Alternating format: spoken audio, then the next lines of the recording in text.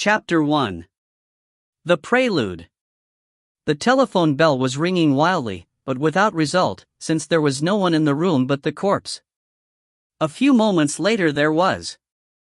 Lionel Rackstraw, strolling back from lunch, heard in the corridor the sound of the bell in his room, and, entering at a run, took up the receiver. He remarked, as he did so, the boots and trousered legs sticking out from the large knee-hole table at which he worked, but the telephone had established the first claim on his attention. "Yes," he said, "yes, no, not before the 17th, no, who cares what he wants, no, who wants to know, oh, Mr. Persimmons. Oh, tell him the 17th, yes, I'll send a set down." He put the receiver down and looked back at the boots. It occurred to him that someone was probably doing something to the telephone. People did, he knew, at various times drift in on him for such purposes. But they usually looked round or said something, and this fellow must have heard him talking. He bent down towards the boots. "Shall you be long?" he said into the space between the legs and the central top drawer, and then, as there was no answer, he walked away, dropped hat and gloves and book onto their shelf, strolled back to his desk, picked up some papers and read them, put them back, and, peering again into the dark hole, said more impatiently, "Shall you be long?" No voice replied, not even when, touching the extended foot with his own, he repeated the question. Rather reluctantly he went round to the other side of the table, which was still darker, and, trying to make out the head of the intruder, said almost loudly, "Hello." "Hello? What's the idea?" Then, as nothing happened, he stood up and went on to himself, "Damn it all, is he dead?" And thought at once that he might be.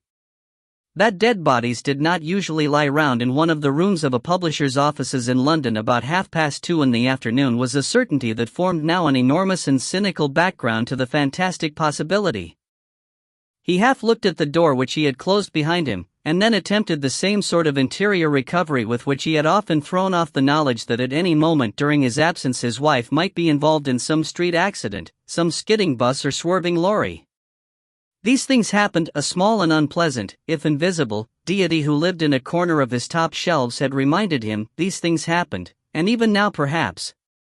People had been crushed against their own front doors. There had been a doctor in Gower Street. Of course, it was all untrue. But this time, as he moved to touch the protruding feet, he wondered if it were. The foot he touched apparently conveyed no information to the stranger's mind, and Lionel gave up the attempt. He went out and crossed the corridor to another office, whose occupant, spread over a table, was marking sentences in newspaper cuttings. "Mornington," Lionel said, "there's a man in my room under the table, and I can't get him to take any notice. Will you come across? He looks," he added in a rush of realism, "for all the world as if he was dead." "How fortunate," Mornington said, gathering himself off the table. "If he were alive and had got under your table and wouldn't take any notice, I should be afraid you'd annoyed him somehow." "I think that's rather a pleasant notion," he went on as they crossed the corridor, "a sort of modern king's threshold, get under the table of the man who's insulted you and simply sulk there. Not, I think, starve, that's for more romantic ages than ours, but take a case filled with sandwiches and a thermos. What's the plural of thermos?" He stared at the feet, and then, going up to the desk, went down on one knee and put a hand over the disappearing leg. Then he looked up at Lionel. "Something wrong," he said sharply. "Go and ask Dolling to come here." He dropped to both knees and peered under the table. Lionel ran down the corridor in the other direction, and returned in a few minutes with a short man of about 45, whose face showed more curiosity than anxiety. Mornington was already making efforts to get the body from under the table. "He must be dead," he said abruptly to the others as they came in. "What an incredible business! Go round the other side, Dolling, the buttons have caught in the table or something, see if you can get them loose." "Hadn't we better leave it for the police?" Dolling asked. "I thought you weren't supposed to move bodies." "How the devil do I know whether it is a body?" Mornington asked. "Not but what you may be right." He made investigations between the trouser leg and the boot, and then stood up rather suddenly. "It's a body right enough," he said. "Is Persimmons in?" No, said Dolling, he won't be back till 4. Well, we shall have to get busy ourselves, then. Will you get on to the police station? And, Rackstraw, you'd better drift about in the corridor and stop people coming in, or Plumpton will be earning half a guinea by telling the evening news. Plumpton, however, had no opportunity of learning what was concealed behind the door against which Lionel for the next quarter of an hour or so leant, his eyes fixed on a long letter which he had caught up from his desk as a pretext for silence if anyone passed him. Dolling went downstairs and out to the front door, a complicated glass arrangement which reflected every part of itself so many times that many arrivals were necessary before visitors could discover which panels swung back to the retail sales room, which to a waiting room for authors and others desiring interviews with the remoter staff, and which to a corridor leading direct to the stairs. It was here that he welcomed the police and the doctor, who arrived simultaneously, and going up the stairs to the first floor he explained the situation. At the top of these stairs was a broad and deep landing, from which another flight ran backwards on the left hand to the second floor. Opposite the stairs, across the landing, was the private room of Mr. Stephen Persimmons, the head of the business since his father's retirement some 7 years before. On either side the landing narrowed to a corridor which ran for some distance left and right and gave access to various rooms occupied by Rackstraw, Mornington, Dolling, and others. On the right this corridor ended in a door which gave entrance to Plumpton's room. On the left the other section, in which Lionel's room was the last on the right hand, led to a staircase to the basement. On its way, however, this staircase passed and issued on a side door through which the visitor came out into a short, covered court, having a blank wall opposite, which connected the streets at the front and the back of the building. It would therefore have been easy for anyone to obtain access to Lionel's room in order, as the inspector in charge remarked pleasantly to Mornington, to be strangled. For the dead man had, as was evident when the police got the body clear, been murdered so. Lionel, in obedience to the official request to see if he could recognize the corpse, took one glance at the purple face and starting eyes, and with a choked negative retreated. Mornington, with a more contemplative, and Dolling with a more curious interest, both in turn considered and denied any knowledge of the stranger. He was a little man, in the usual not very fresh clothes of the lower middle class. His bowler hat had been crushed in under the desk, his pockets contained nothing but a cheap watch, a few coppers, and some silvered papers. He appeared to have none. Around his neck was a piece of stout cord, deeply embedded in the flesh. So much the clerks heard before the police with their proceedings retired into cloud and drove the civilians into other rooms. Almost as soon, either by the telephone or some other means, news of the discovery reached Fleet Street, and reporters came pushing through the crowd that began to gather immediately the police were seen to enter the building. The news of the discovered corpse was communicated to them officially, and for the rest they were left to choose as they would among the rumors flying through the crowd, which varied from vivid accounts of the actual murder and several different descriptions of the murderer to a report that the whole of the staff were under arrest and the police had to wade ankle-deep through the blood in the basement. To such a distraction Mr. Persimmons himself returned from a meeting of the Publishers Association about 4 o'clock, and was immediately annexed by Inspector Calhoun, who had taken the investigation in charge.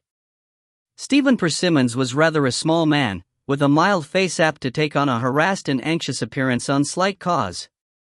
With much more reason he looked anxious now, as he sat opposite the inspector in his own room. He had recognized the body as little as any of his staff had, and it was about them rather than it that the inspector was anxious to gain particulars. This Rackstraw, now, Calhoun was saying, it was his room the body was found in. Has he been with you long? Oh, years, Mr. Persimmons answered, most of them have. All the people on this floor, and nearly all the rest. They've been here longer than me, most of them. You see, I came in just 3 years before my father retired, that's 7 years ago, and 3's 10.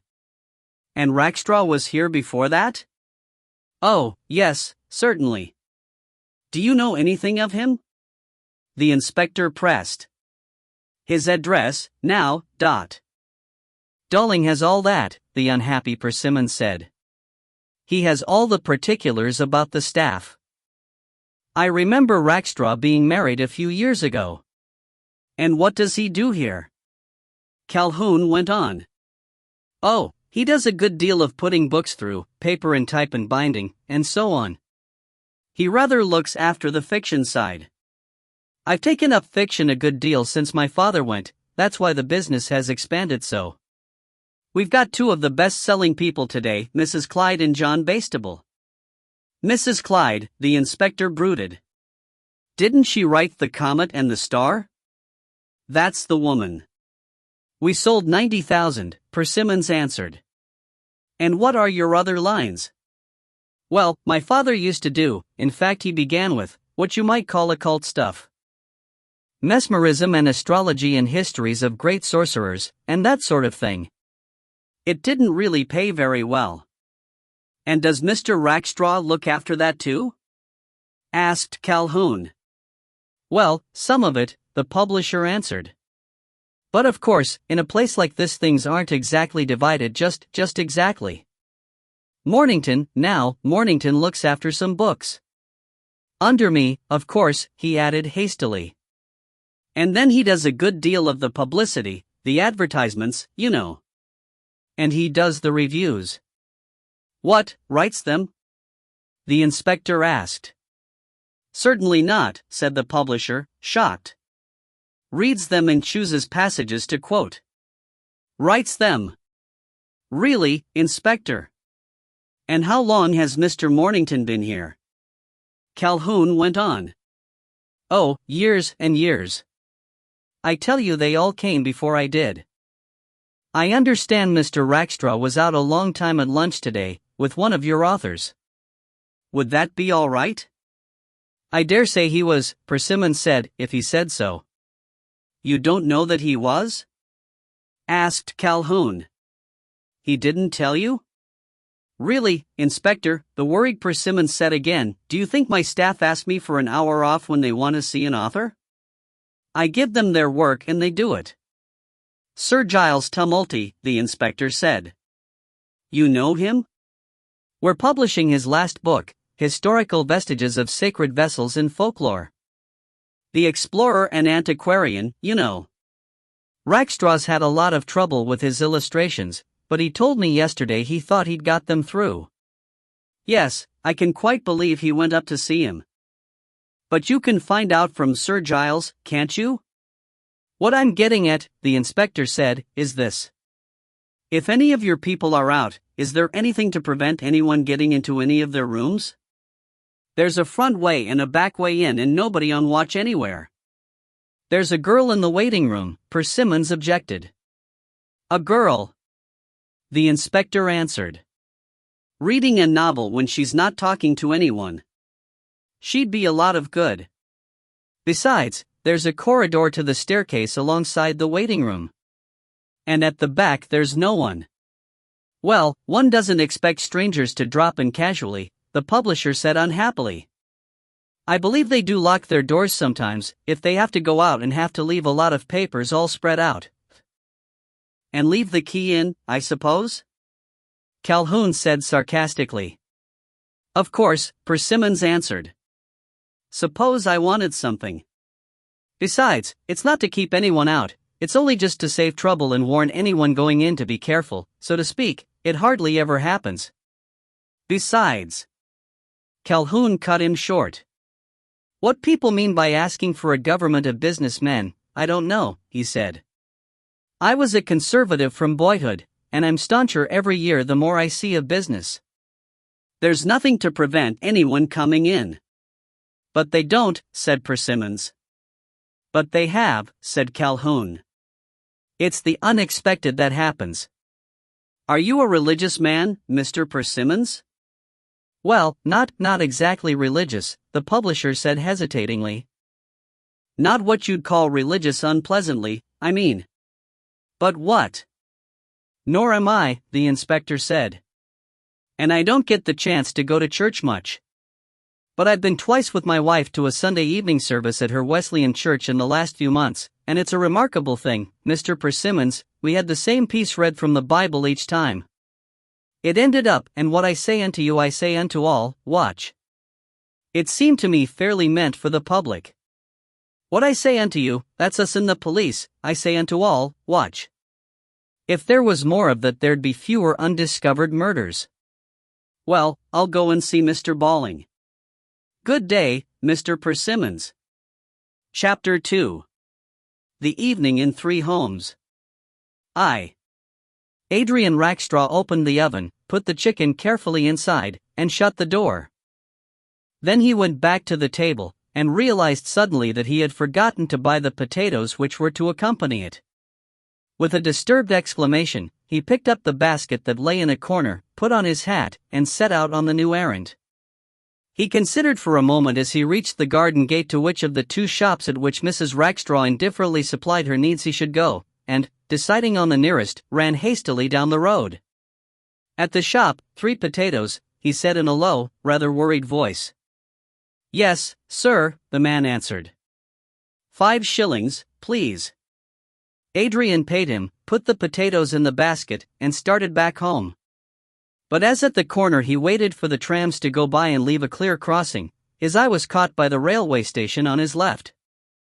He looked at it for a minute or two in considerable doubt, then, changing his mind on the importance of vegetables, went back to the shop, left his basket with orders that the potatoes should be sent at once, and hurried back to the station. Once in the train, he saw bridges and tunnels succeed one another in exciting succession as the engine, satisfactorily fastened to coal truck and carriages, went rushing along the Brighton line. But, before it reached its destination, his mother, entering the room with her usual swiftness, caught the station with her foot and sent it flying across the kitchen floor. Her immediate flood of apologies placated Adrian, however, and he left the train stranded some miles outside Brighton in order to assist her in preparing the food for dinner. She sat down on a chair for a moment, and he broke in again hastily. "Oh, Mummy, don't sit down there, that's my table," he said. "Darling, I'm so sorry," Barbara Rackstraw answered. "Had you got anything on it?" "Well, I was going to put the dinner things," Adrian explained. "I'll just see if the chicken's cooked." "Oh, it's lovely." "How nice," Barbara said abstractedly. "Is it a large chicken?" "Not a very large one," Adrian admitted. "There's enough for me and you and my bath auntie." "Oh," said Barbara, startled, "is your bath auntie here?" "Well, she may be coming," said Adrian. "Mummy, why do I have a bath auntie?" "Because a baby grew up into your bath auntie, darling," his mother said. "Unintentional but satisfactory, as far as it goes." "Adrian, do you think your father will like cold sausages? Because there doesn't seem to be anything else much." "I don't want any cold sausages," Adrian said hurriedly. "No, my angel, but it's the 27th of the month, and there's never any money then," Barbara said. "And here he is, anyhow." Lionel, in spite of the shock that he had received in the afternoon, found himself, rather to his own surprise, curiously free from the actual ghost of it. His memory had obligingly lost the face of the dead man, and it was not until he came through the streets of Tooting that he began to understand that its effect was at once more natural and more profound than he had expected. His usual sense of the fantastic and dangerous possibilities of life, a sense which dwelled persistently in a remote corner of his mind, never showing itself in full, but stirring in the absurd alarm which shook him if his wife were ever late for an appointment, this sense now escaped from his keeping, and, instead of being too hidden, became too universal to be seized. The faces he saw, the words he heard existed in an enormous void, in which he himself, reduced to a face and voice, without deeper existence, hung for a moment, grotesque and timid.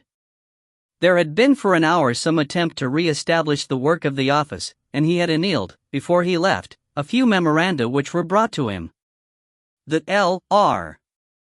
of his signature seemed now to grow balloon-like and huge about him, volleying about his face at the same time that they turned within and around him in a slimy tangle. At similar, if less terrifying, moments, in other days, he had found that a concentration upon his wife had helped to steady and free him, but when this evening he made this attempt he found even in her only a flying figure with a face turned from him, whom he dreaded though he hastened to overtake. As he put his key in the lock he was aware that the thought of Adrian had joined the mad dance of possible deceptions, and it was with a desperate and machine-like courage that he entered to dare whatever horror awaited him. Nor did the ordinary interchange of greetings do much to disperse the cloud. It occurred to him even as he smiled at Barbara that perhaps another lover had not long left the house. It occurred to him even as he watched Adrian finding pictures of trains in the evening paper that a wild possibility, for a story perhaps, not, surely not, as truth, might be that of a child whose brain was that of the normal man of 40 while all his appearance was that of 4. An infant prodigy? No, but a prodigy who for some horrible reason of his own concealed his prodigiousness until the moment he expected should arrive. And when they left him to his evening meal, while Barbara engaged herself in putting Adrian to bed, 100 memories of historical or fictitious crimes entered his mind in which the victim had been carefully poisoned under the shelter of a peaceful and happy domesticity. And not that alone or chiefly, it was not the possibility of administered poison that occupied him, but the question whether all food, and all other things also, were not in themselves poisonous. Fruit, he thought, might be. Was there not in the nature of things some venom which nourished while it tormented, so that the very air he breathed did but enable him to endure for a longer time the spiritual malevolence of the world? Possessed by such dreams, he sat listless and alone until Barbara returned and settled herself down to the evening paper. The event of the afternoon occupied, he knew, the front page. He found himself incapable of speaking of it. He awaited the moment when her indolent eyes should find it. But that would not be, and indeed was not, till she had looked through the whole paper, delaying over remote paragraphs he had never noticed, and extracting interest from the mere superfluous folly of mankind. She turned the pages casually, glanced at the heading, glanced at the column, dropped the paper over the arm of her chair, and took up a cigarette. "He's beginning to make quite recognizable letters," she said. "He made quite a good K this afternoon." This, Lionel thought despairingly, was an example of the malevolence of the universe. He had given it, and her, every chance. Did she never read the paper? Must he talk of it himself, and himself renew the dreadful memories in open speech? "Did you see," he said, "what happened at our place this afternoon?" "No," said Barbara, surprised, and then, breaking off, "Darling, you look so ill." "Do you feel ill?" "I'm not quite the thing," Lionel admitted. "You'll see why, in there." He indicated the discarded star. Barbara picked it up. "Where?" she asked.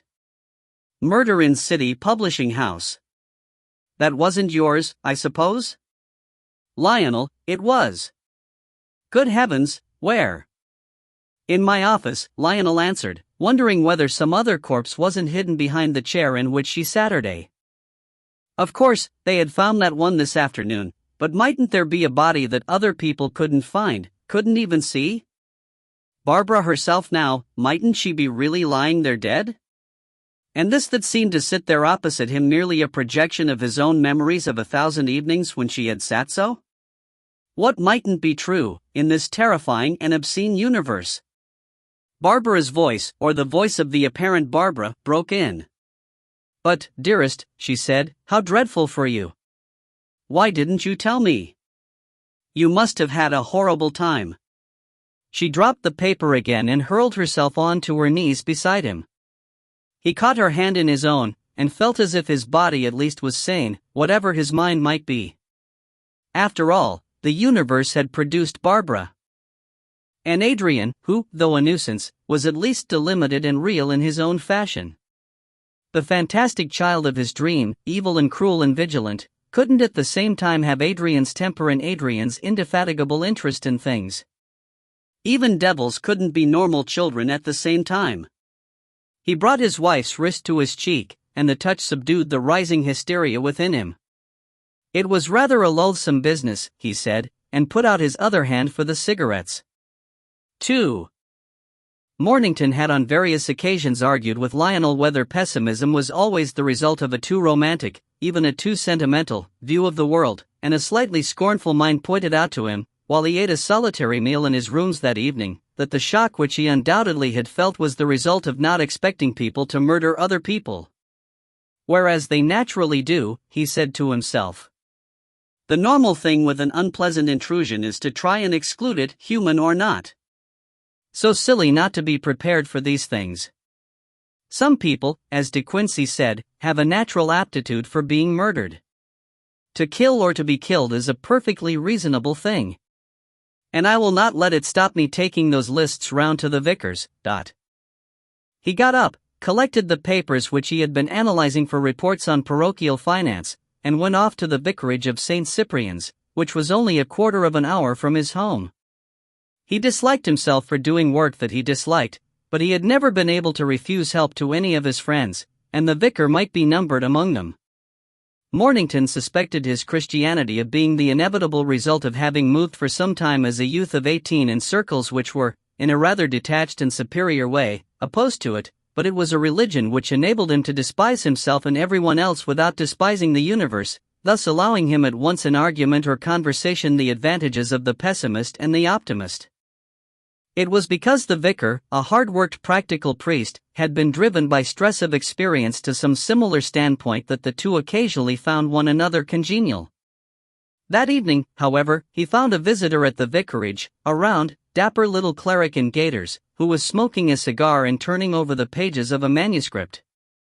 The vicar pulled Mornington into the study where they were sitting. "My dear fellow," he said, come in. We've been talking about you. Let me introduce the Archdeacon of Castra Parvulorum, Mr. Mornington. What a dreadful business this is at your office. Did you have anything to do with it?" Mornington saluted the Archdeacon, who took off his eyeglasses and bowed back. "Dreadful," he said, tentatively. Mornington thought, rather as if he wasn't quite sure what the other wanted him to say, and was anxious to accommodate himself to what was expected. "Yes, dreadful." "Well," Mornington answered, rebelling against this double sympathy, "of course, it was a vast nuisance. It disturbed the whole place. And I forgot to send the copy for our advertisement in the Bookman, so we shan't get in this month. That's the really annoying part. I hate being defeated by a murder. And it wasn't even in my own room." "Ah, that's the trade way of looking at it," the vicar said. "You'll have some coffee?" "But this poor fellow, is it known at all who he was?" "Nary a no," Mornington answered brightly. "The police have the body as the clue, and that's all. Rather large, and inconvenient to lug about, and of course only available for a few days. Nature, you know. But it's the bookman that annoys me. You wouldn't believe how much." "Oh, come, not really," the vicar protested. "You wouldn't compare the importance of an advertisement with a murder." "I think Mr. Mornington's quite right," the Archdeacon said. "After all, one shouldn't be put out of one's stride by anything phenomenal and accidental. The just man wouldn't be." "But, still, a murder," the vicar protested. The Archdeacon shrugged. "Murders are mice, the principle's the same," he answered. "Tomorrow is too late, I suppose?" "Quite," Mornington answered. "But I needn't worry you with my phenomenal and specialist troubles. As a matter of fact," the Archdeacon went on placidly, "we were talking about your firm at first rather differently." He pointed with his glasses to the manuscript on the table, and looked coyly at Mornington. "I dare say you can guess," he added. Mornington tried to look pleased, and said in a voice that almost cracked with doubt, "Books?" "A book," the vicar said. "The Archdeacon's been giving a series of addresses on Christianity and the League of Nations, and he's made them into a little volume which ought to have a good sale.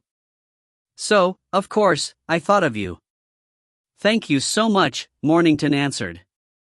"And you'll excuse me asking, but is the Archdeacon prepared to back his fancy? Will he pay if necessary?" The Archdeacon shook his head. "I couldn't do that, Mr.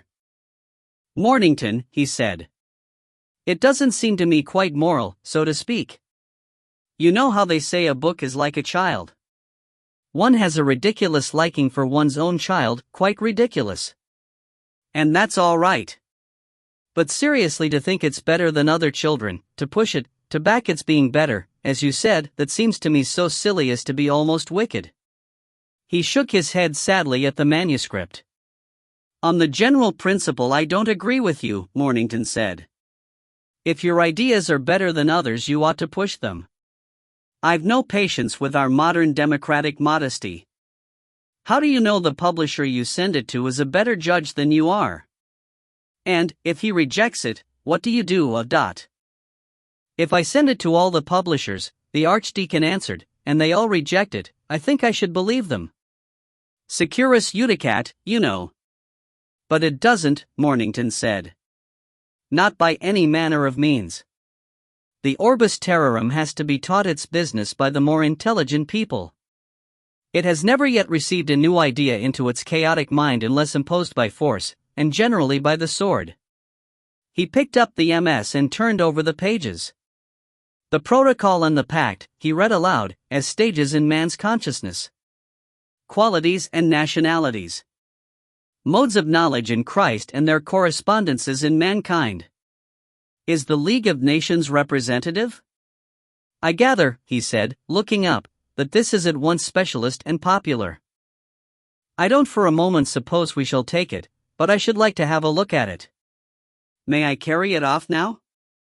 I think I'd like to keep it over the weekend, the Archdeacon answered. There's a point or two I want to think over and a little Greek I want to check. Perhaps I might bring it down to you on Monday or Tuesday? Do, Mornington said. Of course, I shan't decide. It'll go to one of our political readers, who won't, I should think from the chapter headings, even begin to understand it. But bring it along by all means. Persimmons' list is the most muddled-up thing in London. Foxy Flossie's flirtations and notes on black magic considered philosophically. But that, of course, is his father, so there's some excuse. I thought you told me the elder Mr. Persimmons had retired, the vicar said. He is the evening star, Mornington answered. He cuts the glory from the grey, as it were. But he pops in a good deal so as to do it. He hovers on the horizon perpetually, and about once a fortnight lightens from the east to the west, or at least to Persimmons' private office.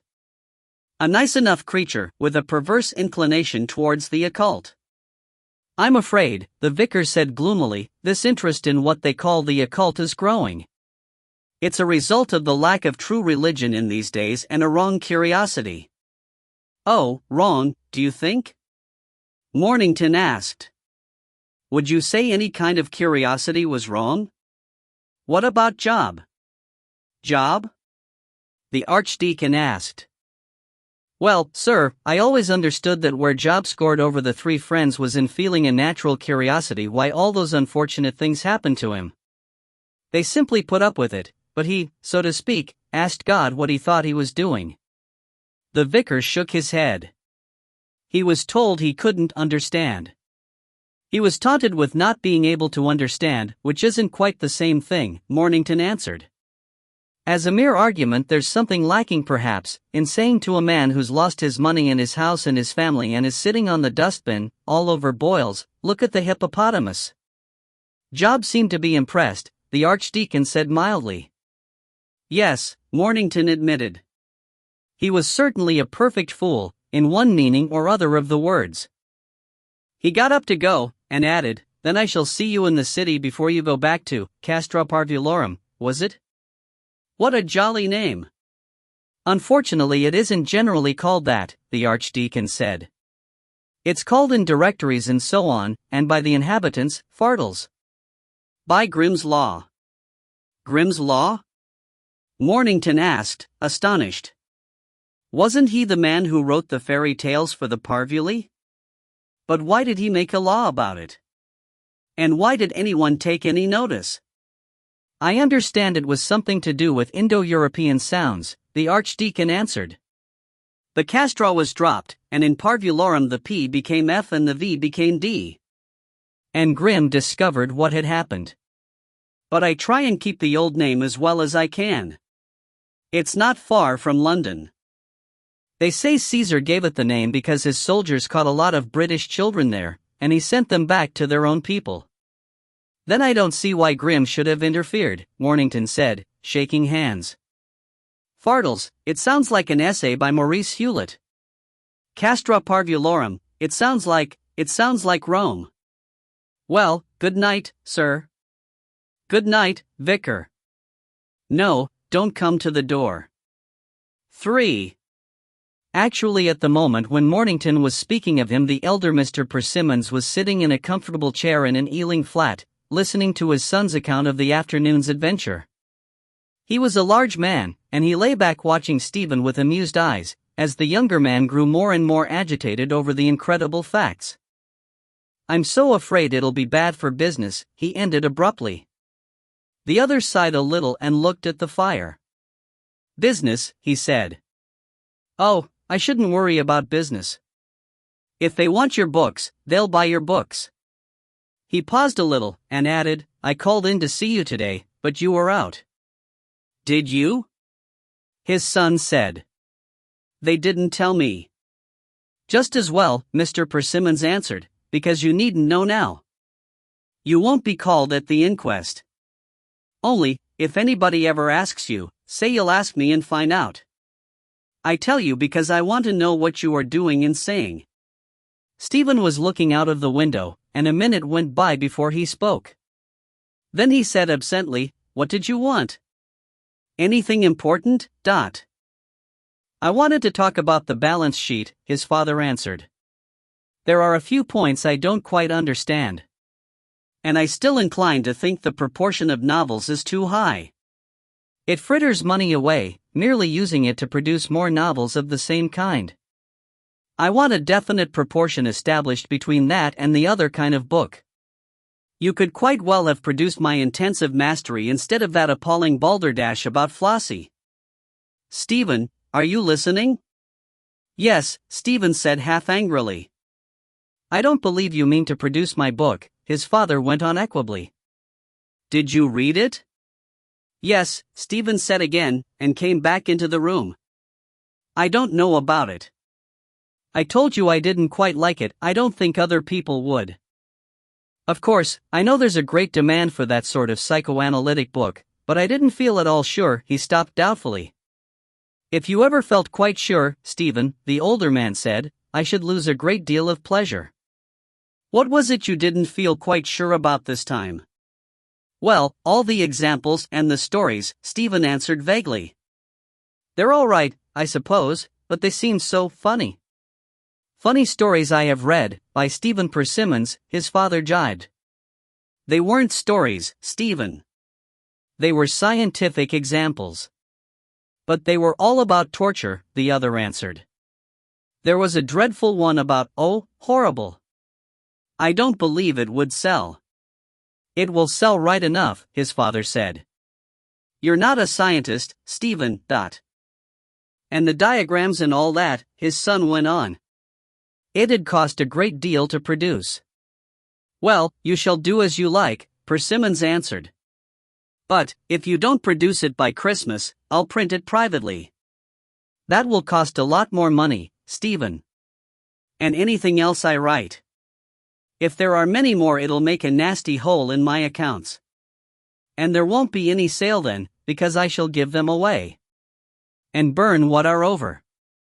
Make up your mind over the weekend.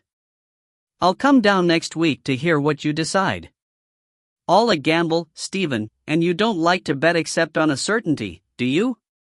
You know, if I could afford it, I should enjoy ruining you, Stephen. But that, Stephen. For God's sake, don't keep on calling me Stephen like that," the wretched publisher said. "I believe you like worrying me. But that," his father went on placidly, "wasn't the only reason I came to see you today. I wanted to kill a man, and your place seemed to me as good as any and better than most." "So it was, it seems." Stephen Persimmons stared at the large, heavy body opposite lying back in its chair, and said, "You're worrying me, aren't you?" "I may be," the other said, "but facts, I've noticed, do worry you, Stephen. They worried your mother into that lunatic asylum. A dreadful tragedy, Stephen, to be cut off from one's wife like that. I hope nothing of the sort will ever happen to you. Here am I comparatively young, and I should like another child, Stephen. Yes, Stephen, I should like another child. There'd be someone else to leave the money to, someone else with an interest in the business. And I should know better what to do. Now, when you were born, Stephen." "Oh, God Almighty," his son cried, "don't talk to me like that. What do you mean, you wanted to kill a man? Mean? The father asked. Why, that. I hadn't thought of it till the day before, really yesterday, so it was, when Sir Giles Tumulty told me Rackstraw was coming to see him, and then it only just crossed my mind. But when we got there, it was all so clear and empty. A risk, of course, but not much. Ask him to wait there while I get the money, and shut the door without going out. Done in a minute, Stephen, I assure you. He was an undersized creature, too. Stephen found himself unable to ask any more questions. Did his father mean it or not? It would be like the old man to torment him? But if he had? Would it be a way of release? Well, first, Stephen, the voice struck in, you can't and won't be sure. And it wouldn't look well to denounce your father on chance. Your mother is in a lunatic asylum, you know. And, secondly, my last will, I made it a week or two ago, leaves all my money to found a settlement in East London. Very awkward for you, Stephen, if it all had to be withdrawn. But you won't. If anyone asks you, say you weren't told, but you know I wanted to talk to you about the balance sheet. I'll come in next week to do it. Stephen got to his feet. I think you want to drive me mad too, he said. Oh God, if I only knew. You know me, his father said. Do you think I should worry about strangling you, Stephen, if I wanted to? Of course, I might. But it's getting late. You know, Stephen, you brood too much, I've always said so. You keep your troubles to yourself and brood over them. Why not have a good frank talk with one of your clerks, that fellow Rackstraw, say? But you always were a secretive fellow. Perhaps it's as well. And you haven't got a wife. Now, can you hang me or can't you? The door shut behind his son, but he went on still aloud. The wizards were burned, they went to be burned, they hurried. Is there a need still? Must the wizard be an outcast like the saint? Or am I only tired? I want another child. And I want the Grawl. He lay back in his chair, contemplating remote possibilities and the passage of the days immediately before him. Chapter 3. The Archdeacon in the City. The inquest was held on the Monday, with the formal result of a verdict of murder by a person or persons unknown, and the psychological result of emphasizing the states of mind of the three chief sufferers within themselves. The world certified itself as being, to Lionel more fantastic, to Mornington more despicable, to Gregory Persimmons more harassing. To the young girl who lived in the waiting room and was interrogated by the coroner, it became, on the contrary, more exciting and delightful than ever, although she had no information to give, having, on her own account, been engaged all the while so closely indexing letter books that she had not observed anyone enter or depart by the passage at the side of her office. On the Tuesday, however, being, perhaps naturally, more watchful, she remarked towards the end of the day, 3, or rather 4, visitors. The office is shut at 6, and about 4:30 for the elder Mr. Persimmons, giving her an amiable smile, passed heavily along the corridor and up to his son's room. At about 5:15 Barbara Rackstraw, with Adrian, shone in the entrance as she did normally some 3 or 4 times a year, and also disappeared up the stairs. And somewhere between the two a polite, chubby, and gaitered clergyman hovered at the door of the waiting room and asked her tentatively if Mr. Mornington were in. Him she committed to the care of a passing office boy, and returned to her indexing. Gregory Persimmons, a little to his son's surprise and greatly to his relief, appeared to have shaken off the mood of tantalizing amusement which had possessed him on the previous Friday. He discussed various financial points in the balance sheet as if he were concerned only with ordinary business concerns. He congratulated his son on the result of the inquest as likely to close the whole matter except in what he thought the unlikely result of the police discovering the murderer, and when he brought up the subject of intensive mastery he did it with no suggestion that anything but the most normal hesitation had ever held Stephen back from enthusiastic acceptance. In the sudden relief from mental neuralgia thus granted him, Stephen found himself promising to have the book out before Christmas. It was then early summer, and even going so far as to promise estimates during the next week and discuss the price at which it might reasonably appear. Towards the end of an hour's conversation, Gregory said, "By the way, I saw Tumulty yesterday, and he asked me to make sure that he was in time to cut a paragraph out of his book. He sent Rackstraw a postcard, but perhaps I might just make sure it got here all right." "May I go along, Stephen?" "Do," Stephen said. "I'll sign these letters and be ready by the time you're back." And, as his father went out with a nod, he thought to himself, he couldn't possibly want to go into that office again if he'd really killed a man there. It's just his way of pulling my leg. Rather hellish, but I suppose it doesn't seem so to him. Lionel, tormented with a more profound and widely spread neuralgia than his employers, had by pressure of work been prevented from dwelling on it that day. Soon after his arrival, Mornington had broken into the office to ask if he could have a set of proofs of Sir Giles Tumulty's book on vessels of folklore. "I've got an archdeacon coming to see me," he said. "Don't bow, and an archdeacon ought to be interested in folklore, don't you think? I always used to feel that archdeacons were a kind of surviving folklore themselves. They seem pre-Christian and almost prehistoric, a lingering and bisexual tradition. Besides, publicity, you know. Don't archdeacons charge? Charge, archdeacons, charge. On, castra parvulorum, on," were the last words of Mornington. "I wish they were," Lionel said. "There are the proofs, on that shelf. Take them and go. Take them all." "I don't want them all. Business, business. We can't have murders and bank holidays every day." He routed out the proofs and departed, and when by the afternoon post an almost indecipherable postcard from Sir Giles asked for the removal of a short paragraph on page 218, Lionel did not think of making the alteration on the borrowed set.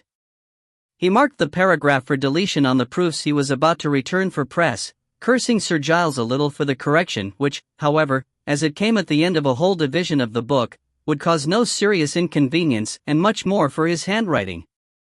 A sentence beginning, "He at last made out, it has been suggested to me," immediately became totally illegible, and only recovered meaning towards the end, where the figures 218 rode like a monumental pharaoh over the diminutive abbreviations which surrounded it. But the instruction was comprehensible, if the reason for it was not, and Lionel dispatched the proofs to the printer. When, later on, the Archdeacon arrived, Mornington greeted him with real and false warmth mingled. He liked the clergyman, but he disliked manuscripts, and a manuscript on the League of Nations promised him some hours' boredom. For, in spite of his disclaimer, he knew he would have to skim the book at least, before he obtained further opinions, and the League of Nations lay almost in the nadir of all the despicable things in the world. It seemed to him so entire and immense a contradiction of aristocracy that it drove him into a positive hunger for mental authority imposed by force. He desired to see Plato and his like ruling with power, and remembered with longing the fierce inquisition of the laws. However, he welcomed the Archdeacon without showing this, and settled down to chat about the book. "Good evening, Mr. Archdeacon," he said rapidly, suddenly remembering that he didn't know the other's name, and at the same moment that it would no doubt be on the manuscript and that he would look at it immediately. "Good of you to come. Come in and sit down." The Archdeacon, with an agreeable smile, complied, and, as he laid the parcel on the desk, said, "I feel a little remorseful now, Mr. Mornington. Or I should if I didn't realize that this is your business." "That," Mornington said, laughing, "is a clear, cool, lucid, diabolical way of looking at it. If you could manage to feel a little remorse, I should feel almost tender and unusual feeling towards a manuscript." "The relation between an author and a publisher," the Archdeacon remarked, "always seems to me to partake a little of the nature of a duel, an abstract, impersonal duel. There is no feeling about it." "Oh, isn't there?" Mornington interjected. "Ask Persimmons, ask our authors." "Is there?" the Archdeacon asked. "You astonish me." He looked at the parcel, of which he still held the string. "Do you know," he said thoughtfully, "I don't think I have any feeling particularly about it. Whether you publish it or not, whether anyone publishes it or not, doesn't matter much. I think it might matter if I made no attempt to get it published, for I honestly think the ideas are sound. But with that very small necessary activity my responsibility ends. You take it very placidly, Mornington answered, smiling. Most of our authors feel they have written the most important book of the century. Ah, don't misunderstand me, the Archdeacon said. I might think that myself, I don't, but I might. It wouldn't make any difference to my attitude towards it. No book of ideas can matter so supremely as that. An infant crying in the night, you know. What else was Aristotle? Well, it makes it much pleasanter for us, Mornington said again. I gather it's all one to you whether we take it or leave it?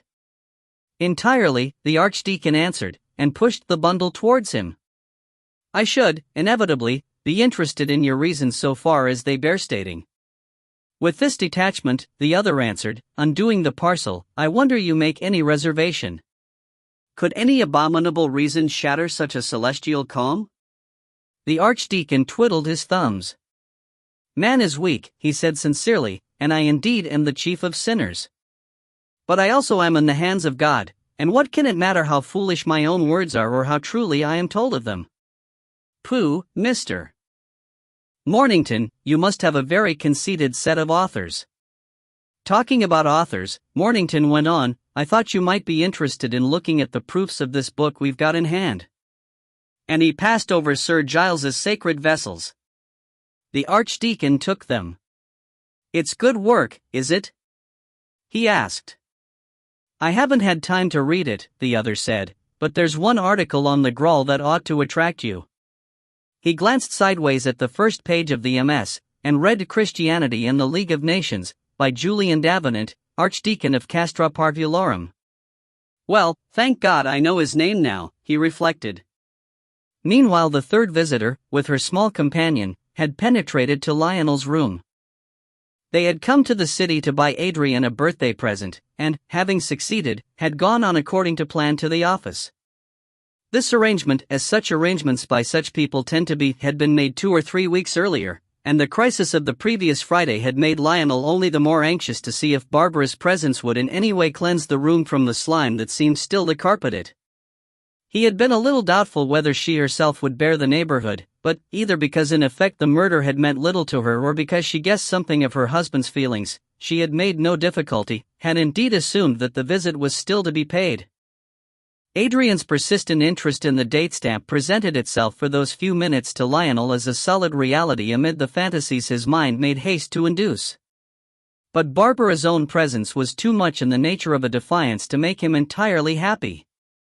He kissed her as she sat on his table, with a sense of almost heroic challenge. Neither he nor she were ignorant, and their ignoring of the subject was a too clear simulation of the ignorance they did not possess. But Adrian's ignorance was something positive. Lionel felt that a dead body beneath the desk would have been to the small and intent being something not so much unpleasant as dull and unnecessary. It might have got in the way of the movements of his body, but not of his mind. This was what he needed. His unsteady thought needed weighting, but with what, he asked himself, of all the shadows of obscenity that moved through the place of shadows which was the world, with which of all these could he weight it? From date stamp to waste paper basket, from basket to files, from files to telephone, Adrian pursued his investigations, and Lionel was on the point of giving an exhibition of telephoning by ringing up Mornington, when the door opened and Gregory Persimmons appeared. I beg your pardon, he said, stopping on the threshold, I really beg your pardon, Rackstraw. Come in, sir, Lionel said, getting up. It's only my wife. I've met Mrs. Rackstraw before, Persimmons said, shaking hands. But not, I think, this young man. He moved slowly in Adrian's direction. Adrian, Barbara said, come and shake hands. The child politely obeyed, as Persimmons, dropping on one knee, welcomed him with a grave and detached courtesy equal to his own. But when he stood up again he kept his eyes fixed on Adrian, even while saying to Barbara, what a delightful child. He is rather a pet, Barbara murmured. But, of course, an awful nuisance. They always are, Persimmons said. But they have their compensations. I've always been glad I had a son. Training them is a wonderful experience. Adrian trains himself, I'm afraid, Barbara answered, a little embarrassed. But we shall certainly have to begin to teach him soon. Yes, Gregory said, his eyes still on Adrian. It's a dreadful business, teaching them what's wrong. It has to be done all the same, and he's too fine a child to waste. I beg your pardon again, but I do think children are so wonderful, and when one meets the grown-ups one feels they've so often been wasted. He smiled at Barbara. Look at your husband, look at me. He said. We were babies once. Well, Barbara said, smiling back, I wouldn't say that Lionel had been altogether wasted. Nor you, Mr. Persimmons. He bowed a little, but shook his head, then turned to Lionel. All I came for, Rackstraw, he said, was to say that I saw Tumulty yesterday, and he was rather anxious whether you could read a postcard he sent you about his book. Only just, Lionel answered, but I managed. He wanted a paragraph knocked out, ... And you got it in time to make the correction? Gregory asked again. Behold the proof, Lionel said, in the proof. It goes off tonight. He held the sheet out to the other man, who took it with a word of thanks and glanced at the red ink line. That's it, he said, the last paragraph on page 218. He stood for a moment reading it through. In the room across the corridor the Archdeacon turned over page 217 and read on. It seems probable therefore, the book ran, if we consider these evidences, and the hypothetical scheme which has been adduced, not altogether unreasonably, to account for the facts which we have, a scheme which may be destroyed in the future by discovery of some further fact, but till then may not unjustifiably be considered to hold the field. It seems probable that the reputed Grawl may be so far definitely traced and its wanderings followed as to permit us to say that it rests at present in the parish church of Fardles. Dear me! The Archdeacon said, and, yes, that was the paragraph, said Mr. Gregory Persimmons, and for a moment there was silence in both offices. The Archdeacon was considering that he had, in fact, never been able to find out anything about a certain rarely used chalice at Fardles. A year or two before the decease of the last vicar a very much more important person in the neighborhood had died, Sir John Horatio Sykes Martindale, Cubio, DSO, and various other things. In memory of the staunch churchmanship of this great and good man, his widow had presented a complete set of altar fittings and altar plate to the parish church, which was then doing its best with antique but uncorresponding paten and chalice. These were discarded in favor of the new gift, and when the Archdeacon succeeded to the rectory and archdeaconry he followed his predecessor's custom. He had at different times examined the old chalice carefully, and had shown it to some of his friends, but he had had no reason to make any special investigation, nor indeed would it have been easy to do so. The new suggestion, however, gave it a fresh interest. He was about to call Mornington's attention to the paragraph, then he changed his mind.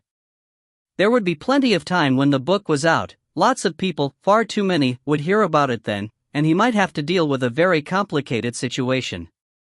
So many people, he reflected, put an altogether undue importance on these exterior and material things. The Archbishop might write? And archaeological societies, and perhaps psychical research people, one never knew. Better keep quiet and consider. I should like, he said aloud, to have a copy of this book when it comes out. Could you have one sent to me, Mr. Mornington? Oh, but I didn't show it to you for that reason, Mornington answered. I only thought it might amuse you. It interests me very deeply, the Archdeacon agreed. In one sense, of course, the Grawl is unimportant. It is a symbol less near reality now than any chalice of consecrated wine. But it is conceivable that the Grawl absorbed, as material things will, something of the high intensity of the moment when it was used, and of its adventures through the centuries. In that sense I should be glad, and even eager, he added precisely, to study its history. Well, as you like, Mornington answered. So long as I'm not luring or bullying you into putting money into poor dear Persimmons's pocket. No unless, I assure you, the Archdeacon said, as he got up to go. Besides, why should one let oneself be lured or bullied? Especially by a publisher's clerk, Mornington added, smiling. Well, we'll write to you as soon as possible, Mr. Davenant. In about 40 days, I should think. It would be lent to most authors, but I gather it won't be more than the usual Sundays after Trinity to you." The Archdeacon shook his head gravely. "One is very weak, Mr. Mornington," he said. "Well, I would do good, and so on, you know. I shall wonder what will happen, although it's silly, of course, very silly. Goodbye and thank you, Dot." Mornington opened the door for him and followed him out into the corridor.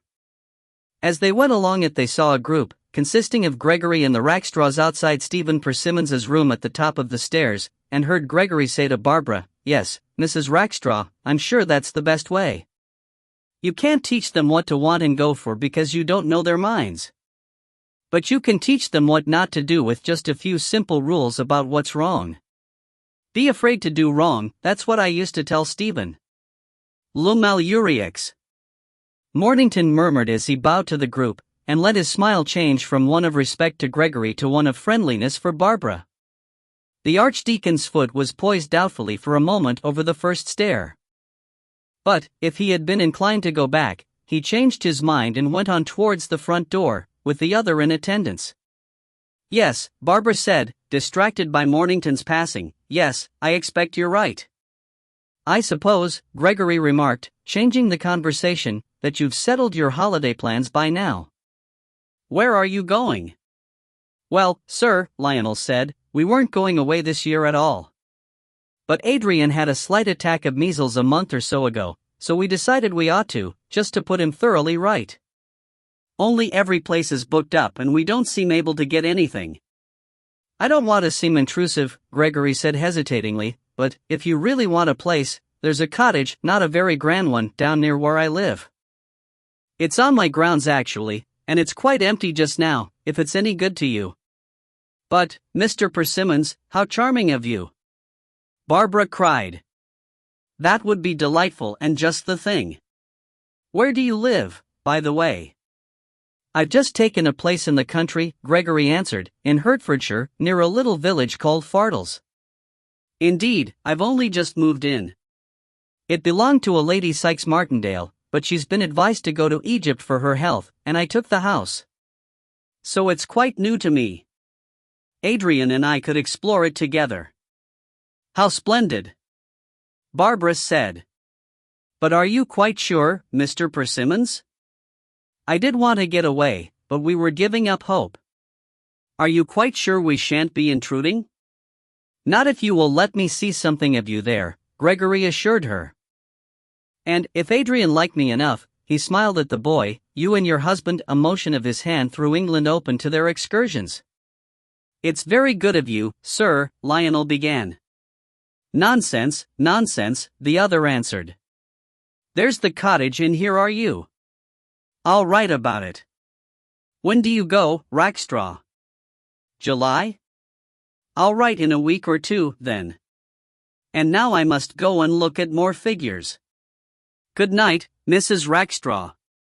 I shall see you again in 5 weeks or so. Good night, Adrian."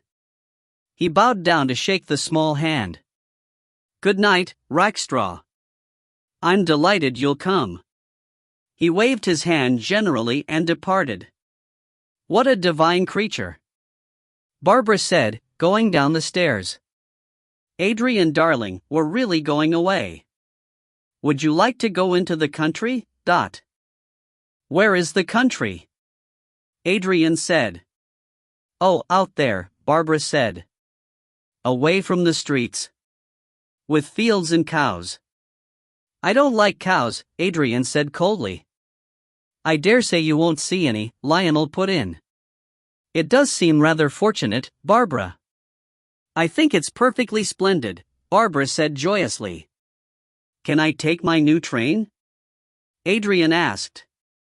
And, in a whirl of assurances that he should take anything he liked or needed or had the slightest inclination to take, they came out into the hot June evening. Chapter 4. The first attempt on Thagral. The Archdeacon of Castra Parvulorum returned to Fardles and his rectory on the next morning, for a few days clearing up before he went on his holiday. After he had spent an hour or two in his study, he got up suddenly, and, going out of the house, took the private path that led through his garden and the churchyard to the small Norman church. The memory of the article he had read in Mornington's office had grown more dominating as he returned to the place where, if Sir Giles Tumulty were right, the Grawl, neglected and overlooked, stood in his sacristy. No one had ever seen the Archdeacon excited, not even when, in the days of his youth, he had assisted his friends to break up a recruiting meeting in the days of the Boer War, and even now he yielded to himself as he might have yielded to a friend's importunities, and went along the path rather with an air of humoring a pleasant but persistent visitor than with any eagerness of his own. The church stood open, as it always did, from the early celebration till dusk. The verger was at the moment engaged on the Archdeacon's roses, and, since Fardles lay off the main road, it was rarely that it was visited by strangers.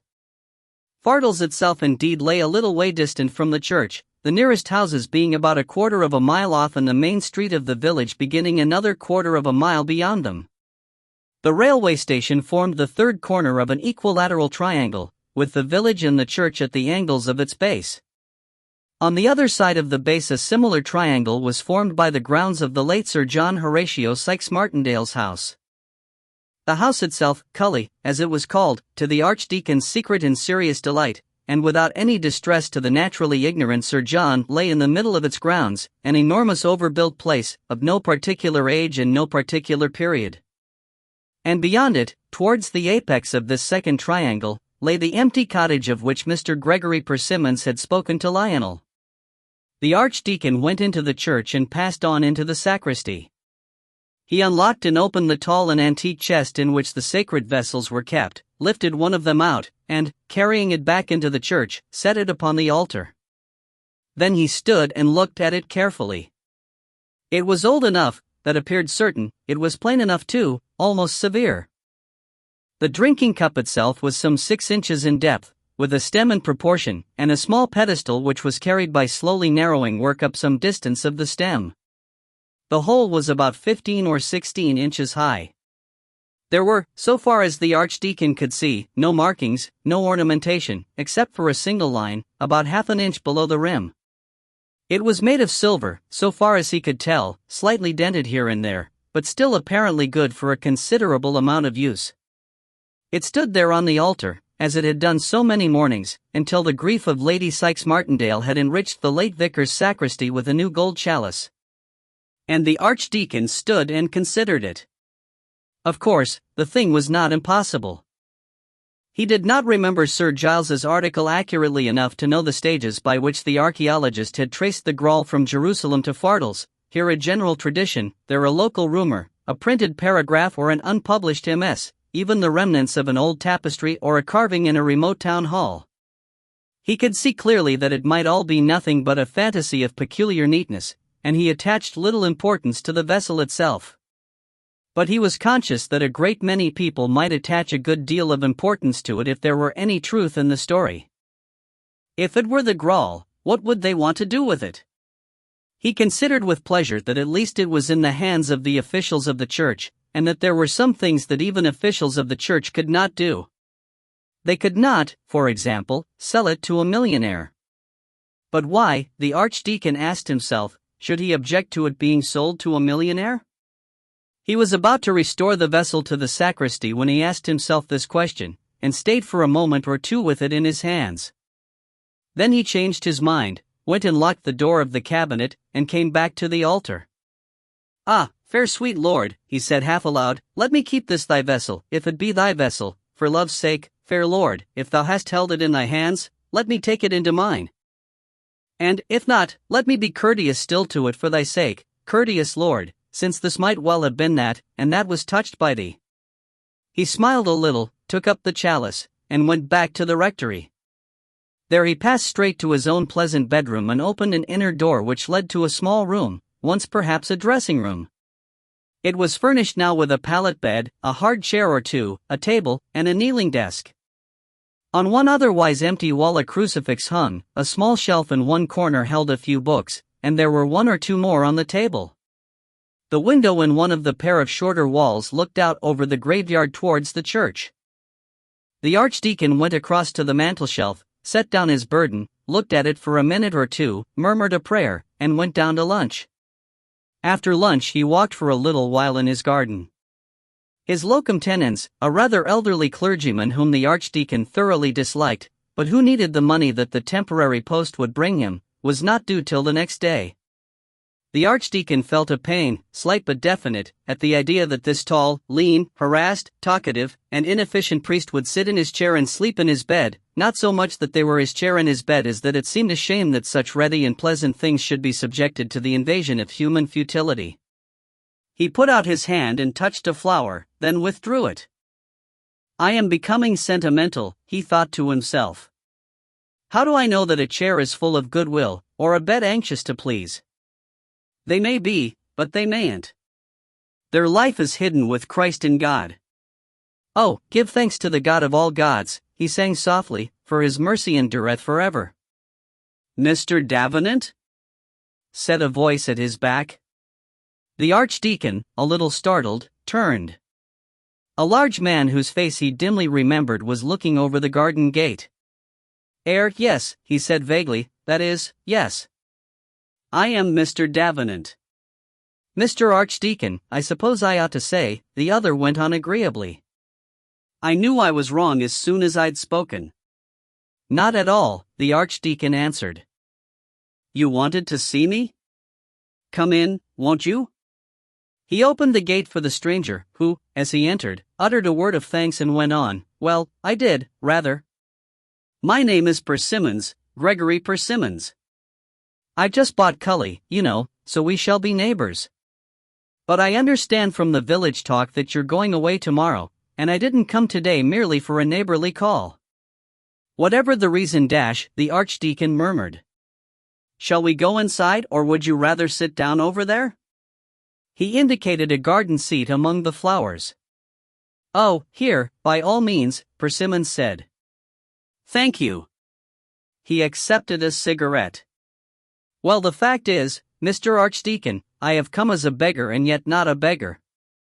I have come to beg for another and pay for myself. The archdeacon put a finger to his glasses.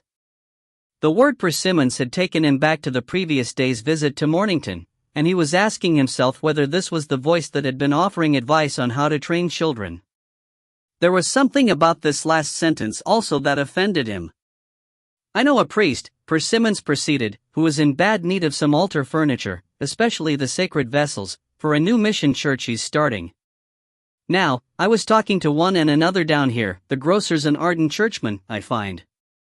And one of your choir boys, and so on, as one does. And I gathered, you'll tell me if I'm wrong, that you had an extra chalice here which you didn't often use. So I wondered, as you have the set that Lady Sykes Martindale gave, whether you'd consider letting me have it at a reasonable price, for my friend." "I see," the archdeacon said. "Yes, quite. I see what you mean. But, if you'll forgive me asking, Mr. Persimmons, surely a new chalice would be better than a, shall I say, second-hand one?" He threw a deprecating smile at Gregory and loosed an inner secret smile to Christ at the epithet. "My friend," Persimmons said, leaning comfortably back and lazily smoking, "my friend hates new furniture for an altar. He has some kind of theory about stored power and concentrated sanctity which I, not being a theologian, don't profess to understand. But the result of it is that he infinitely prefers things that have been used for many years in the past. Perhaps you know the feeling?" "Yes, I know the feeling," the archdeacon said. "But in this instance I'm afraid it can't be rewarded. I'm afraid the chalice is not to be parted with." "It's natural you should say that," the other answered, "for I expect I've put it clumsily, Mr. Archdeacon. But I hope you'll think it over. Of course, I know I'm a stranger, but I want to feel part of the life here, and I thought if I could send out a sort of magnetic thrill by buying that chalice for my friend, and I'd be glad to buy another for you if you wanted it replaced, I thought. His voice died away, and he sat looking half wistfully out over the garden, the portrait of a retired townsman trying to find a niche for himself in new surroundings, shy but good-hearted, earnest if a little clumsy, and trying not to touch too roughly upon subjects which he seemed to regard with a certain ignorant alarm. The archdeacon shot a glance at him, and after a minute's silence shook his head. "No," he said, "I'm sorry, Mr. Persimmons, but that chalice is not for sale. But perhaps I can do something for you." Over in your direction, some 8 miles beyond you, there's a church which I think has exactly the kind of thing you want. I know that recently they had an altar set up in their Lady Chapel, replaced the vessels at the high altar, and bought fresh ones for the other two. If the vicar hasn't given his old ones away yet, he's the very man for you, and he hadn't a week ago, because I was over there. I'll give you a note of introduction to him if you like. He's a nice fellow. He's one of the old Rushforths, you know, they're a side branch of the Herberts. A good old Anglican family, one might say. His Christian name's Herbert, a very pleasant fellow. Devoted to the church, too. Fasts and Lent and all that kind of thing, I believe, and they do say he hears confessions, but I don't want to take any notice of that unless I'm driven to. It wouldn't matter, of course, I couldn't do anything. That's the great charm of being an archdeacon, one never can. But there's a certain prestige and so on, and I don't want to throw that, for what it's worth, against him. Herbert Rushforth, yes, I'll certainly give you a note. Or, even better, I have to go out that way? Probably. Possibly, this evening, and I'll call on him and ask him myself. And, if he has them still, he'll be delighted for you to have them. You needn't mind in the least, he's extremely well-to-do. He'll want to leave them at Cully tomorrow, and perhaps he will. Even if you don't want to take them over personally, as, of course, you may, he could have them sent to your friend. Where did you say his church was? The Archdeacon, a fountain pen in his hand, a slip of paper on his knee, looked pleasantly and inquiringly at Mr. Persimmons, and all round them the flowers gently stirred. Mr. Persimmons was a little taken back. There had not appeared to him to be any conceivable reason why the Archdeacon should refuse to part with the old chalice, and if by any chance there had been any difficulty he had still expected to be able to obtain sight of it, to see what it looked like and where it was kept. He found himself at the moment almost, it seemed, on the other side of the county from Fardles, and he did not immediately see any way of getting back. He thought for a moment of making his imaginary clerical friend a native of Fardles, in order to give him a special delight in things that came from there, but that was too risky. Oh, well, he said, if you don't mind, I think I won't give you his name. He might be rather ashamed of not being able to buy the necessary things. That was why, I thought, if you and I could just quietly settle it together, without bringing other people in, it would be so much better. A clergyman doesn't like to admit that he's poor, does he? And that was why. Damnation! He thought he was repeating himself. But the Archdeacon's fantastic round face and gold glasses were watching him with a grave attention, and where but now had been a steady flow of words there was an awful silence. Well, he said, with an effort at a leap across the void, I'm sorry you can't let me have it. But I'm offering it to you, the Archdeacon said. You didn't want the Fardles chalice particularly, did you? Only as coming from the place where I was going to live, Persimmons said, and added suddenly, it just seemed to me as if, as I was leaving my friend myself, I was sending him something better instead, something greater and stronger and more friendly. But you were talking about a chalice, the Archdeacon objected perplexedly. How do you mean, Mr. Persimmons, finer and stronger and so on? I meant the chalice, Gregory answered. Surely that. The Archdeacon laughed good-naturedly and shook his head. Oh, no, he said, no. Not the chalice alone. Why, if it were the Holy Grail itself, he added thoughtfully, replacing the cap on his fountain pen and putting it away, you could hardly say that about it.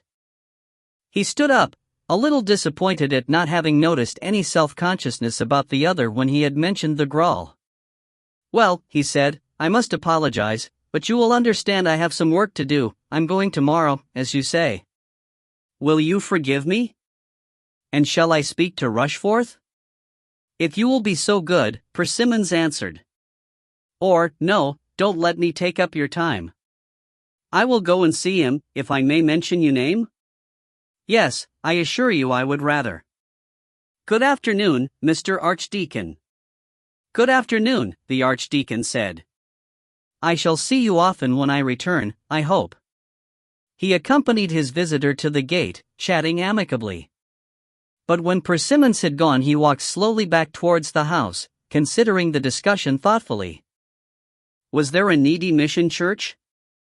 And was his visitor to be its benefactor? And the chalice? It seemed possible, and even likely, in this fantastic dream of a ridiculous antiquary, that the Graal of so many romances and so long a quest, of Lancelot and Galahad and dim maidens moving in antique pageants of heraldry and symbolism and religion, the desire of Camelot, the messenger of Sarras, the relic of Jerusalem, should be resting neglected in an English village.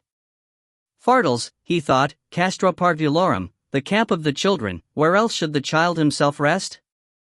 He re-entered the rectory, singing again to himself, Who alone doeth marvellous things, for his mercy endureth forever. It was the custom of the parish that there should be a daily celebration at 7, at which occasionally in summer a small congregation assembled. Before this, at about 6:45, the Archdeacon was in the habit of saying morning prayer publicly, as he was required to do by the rubrics. Once a week, on Thursday mornings, he was assisted by the sexton, on the other mornings he assisted himself.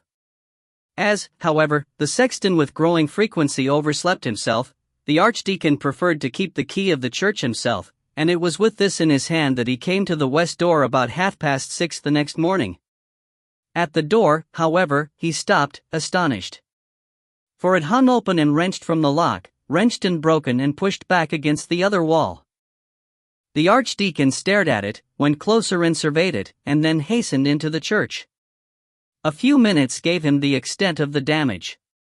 The 2 boxes, for the poor and for the church, that were fixed not far from the font, had also been opened, and their contents, if they had any, looted. The candlesticks on the altar had been thrown over, the candles in them broken and smashed, and the frontal pulled away and torn. In the sacristy the lock of the cabinet had been forced and the gold chalice which commemorated the late Sir John had disappeared, together with the gold paten. On the whitewashed wall had been scrawled a few markings phallic, the Archdeacon murmured, with a faint smile. He came back to the front door in time to see the sexton at the gate of the churchyard, and, judiciously lingering on the footpath beyond, 2 spasmodically devout ladies of the parish. He waved to them all to hurry, and when they arrived informed them equably of the situation. "But, Mr. Archdeacon," Mrs. Major cried. "But, Mr. Davenant," Miss Willoughby, who, as being older, both in years and length of Fardles citizenship, than most of the ladies of the neighborhood, permitted herself to use the personal name. "And who can have done it?" they both concluded.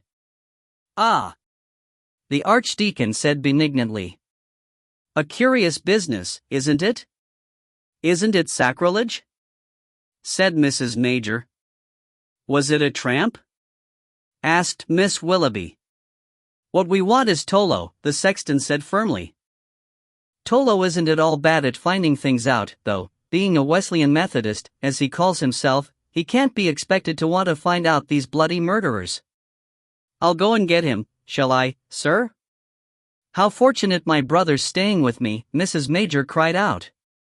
"He's in the Navy, you know, and quite used to crime.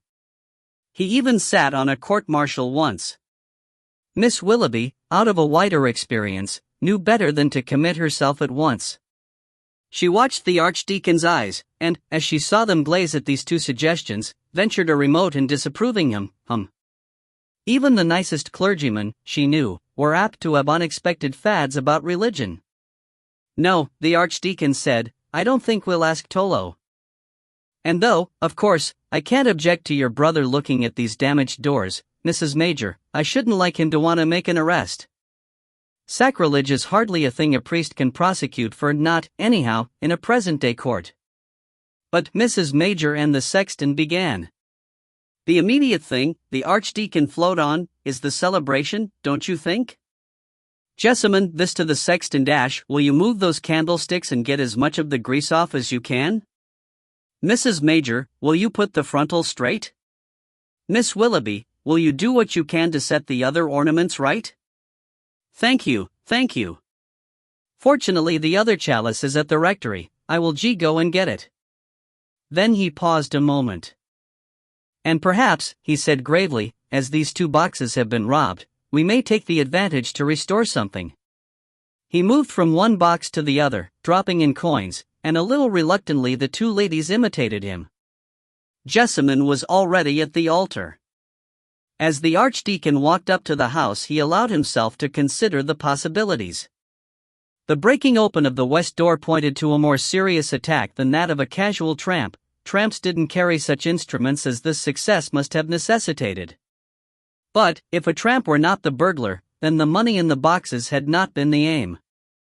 The gold chalice, then?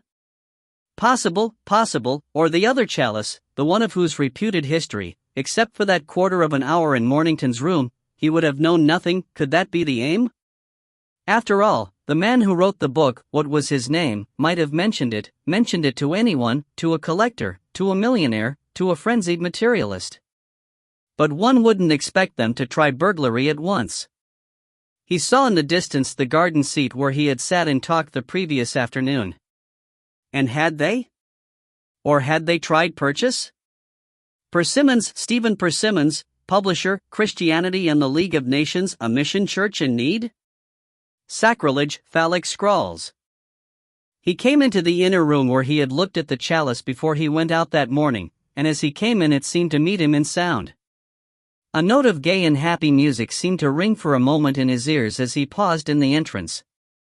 It was gone, if it had been there, and gravely he genuflected in front of the vessel and lifted it from its place. Carrying it as he had so often lifted its types and companions, he became again as in all those liturgies a part of that he sustained. He radiated from that center and was but the last means of its progress and mortality.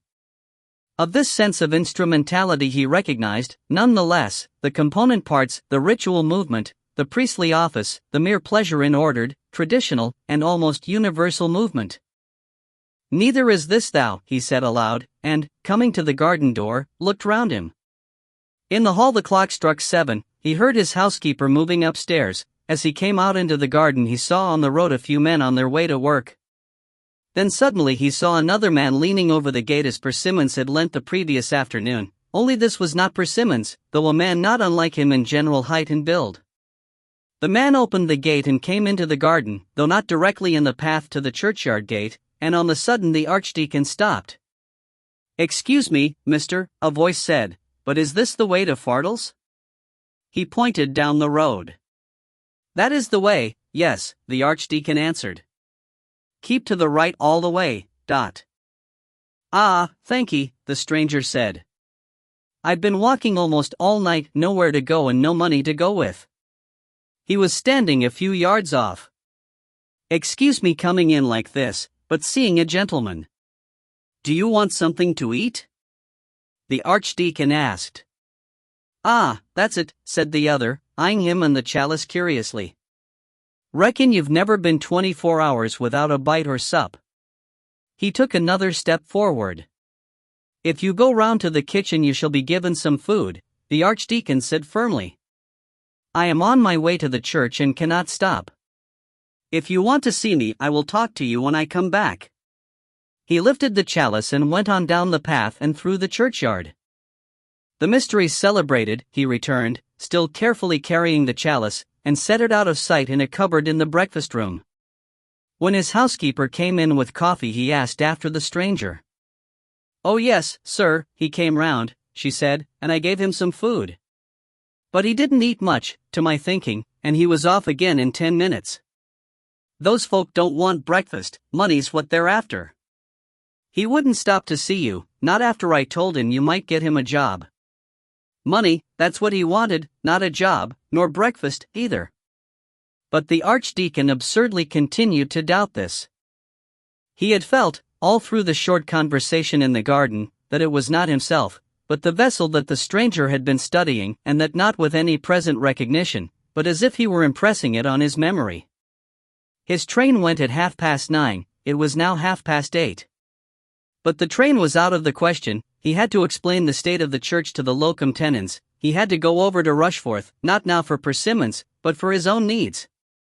And, above all, he had to decide what to do with that old, slightly dented chalice that was hidden in the cupboard of the breakfast room of an English rectory. The first thing that occurred to him was the bank, the second was the bishop. But the nearest bank was 5 miles off, and the bishop was probably 35, at the cathedral city. He might be anywhere, being a young and energetic and modern bishop who organized the diocese from railway stations, and platforms at public meetings before and after speaking, and public telephone boxes, and so on. The archdeacon foresaw some difficulty in explaining the matter. To walk straight in, and put down the chalice, and say, "This is the Holy Grail. I believe it to be so because of a paragraph in some proofs, a man who tried to buy it for a mission church and said that children ought to be taught not to do wrong, a burglary at my church, and another man who asked the way to Fardles, would a young, energetic, modern bishop believe it?" The archdeacon liked the bishop very much, but he did not believe him to be patient or credulous. The bank first then, and Rushforth next.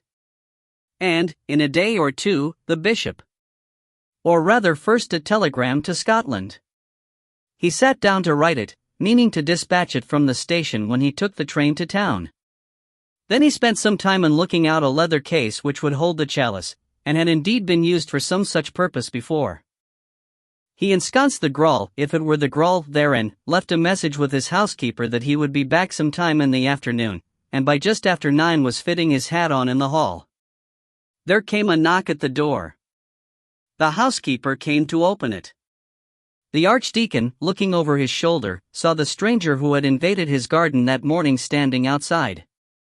"Excuse me, ma'am," the stranger said, "but is the reverend gentleman in?" "Ah, to be sure, there he is. You see, sir, I didn't want to worry you over your breakfast, so I went for a bit of a walk.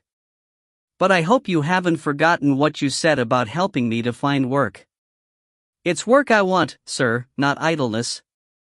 "You didn't seem that keen on it when you were talking to me about it," the housekeeper interjected. "I didn't want to forestall his reverence," the stranger said. "But anything that he could do I'd be truly grateful for." "What's your name?" the archdeacon asked. "Kedget," the other answered, "Samuel Kedget. I served in the war, sir, and here." "Quite," the archdeacon answered. "Well, Mr. Kedget, I'm sorry I can't stop now, I have to go to town most unexpectedly. Call, he changed this evening into tomorrow morning, and I'll see what can be done." "Thank you, sir," the other said, with a sudden alertness. "I'll be there. Goodbye, sir." He was out of the porch and down the garden path before his hearers were clear that he was going. "What a jumpy creature," the housekeeper said. "Dear me, sir, I hope you're not going to give him work here." "I couldn't stand a man like that." "No," the archdeacon said absently, "no, of course, you couldn't." "Well, goodbye, Mrs. Lucksparrow. Explain to Mr. Batesby when he comes, won't you? I shall be back in the afternoon probably." Along the country lane on the other side of the churchyard there was little to be seen beyond the fields and pleasant slopes of the country 20 miles out of North London. The archdeacon walked along, meditating, and occasionally turning his head to look over his shoulder. Not that he seriously expected to be attacked, but he did feel that there was something going on of which he had no clear understanding. "How vainly men themselves amaze," he quoted, and allowed himself to be distracted by trying to complete the couplet with some allusion to the high vessel. He produced at last, as he came to a space where 4 roads met, and as he went on through what was called a wood, but was not much more than a copse, he produced as a result, "How vainly men themselves divert, even with this chalice, to their hurt," and heard a motor car coming towards him in the distance. It was coming very quietly from the direction of the station, and in a few minutes it came round the curve of the road. He saw someone stand up in it and apparently beckon to him, quickened his steps, heard a faint voice calling, "Archdeacon! Archdeacon!" Felt a sudden crash on the back of his head, and entered unconsciousness. The car drew up by him. "Quick, Ludding, the case," Mr. Persimmons said to the man who had slipped from the wood in the archdeacon's rear. He caught it to him, opened it, took out the chalice, and set it in another case which stood on the seat by him. Then he gave the empty one back to Ludding. "Keep that till I tell you to throw it away," he said. "And now help me lift the poor fellow in. You have a fine judgment, Ludding. Just in the right place. You didn't hit too hard, I suppose. We don't want to attract attention. A little more this way, that's it. We have some brandy, I think. I will get in with him." He did so, moving the case which held the grawl. "Can you put that with the petrol tin, Ludding?" "Good. Now drive on carefully till we come to the crossroads." When, in a few moments, they were there, "Now throw the case into the ditch," Persimmons went on, "over by that clump, I think." "Excellent, Ludding, excellent. And now round up to the rectory, and then you shall go on to the village or even the nearest town for a doctor. We must do all we can for the Archdeacon, Ludding. I suppose he was attacked by the same tramp that broke into the church. I think perhaps we ought to let the police know." "All right, go on." Chapter 5. The Chemist's Shop. For some 3 weeks the Archdeacon was in retirement, broken only by the useful fidelity of Mrs. Luck-Sparrow and the intrusive charity of Mr. Batesby, who, having arrived at the rectory for one reason, was naturally asked to remain for another. As soon as the invalid was allowed to receive visitors, Mr. Batesby carried the hint of the New Testament, "I was sick and ye visited me," to an extreme which made nonsense of the equally authoritative injunction to be wise as serpents. He was encouraged by the feeling which both the doctor and Mrs. Luck-Sparrow had that it was fortunate another member of the profession should be at hand, and by the success with which the Archdeacon, dizzy and yet equable, concealed his own feelings when his visitor, chatting of prayer book revision, parish councils, and tithe acts, imported to them a high eternal flavor which savored of deity itself. Each day after he had gone the Archdeacon found himself inclined to brood on the profound wisdom of that phrase in the Athanasian Creed which teaches the faithful that not by conversion of the Godhead into flesh, but by taking of the manhood into God are salvation and the divine end achieved. That the subjects of their conversation should be taken into God was normal and proper. What else, the Archdeacon wondered, could one do with parish councils? But his goodwill could not refrain from feeling that to Mr. Batesby they were opportunities for converting the Godhead rather firmly and finally into flesh. "The dear flesh," he murmured, thinking ruefully of the way his own had been treated. In London the tracing of the murderer seemed, so far as Stephen Persimmons and his people could understand, to be a slow business. Descriptions of the murdered man had been circulated without result. There had been no papers, with the exception, crammed into the corner of one pocket, of the torn half of a printed bill inviting the attendance of outsiders at a mission service to be held at some, the name was torn, Wesleyan Church. The clothes of the dead man were not of the sort that yield clues, such as had any marks, collars and boots, were like thousands of others sold every day in London. There were, of course, certain minor peculiarities about the body, but these, though useful for recognition, were of no help towards identification. Investigations undertaken among the vanmen, office boys, and others who had been about the 2 streets and the covered way about the time when the corpse entered the building resulted in the discovery of 11 who had noticed nothing, 5 who had seen him enter alone, 3 by the front and 2 by the side door, 1 who had seen him in company with an old lady, 1 with a young lad, 3 with a man about his own age and style, and 1 who had a clear memory of his getting out of a taxi, from which a clean-shaven or bearded head had emerged to give a final message and which had then been driven off. But no further success awaited investigations among taxi drivers, and the story was eventually dismissed as a fantasy. Mornington suspected that a certain examination into the circumstances of the members of the staff had taken place, but, if so, he quoted to his employer from Flecker, the surveillance had been discreet. Discreet or not, it produced no results, any more than the interview with Sir Giles Tumulty that Inspector Calhoun secured. "Rackstraw?" Sir Giles had said impatiently, screwing round from his writing desk a small, brown wrinkled face toward the inspector. "Yes, he came to lunch." "Why not?" "No reason at all, sir," the inspector said, "I only wanted to be sure." "And when did he leave you, if you remember?" "About 2:30, Sir Giles said." "Is that what he ought to have done?" "I'll say 2, if you like, if it'll help you catch him. Only, if you do, you must arrange for me to see the hanging." "If he left at 2:30, that's all I want to know," the inspector said. "Did you happen to mention to anyone that he was coming?" "Yes," said Sir Giles, "I told the Prime Minister, the Professor of Comparative Etymology at King's College, and the cook downstairs." "Why the hell do you ask me these silly questions? Do you suppose I run round telling all my friends that a loathsome little publisher's clerk is going to muck his food about at my table?"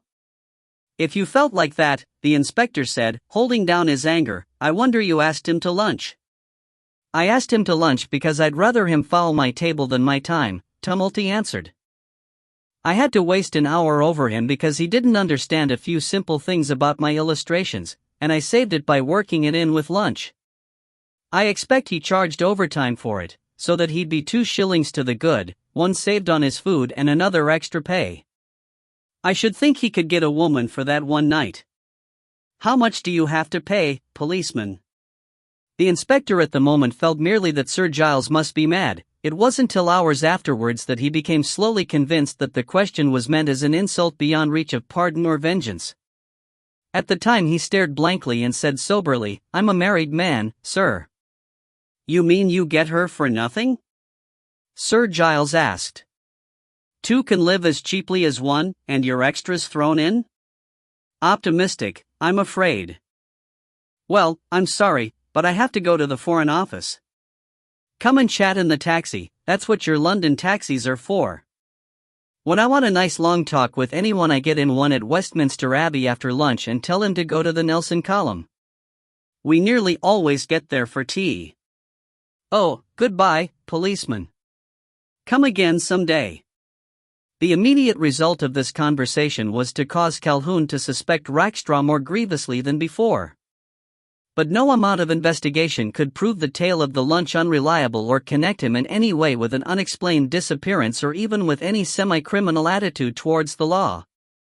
He owed no money, he seemed to do nothing but work and stop at home, and his connection with Sir Giles, which was the most suspicious thing about him, was limited apparently to the production of sacred vessels in folklore.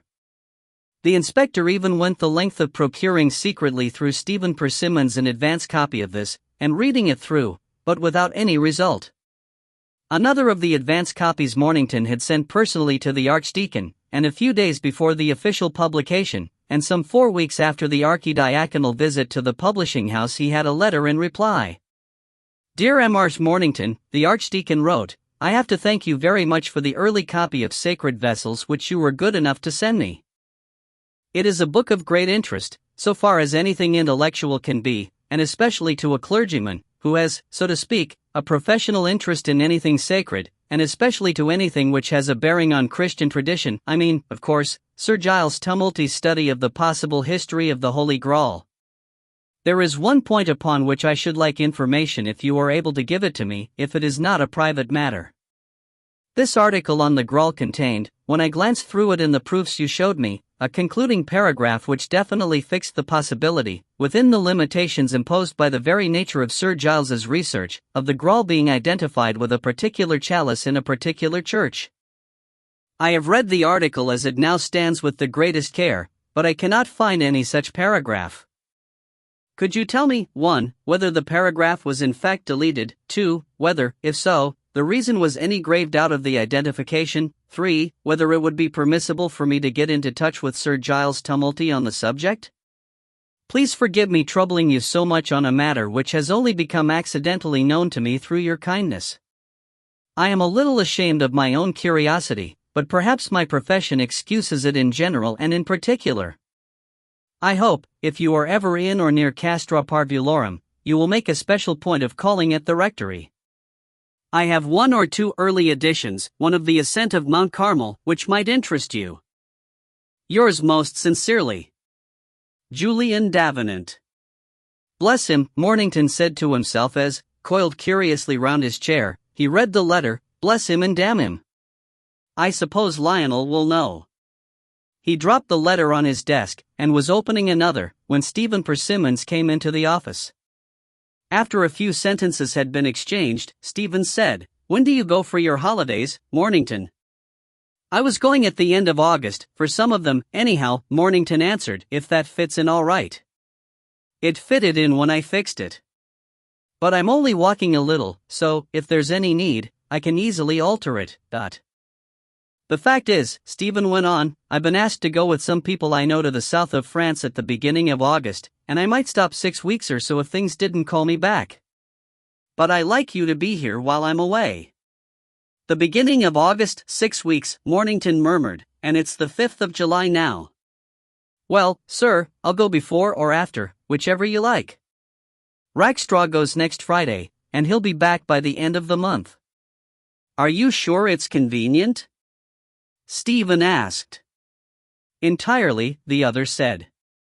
I shall walk as long as I feel like it, and stop when and where I feel like it. And I can walk in July as well as in September. Anyhow, I'm only taking 10 days or a fortnight now. I have to go to my mother in Cornwall in October for the rest, but... Well, what about now, then? Said Stephen. Now, then, Mornington answered. Or at least Friday week, shall we say? Unless, of course, I'm arrested. I feel that's always possible. Didn't I see the inspector calling on you the other day, sir? You did, blast him. Stephen broke out. Why that wretched creature got huddled up here I can't imagine. It's killing me, Mornington, all this worry. He got up and wandered round the office. Behind his back his lieutenant raised surprised eyebrows. It was a nuisance, of course, but, as Stephen Persimmons had for alibi the statement of every other reputable publisher in London, this agitation seemed excessive. It might be the murder in general, but why worry? Stephen was always reasonably decent to the staff, but to worry over whether any of them had committed a murder seemed to point to a degree of personal interest which surprised him.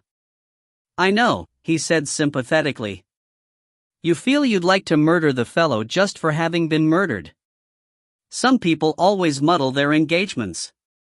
Probably he had arranged to be done in at a tea shop or somewhere like that. He was just that kind of fellow, and then got mixed and came here first. Has the inspector any kind of clue? The body, by now, is past inspecting. I don't believe he knows anything, but one can't be sure, Persimmons answered. And, of course, if he does it needn't. He became unhappily silent. Mornington uncoiled himself and got up. Are you sure you wouldn't like to go away now for a week or two, sir? He said. It's rather knocked you over, I expect. No, Stephen said, drifting to the door. No, I can't go away now. I simply can't.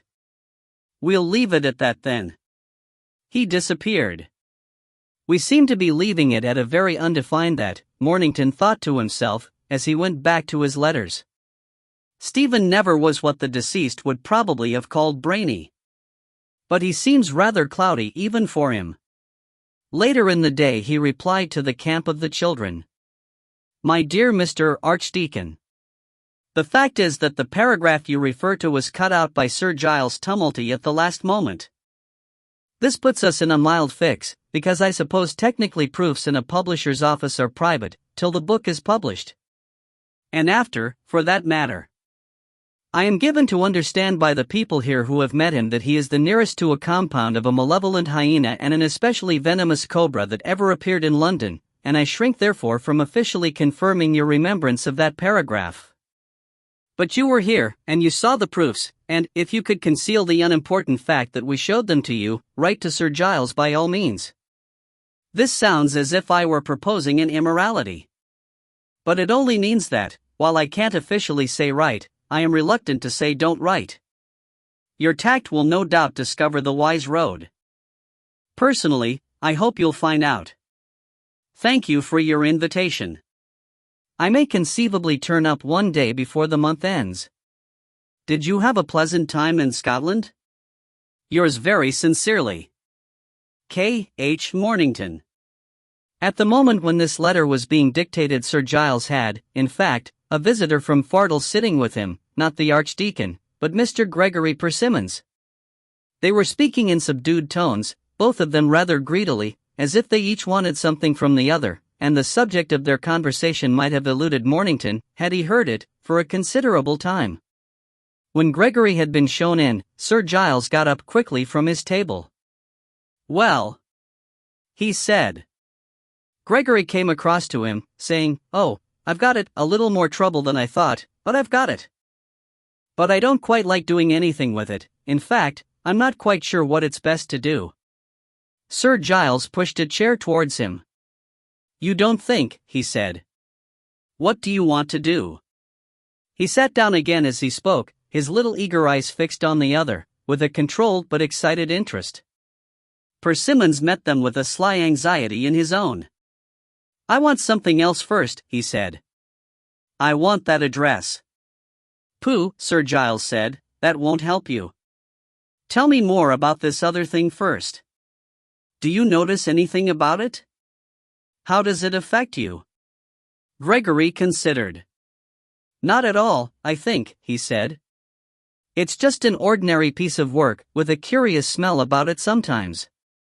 "Smell?" Sir Giles said. "Smell? What sort of smell, Dot?" "Well," Persimmons answered, "it's more like ammonia than anything else, a sort of pungency.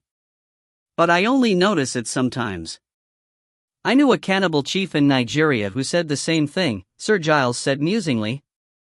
"Not about that, of course, and not ammonia. It was a traditional taboo of the tribe, the dried head of a witch doctor that was supposed to be a good omen to his people. He said it smelled like the fire that burned the uneaten offal of their enemies. Curious, the same notion of cleansing." Gregory sniggered. "It'll take him a good deal of ammonia to clean things out," he said. "But it'd be like him to use ammonia and the Bible and that kind of thing."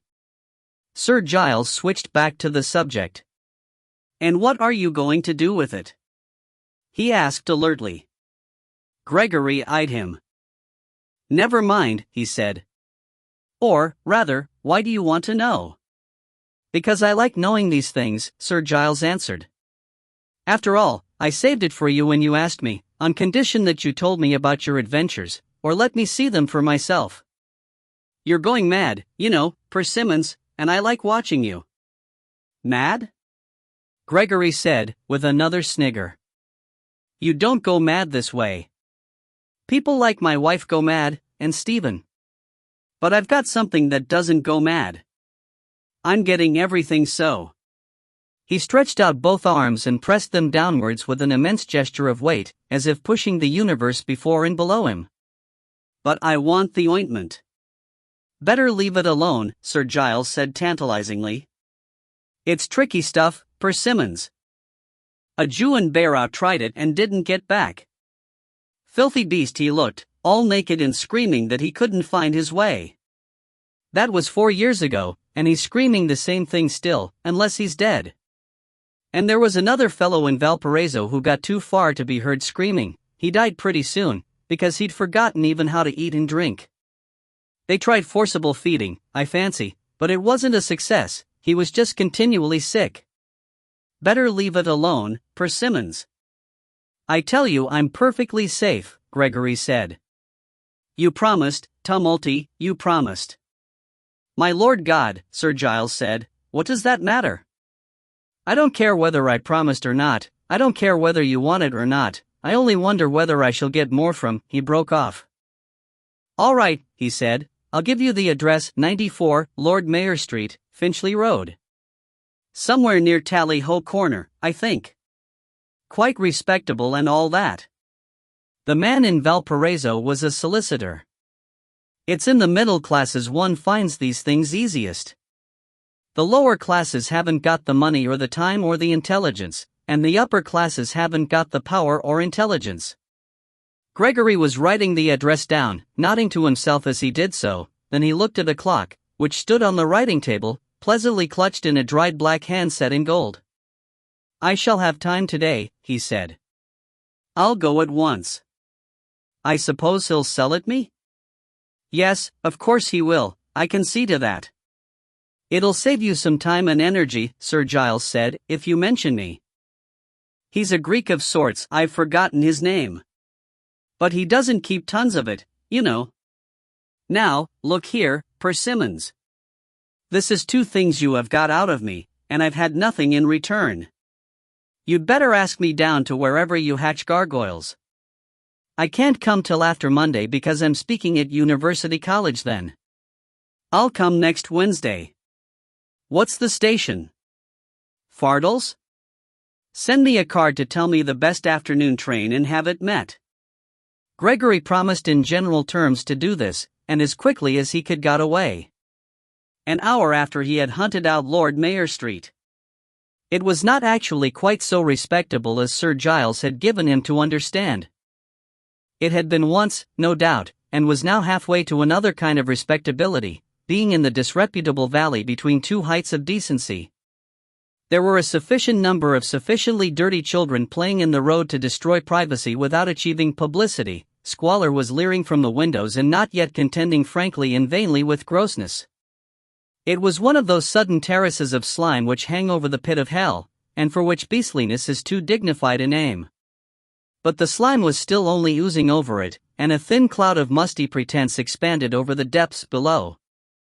At one end of the road 3 shops huddled together in the thickest slime, a grocer's at the corner, flying the last standard of respectability in an appeal towards the Finchley Road some couple of yards away, like Roland's horn crying to Charlemagne. At the far end of the street a public house signalized the gathering of another code of decency and morals which might in time transform the intervening decay. Next to the grocer's was a sweet shop, on which the dingy white letters ADBUOCA appeared like a charm, and whose window displayed bars of chocolate even more degradingly sensual than the ordinary kind. Next to this was the last shop, a chemist's. Its window had apparently been broken some time since and very badly mended with glass which must have been dirty when it was made, suggesting a kind of hypostatic union between clearness and dinginess. Nor, since the breakage, had the occupant, it seemed, troubled to redress the window. A few packets of soap and toothpaste masked their own purpose by their appearance. Persimmons pushed open the door and, first looking to see that the shop was empty, went quietly in. A young man was lounging behind the counter, but he did no more than look indolently at his customer. Persimmons tried to close the door and failed, until the other said, "Push it at the bottom with your foot," when he succeeded, for the door shut with an unexpected crash. Gregory came to the counter and looked at the shopman. He might be Greek, as Sir Giles had said, he might be anything, and the name over the door had been indecipherable. The two looked at one another silently. At last Persimmons said, "You keep some rather out-of-the-way drugs and things, don't you?" The other answered wearily, "Out of the way? I don't know what you mean, out of the way. Nothing's out of the way." "Out of the ordinary way," Gregory said quickly and softly, "the way everyone goes." "They go nowhere," the Greek said. "But I go," Persimmons answered, with the same swiftness as before. "You have something for me." "What I have is for buyers," the other said, "all I have is for buyers." "What do you want and what will you pay? "I think I have paid a price," Gregory said, "but what more you ask you shall have." "Who sent you here?" the Greek asked. "Sir Giles Tumulty," said Gregory, "and others. But the others I cannot name. They say," his voice began to tremble, "that you have an ointment." "I have many precious things." The answer came out of an entire weariness which seemed to take from the adjective all its meaning. "But some of them are not for sale except to buyers." "I have bought everything." Gregory leaned forward. "The time has come for me to receive." Still the other made no movement. "The ointment is rich and scarce and strange," he said. "How do I know that you are worth a gift? And what will my master say if I mistake?" "I cannot prove myself to you," Gregory answered. "That I know of it, is not that enough?" "It is not enough," the other said. "But I have a friendship for all who are in the way. And priceless things are without any price. If you are not worth the gift is worth nothing to you. Have you ever used the ointment?" "Never," Gregory said, "but it is time, I am sure it is time." "You think so, do you?" the Greek said slowly. "There comes a time when there is nothing left but time, nothing. Take it if you like." Still with the minimum of movement, he put out his hand, opened a drawer in the counter, and pushed onto it a little cardboard box, rather greasy and dented here and there. "Take it," he said. "It will only give you a headache if you are not in the way." Gregory caught up the box and hesitated. "Do you want money?" he asked. "It is a gift, but not a gift," the other answered. "Give me what you will for a sign." Gregory put some silver on the counter and backed toward the door. But the same difficulty that had met him in closing it now held it fast. He pulled and pushed and struggled with it, and the Greek watched him with a faint smile. Outside it had begun to rain. Chapter 6. The Sabbath. "I met Mr. Persimmons in the village today," Mr. Batesby said to the Archdeacon. "He asked after you very pleasantly, although he's sent every day to inquire. It was he that saw you lying in the road, you know, and brought you here in his car. It must be a great thing for you to have a sympathetic neighbor at the big house. There's so often friction in these small parishes, but—" "Yes," the Archdeacon said. "We had quite a long chat," the other went on. "He isn't exactly a Christian, unfortunately, but he has a great admiration for the church. He thinks it's doing a wonderful work, especially in education. He takes a great interest in education. He calls it the star of the future. He thinks morals are more important than dogma, and of course I agree with him." "Did you say 'of course I agree' or 'of course I agreed'?" the Archdeacon asked. "Or both?" "I mean, I thought the same thing," Mr. Batesby explained. He had noticed a certain denseness in the Archdeacon on other occasions. "Conduct is much the biggest thing in life, I feel. He can't be wrong whose life is for the best. We needs must love the higher when we see him. And he gave me £5 towards the Sunday school fund." "There isn't," the Archdeacon said, slightly roused, "a Sunday school fund at Fardles." "Oh, well." Mr. Batesby considered. "I dare say he'd be willing for it to go to almost anything active. He was very keen, and I agree, thought just the same, on getting things done. He thinks that the church ought to be a means of progress. He quoted something about not going to sleep till we found a pleasant Jerusalem in the green land of England. I was greatly struck. An idealist, that's what I should call him. England needs idealists today." "I think we had better return the money," the Archdeacon said, "if he isn't a Christian." "Oh, but he is," Mr. Batesby protested. "In effect, that is. He thinks Christ was the second greatest man the earth has produced." "Who was the first?" the Archdeacon asked. Mr. Batesby paused again for a moment. "Do you know, I forgot to ask?" he said. "But it shows a sympathetic spirit, doesn't it? After all, the second greatest. That goes a long way. Little children, love one another if £5 helps us to teach them that in the schools. I'm sure mine want a complete new set of Bible pictures." There was a pause.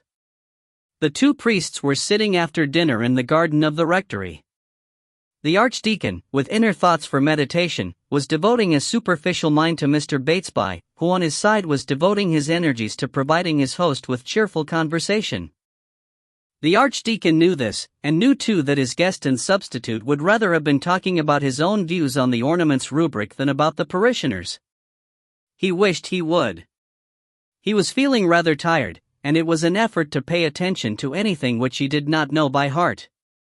Mr. Batesby's ecclesiastical views he did, and thought them incredibly silly, but he thought his own were probably that too. One had views for convenience sake, but how anyone could think they mattered. Except, of course, that even silly views. A car went by on the road and a hand was waved from it. To Gregory Persimmons the sight of the two priests was infinitely pleasurable. He had met them both and summed them up. He could, he felt, knock the Archdeacon on the head whenever he chose, and the other hadn't got a head to be knocked. It was all very pleasant and satisfactory.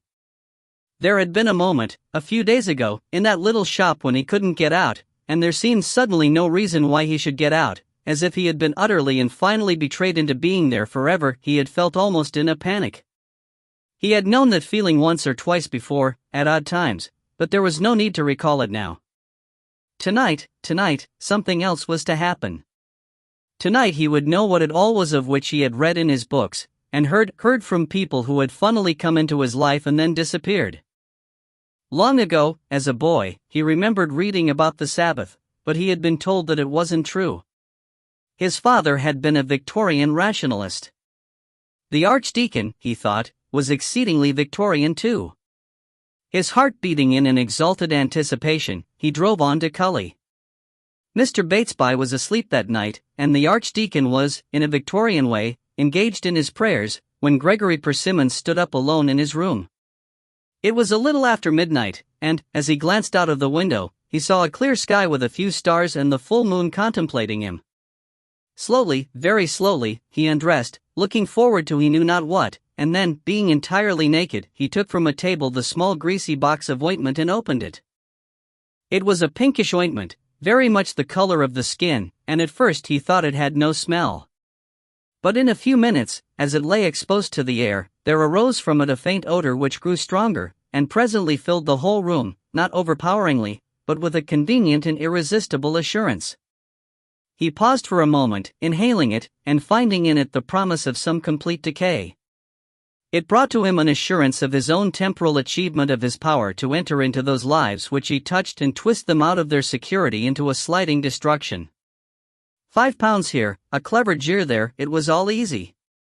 Everyone had some security, and he had only to be patient to find and destroy it.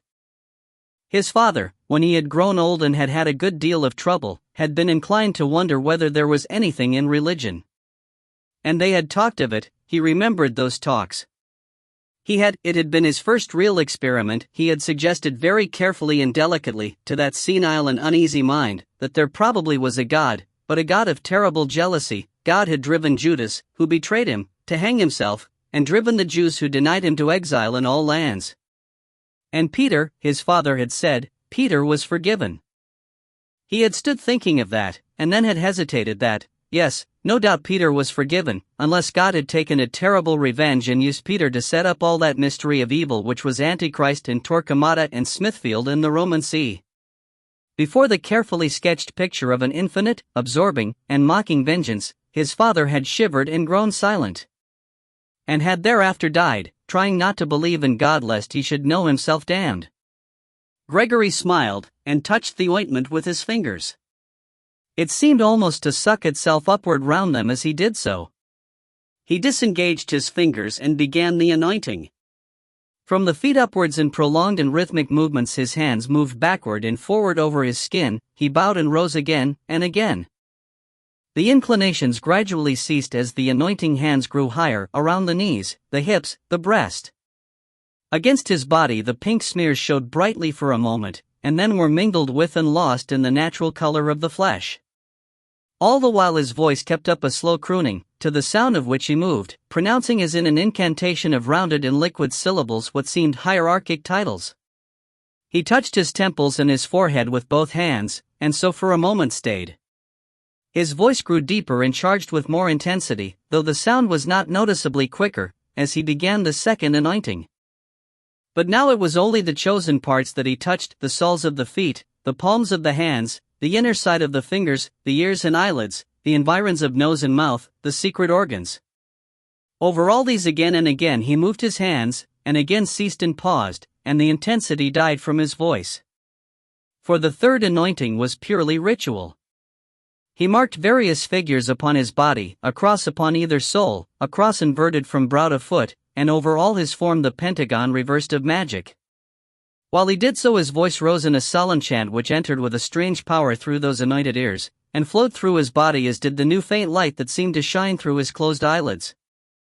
Light and sound were married in premonitions of approaching experience. His voice quivered upon the air and stopped. Then with an effort he moved uncertainly towards his bed, and stretched himself on it, his face towards the closed window and the enlarging moon. Silent and grotesque he lay, and the secret processes of the night began. If it had been possible for any stranger to enter that locked room in the middle of his journeying they would have found his body lying there still. By no broomstick flight over the lanes of England did Gregory Persimmons attend the witches' Sabbath, nor did he dance with other sorcerers upon some blasted heath before a goat-headed manifestation of the accursed.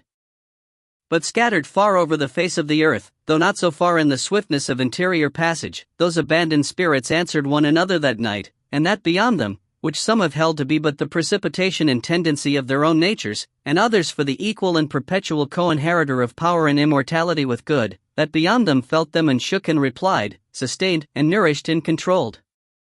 After Gregory had laid himself upon the bed, he made the usual attempt at excluding from the attention all his surroundings.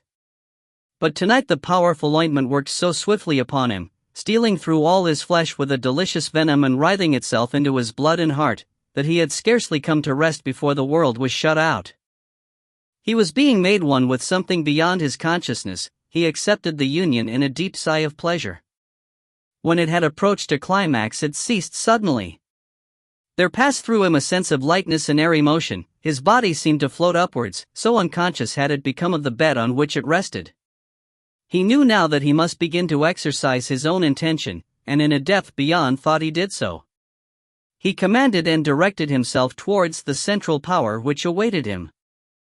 Images floated past him, for his mind, rising as it were out of the faintness which had overcome it, now began to change his experiences into such sounds and shapes as it knew, so that he at once experienced and expressed experience to himself intellectually, and could not generally separate the two. At this beginning, for example, as he lay given up to that sensation of swift and easy motion towards some still hidden moment of exquisite and destructive delight, it seemed to him that at a great distance he heard faint and lovely voices, speaking to him or to each other, and that out of him in turn went a single note of answering glee. And now he was descending, lower and lower, into a darker and more heavy atmosphere. His intention checked his flight, and it declined almost into stillness. Night was about him, and more than night, a heaviness which was like that felt in a crowd, a pressure and intent expectation of relief. As to the mind of a man in prayer might come sudden reminders of great sanctities in other places and other periods, so now to him came the consciousness, not in detail, but as achievements, of far-off masteries of things, multitudinous dedications consummating themselves in that which was already on its way. But that his body was held in a trance by the effect of the ointment, the smell of which had long since become part of his apprehension, he would have turned his head one way or the other to see or speak to those unseen companions. Suddenly, as in an excited crowd a man may one minute be speaking and shouting to those near him, and the next, part of the general movement directed and controlled by that to which he contributes, there rose within him the sense of a vast and rapid flow, of which he was part, rushing and palpitating with desire. He desired, the heat about his heart grew stronger, to give himself out, to be one with something that should submit to him and from which he should yet draw nourishment, but something beyond imagination, stupendous. He was hungry, but not for food. He was thirsty, but not for drink. He was filled with passion, but not for flesh. He expanded in the rush of an ancient desire. He longed to be married to the whole universe for a bride. His father appeared before him, senile and shivering, his wife, bewildered and broken, his sop, harassed and distressed. These were his marriages, these his bridals. The bridal dance was beginning. They and he and innumerable others were moving to the wild rhythm of that aboriginal longing. Beneath all the little cares and whims of mankind the tides of that ocean swung, and those who had harnessed them and those who had been destroyed by them were mingled in one victorious catastrophe. His spirit was dancing with his peers, and yet still something in his being held back and was not melted. There was something, from his depths he cried to his mortal mind to recall it and pass on the message, some final thing that was needed still, some offering by which he might pierce beyond this black drunkenness and achieve a higher reward. What was the sacrifice, what the oblation that was greater than the wandering and unhappy souls whose ruin he had achieved? Heat as from an immense pyre beat upon him with a demand for something more. He absorbed it, and yet, his ignorance striking him with fear, shrunk from its ardent passions. It was not heat only, it was sound also, a rising tumult, acclamation of shrieking voices, thunder of terrible approach. It came, ecstasy of perfect mastery, marriage in hell, he who was Satan wedded to that beside which was Satan. And yet one little thing was needed and he had it not, he was an outcast for want of that one thing. He forced his interior mind to stillness for a moment only, and in that moment recollection came. From the shadowy and forgotten world the memory of the child Adrian floated into him, and he knew that this was what was needed. All gods had their missionaries, and this God also who was himself and not himself demanded neophytes. Deeply into himself he drew that memory, he gathered up its freshness and offered it to the secret and infernal powers. Adrian was the desirable sacrifice, an unknowing initiate, a fated candidate.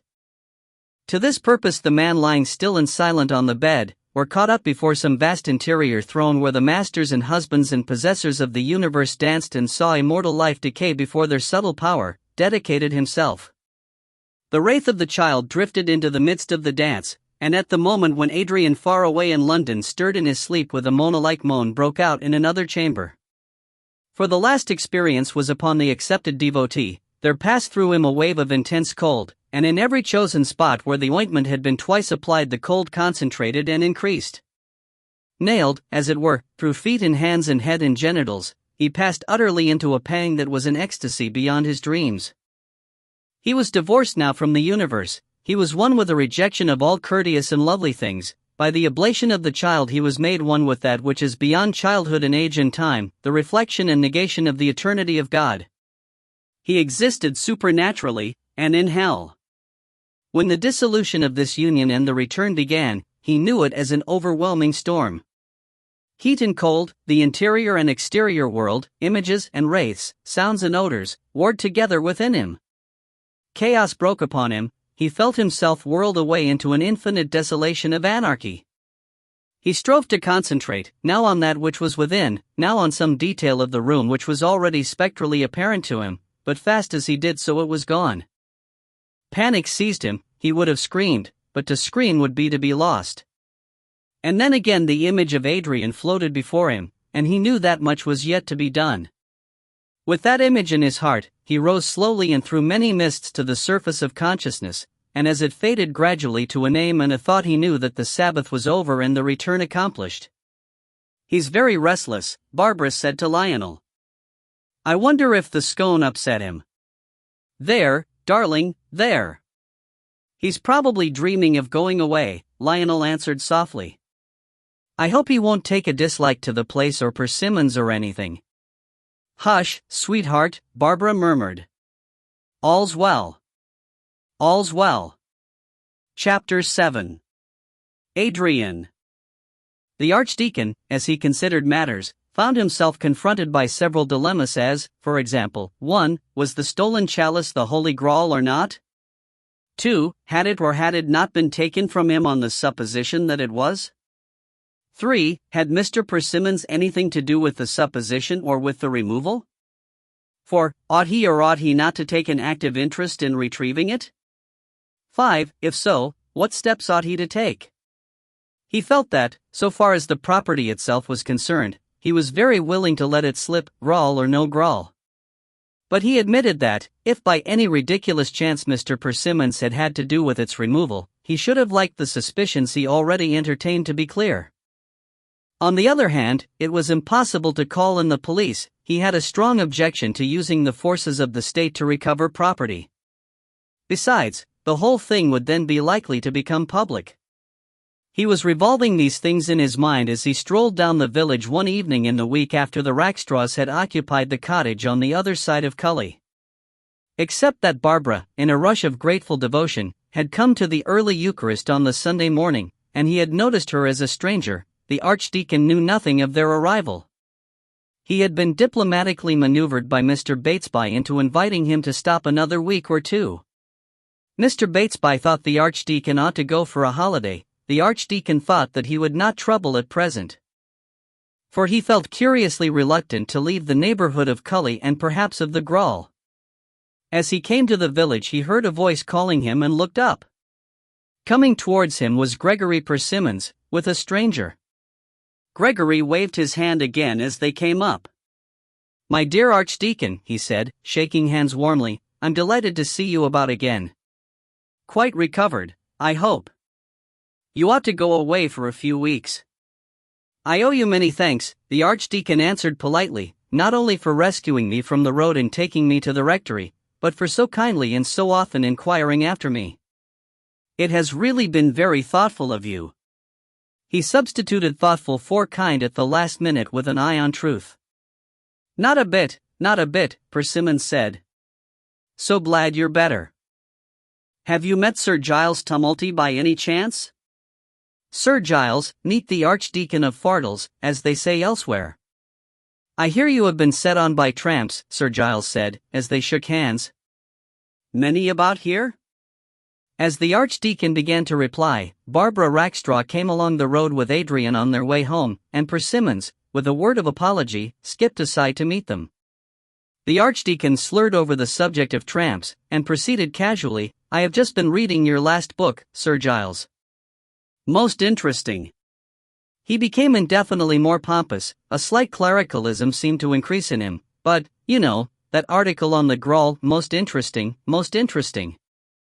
And you think, you think true, dot." "True?" Sir Giles said, "True? What do you mean, true?" "It's an historical study. You might as well ask whether a book on the casket letters was true." Yes," the Archdeacon answered, exuding ecclesiasticism. "To be sure, yes. Quite. But, Sir Giles, as we happen to have met so pleasantly, I have a confession to make, and a question to ask. You'll forgive me both, I'm sure." Sir Giles, in unconcealed and intense boredom, stared at the road. Persimmons, Adrian's hand in his, was walking slowly from them, chatting to Barbara. The Archdeacon went on talking, but the next thing that Sir Giles really heard was, and it seemed most interesting. "But it was my fault entirely, only, as I've kept it quite secret, I hope you won't mind. And, if you could tell me, in strict confidence, affecting me as it does, why you cut that last paragraph out, it would of course be a very generous act on your part, though I quite realize I have no right to ask it." His voice ceased, but by this time Sir Giles was alert. The last paragraph cut out? There was only one last paragraph he had cut out lately. And how did this country clergyman know? His fault entirely, was it? He shook a reluctant head at the Archdeacon. "I'm rather sorry you've seen it," he said. "But there's no harm done, of course. After all, being your church, you have a kind of claim. But, as far as cutting it out," he raised his voice. "Persimmons! The Archdeacon threw a hand out. Sir Giles, he is talking to a lady, but..." "Lady be damned," said Sir Giles. "A country wench, I suppose, or a county wench, it doesn't signify, anyhow. Persimmons."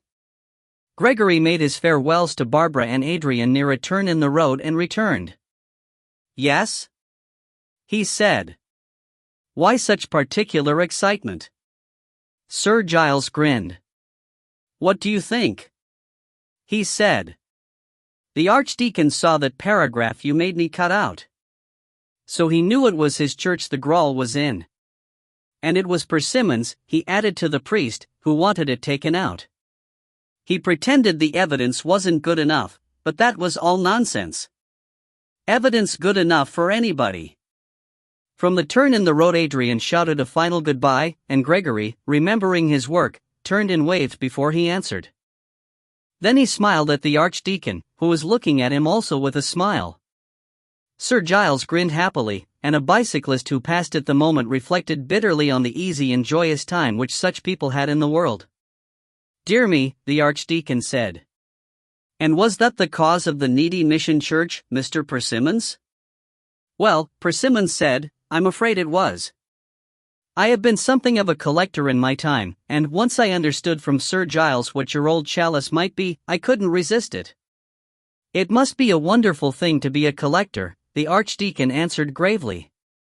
"Apparently you may be seized any time with a passion for anything.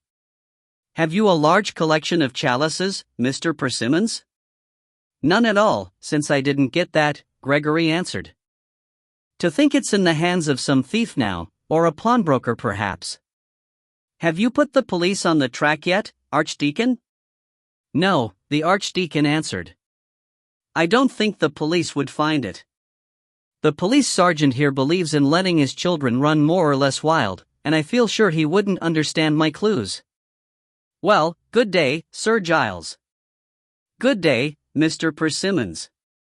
"Oh, but look here," Gregory said, "don't go yet. Come up to Cully and have a look at some of my things. You don't bear malice, I'm sure, since I didn't succeed in cheating you." "I will come with pleasure," the Archdeacon said. "Collections are always so delightful, don't you think?" all things from all men, so to speak. And, half under his breath, as they turned towards Cully, he sang to himself, "Oh, give thanks unto the Lord, for he is gracious, for his mercy endureth forever." "I beg your pardon?" Gregory asked at the same moment that Sir Giles said, "Eh?" "Nothing, nothing," the Archdeacon said hastily. "Merely an improvisation. The fine weather, I suppose." He almost smirked at the others, with gaiety in his heart and curving his usually sedate lips. Gregory remembered the way in which the priest's monologue had carried him half over the county, and began almost seriously to consider whether he were not half-witted. Sir Giles, on the other hand, began to feel more interest than hitherto. He glanced aside at Gregory, caught his slight air of bewilderment, and grinned to himself. It appeared that his country visit might be of even more interest than he supposed. He always sought out, at home and abroad, these unusual extremists in religion. They wandered in a borderland, whatever their creed, of metaphysics, mysticism, and insanity, which was a peculiarly fascinating spectacle. He had himself an utter disbelief in God and devil, but he found these anthropomorphic conceptions interesting, and to push or delay any devotee upon the path was entertainment to a mind too swiftly bored. The existence and transmission of the magical ointment had become gradually known to him during his wanderings. Of its elements and concoction he knew little. They seemed to be a professional mystery reserved to some remoter circle than he had yet touched. But the semi-delirium which it induced in expectant minds was undoubted, and whenever chance made him acquainted with suitable subjects and he could, without too much trouble to himself, introduce the method, he made haste to do so. Subjects were infrequent. It required a particularly urgent and sadistic nature. He was not at all sure that Persimmons was strong enough. However, it was done now, and he must gain what satisfaction he could from the result. Of the Grawl he thought similarly. That the chalice of Fardles was the Grawl he had little doubt. The evidence was circumstantial, but good. He regretted only that the process of time had prevented him from studying its origin, its first user, and his circle, at close quarters. All martyrs are masochists, he thought, but crucifixion is a violent form. Yet, given in the Jew's mind the delusion that he loved the world, what else was the passion but masochism? And the passion of the communicant was, of course, a corresponding sadism. Religion was bound to be one of the two, in extreme cases both. The question was, which was the Archdeacon? The Archdeacon, ignorant that this question was being asked, strolled happily on between his two acquaintances, and with them turned up the drive to Cully. He promised himself opportunities of making clear to Persimmons that he guessed very clearly who had the Grawl. He wished that in the early stages of his recovery he had not let out to Mr. Batesby that he had been robbed of the chalice. Mr. Batesby had, of course, passed the information on. If only it were still a secret. But why should anyone want it so much, he wondered. Collecting, well, collecting perhaps. Do you collect anything in particular, Mr. Persimmons? He asked. Or merely any unconsidered trifles? I have a few interesting old books, Gregory said. And a few old vestments and so on. I once took an interest in ecclesiology. But of late I have rather concentrated on old Chinese work masks, for instance. Masks are always interesting, the Archdeacon said. The Chinese mask, I think, has no beard? None of mine have long mustachios, but no beard, answered Gregory. False beards, the Archdeacon went on, are never really satisfactory. A few weeks ago a man called to see me in what I suspect to have been a false beard. I can't imagine why. It seems such a curious thing to wear. I believe that many priesthoods make it a part of their convention not to wear beards, Gregory said conversationally. Now what is the reason of that? Obvious enough, Sir Giles put in. They have dedicated their manhood to the god they no longer possess virility. They are feminine to the god and dead to the world. Every priest is a kind of a corpse woman, if you'll excuse me, he added after a pause to the Archdeacon, who said handsomely, I wish it were more largely true. Not every priest, Persimmons said. There are virile religions, adorations of power and strength. To adore strength is to confess weakness, Sir Giles said. To be power is not to adore it. The very weakest only dream of being powerful. Look at the mystics. Don't, this evening, Gregory said to the Archdeacon, laughing. Come in and look at some of my treasures. Cully was a large, rambling house, with the latest modern improvements. Gregory took his companions up a very fine staircase into a gallery from which his own rooms opened out. In the hall itself were a few noticeable things: a suit of armor, a Greek head, a curious box or two from the Minoan excavations, a cabinet of old china. The gallery was hung with the Chinese masks of which Gregory had spoken, and, having examined them on their way, the visitors were brought at last into their host's sitting room. It was lined with books, and contained several cabinets and cases. A few prints hung on the walls. I suppose, Sir Giles said, glancing round him, if you had succeeded in cheating the Archdeacon out of the gruel, you'd have kept it in here. Here or hereabouts, Gregory said. The trouble is that in the alterations which earlier inhabitants of the house made, the old chapel was converted, at least the upper part of it, into these rooms: my sitting room, my bedroom, my bathroom, and so on. So far as I can understand, the bathroom, or what is almost the bathroom, is just over where the altar stood, so that to restore the chalice to its most suitable position would be almost impossible. As a matter of manners, the Archdeacon admitted, perhaps.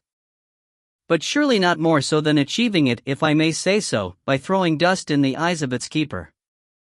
No, I don't speak personally, Mr. Persimmons. I allude only to an example of comparative morals. What upsets the comparison, Sir Giles said, is that in the one case you have a strong personal lust and action deflected in consequence. But in the second, action is comparatively free. I shouldn't have thought that any action was freer than any other, the Archdeacon said as he followed Gregory across the room. Man is free to know his destiny, but not free to evade his destiny. But he can choose his destiny, Gregory answered, taking a book from the shelves. He may decide what star or what god he will follow, but if you spell destiny and God with capital letters, no, the Archdeacon said. All destinies and all gods bring him to one, but he chooses how to know him. He may defy and deny him forever, Gregory said, with a gesture. You can defy and deny the air you breathe or the water you drink, the Archdeacon answered comfortably. But if you do, you die. The difference in the parallels is that in the other case, though you come nearer and nearer to it, you never quite die. Almost, you are in the death agony, but never quite. Sir Giles interrupted the discussion. I'm going to revise my last Monday's lecture, he said. I know the Orthodox Creed and the Orthodox Revolt by heart. I don't quite know how the Archdeacon would put it, but I know your Apologia inside out, Persimmons. I heard it put very well by a wealthy Persian once. I've got a note of it somewhere. What time do you dine in this bloody hole of yours? He threw over his shoulder as he went towards the door. 7:30, Gregory called, and turned back to exhibit more of his possessions. These now were rare books, early editions, and bibliographical curiosities in which the Archdeacon took a definite and even specialized interest. The two bent over volume after volume, confirming and commenting, their earlier hostility quiescent, and a pleasant sense of intellectual intimacy established. After the examination had gone on for some time, Gregory took from a drawer a morocco case in which was a thin square pamphlet. He drew it out and held it towards the priest. Now this, he said, may interest you. Look at the initials. The Archdeacon took it carefully. It was a copy of the old pre-Shakespearean King Lear, stained and frayed. But on the front was scrawled towards the top and just against the title the two letters WS, and just under them in a precise, careful hand JM. Good heavens! The Archdeacon exclaimed. Do you mean dash? Ah, that's the point, Gregory said. Is it or isn't it? There's very little doubt of the JM. I've compared it with the King's College MS, and it's exact. But the WS is another matter. One daren't believe it. Alone, perhaps, but both together. And yet, why not? After all, It's very likely Shakespeare didn't take all his books back to Stratford, especially when he'd written a better play himself. And he may have known Milton the Scrivener. We don't know. There was a soft tap at the door. "Come in," Gregory called, and the door opened to show a man standing on the threshold. "Excuse me, sir," he said, "but you're wanted on the telephone." "A Mr. Adrian, I understood, sir." "Damn," Gregory said. "I forgot I told him to ring me up." "It's a child staying near here," he went on, who was frightfully interested in the telephone, and the telephone's in the hall. "Please, please," the Archdeacon said. "Don't disappoint him, I shall be quite happy here." His eyes were on the books on the table. But so were Gregory's. He had heard and seen the interest the Archdeacon felt, and one or two of these treasures were small, compact things. Yet to disappoint Adrian might throw him back there. He moved to the door and caught the arm of the man who stood there. "Ludding," he whispered, "keep your eye on him. Don't let him put anything in his pocket. Do something about the room till I get back." "He may recognize me, sir," the man said doubtfully. "Then look through the crack in the door, but watch him whatever you do. I shall only be 2 or 3 minutes." He went swiftly along the gallery and down the stairs, and Ludding softly manipulated the door till he was able to take in the leaning figure at the table. The Archdeacon's eyes were on the books, but his attention was on the gallery. He heard Persimmons go, guessed the other was watching, and leaned still more awkwardly forward. Then suddenly he made a grotesque noise, dragged out his handkerchief, put it to his mouth, and rushed out of the room. Ludding, leaping back from the door as he came, received him with a stare. "I'm going to be sick," the Archdeacon gurgled, leaning forward. "Where's the ouch?" he ended with a convulsive choke. "Here, sir." Ludding ran and threw open a door. The Archdeacon shot by him, banged it, looked round. In a corner behind the door the grawl lay on its side. He caught it up and considered, looking at the window. For him to carry it off, he recognized, was impossible. He would be knocked on the head again before he got home, if he ever did get home. There were only 2 possibilities, to leave it where it was or to throw it out of the window. He made a loud, hideous noise for Ludding's benefit and peered out. Terrace and lawns below, grounds and plantations beyond, but all the Cully domain. Could he by any chance recover it if he threw it out? But Persimmons would be bound to guess what had happened. He would search too, with the advantages all on his side. The Archdeacon preferred to keep the advantages and leave the grawl. After all, he would know and the other wouldn't. Certainty and uncertainty, certainty for him. "Ouch," he said loudly, laid down the chalice where he had found it, and said in his heart, "Fair sweet destiny, draw all men to the most happy knowledge of thee."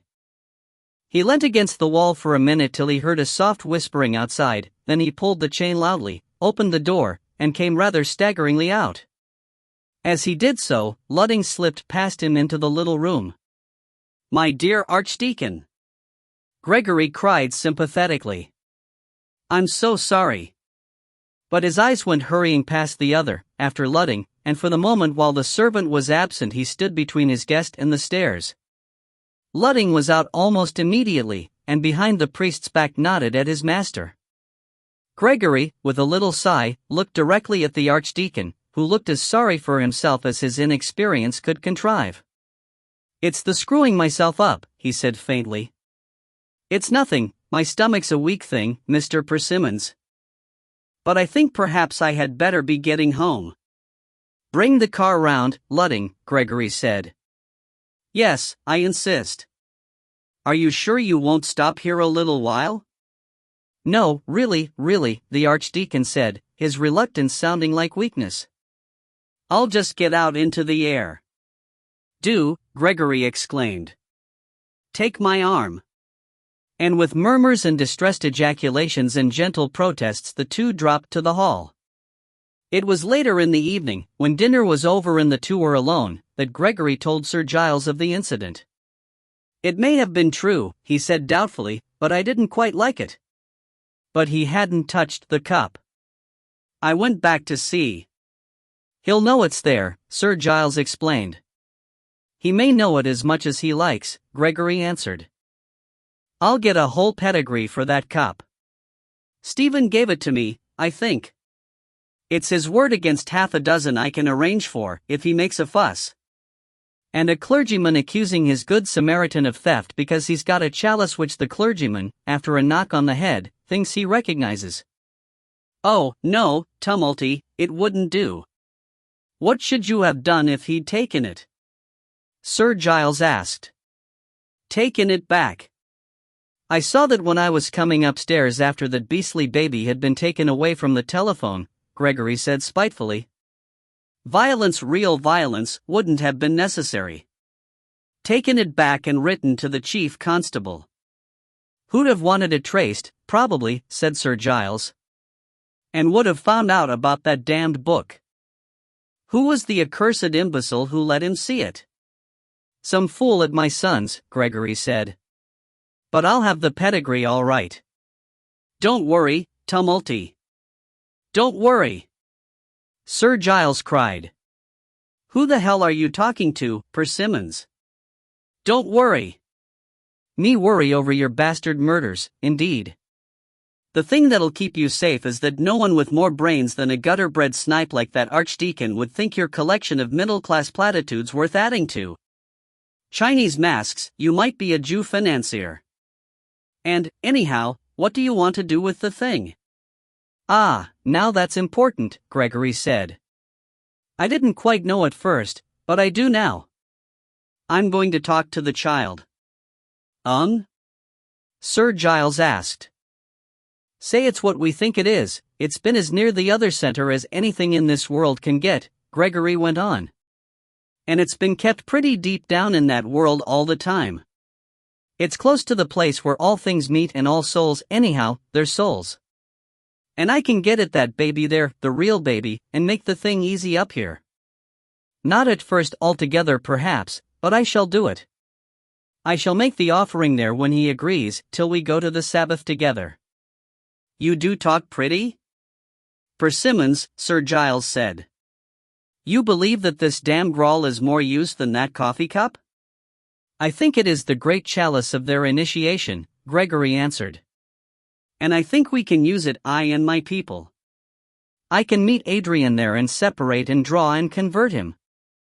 It's got power in it, it's a gate. But anyone can use the power, and a gate is for coming out as well as going in.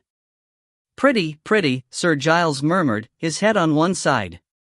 And when does your blessed child bleed out through the gate of the fold? Don't forget I want to see. You won't see anything, you'll be horribly bored, Gregory sneered. I shall see you, Sir Giles said, with a sweet mildness. And I shan't be bored. I saw something like it in Brazil.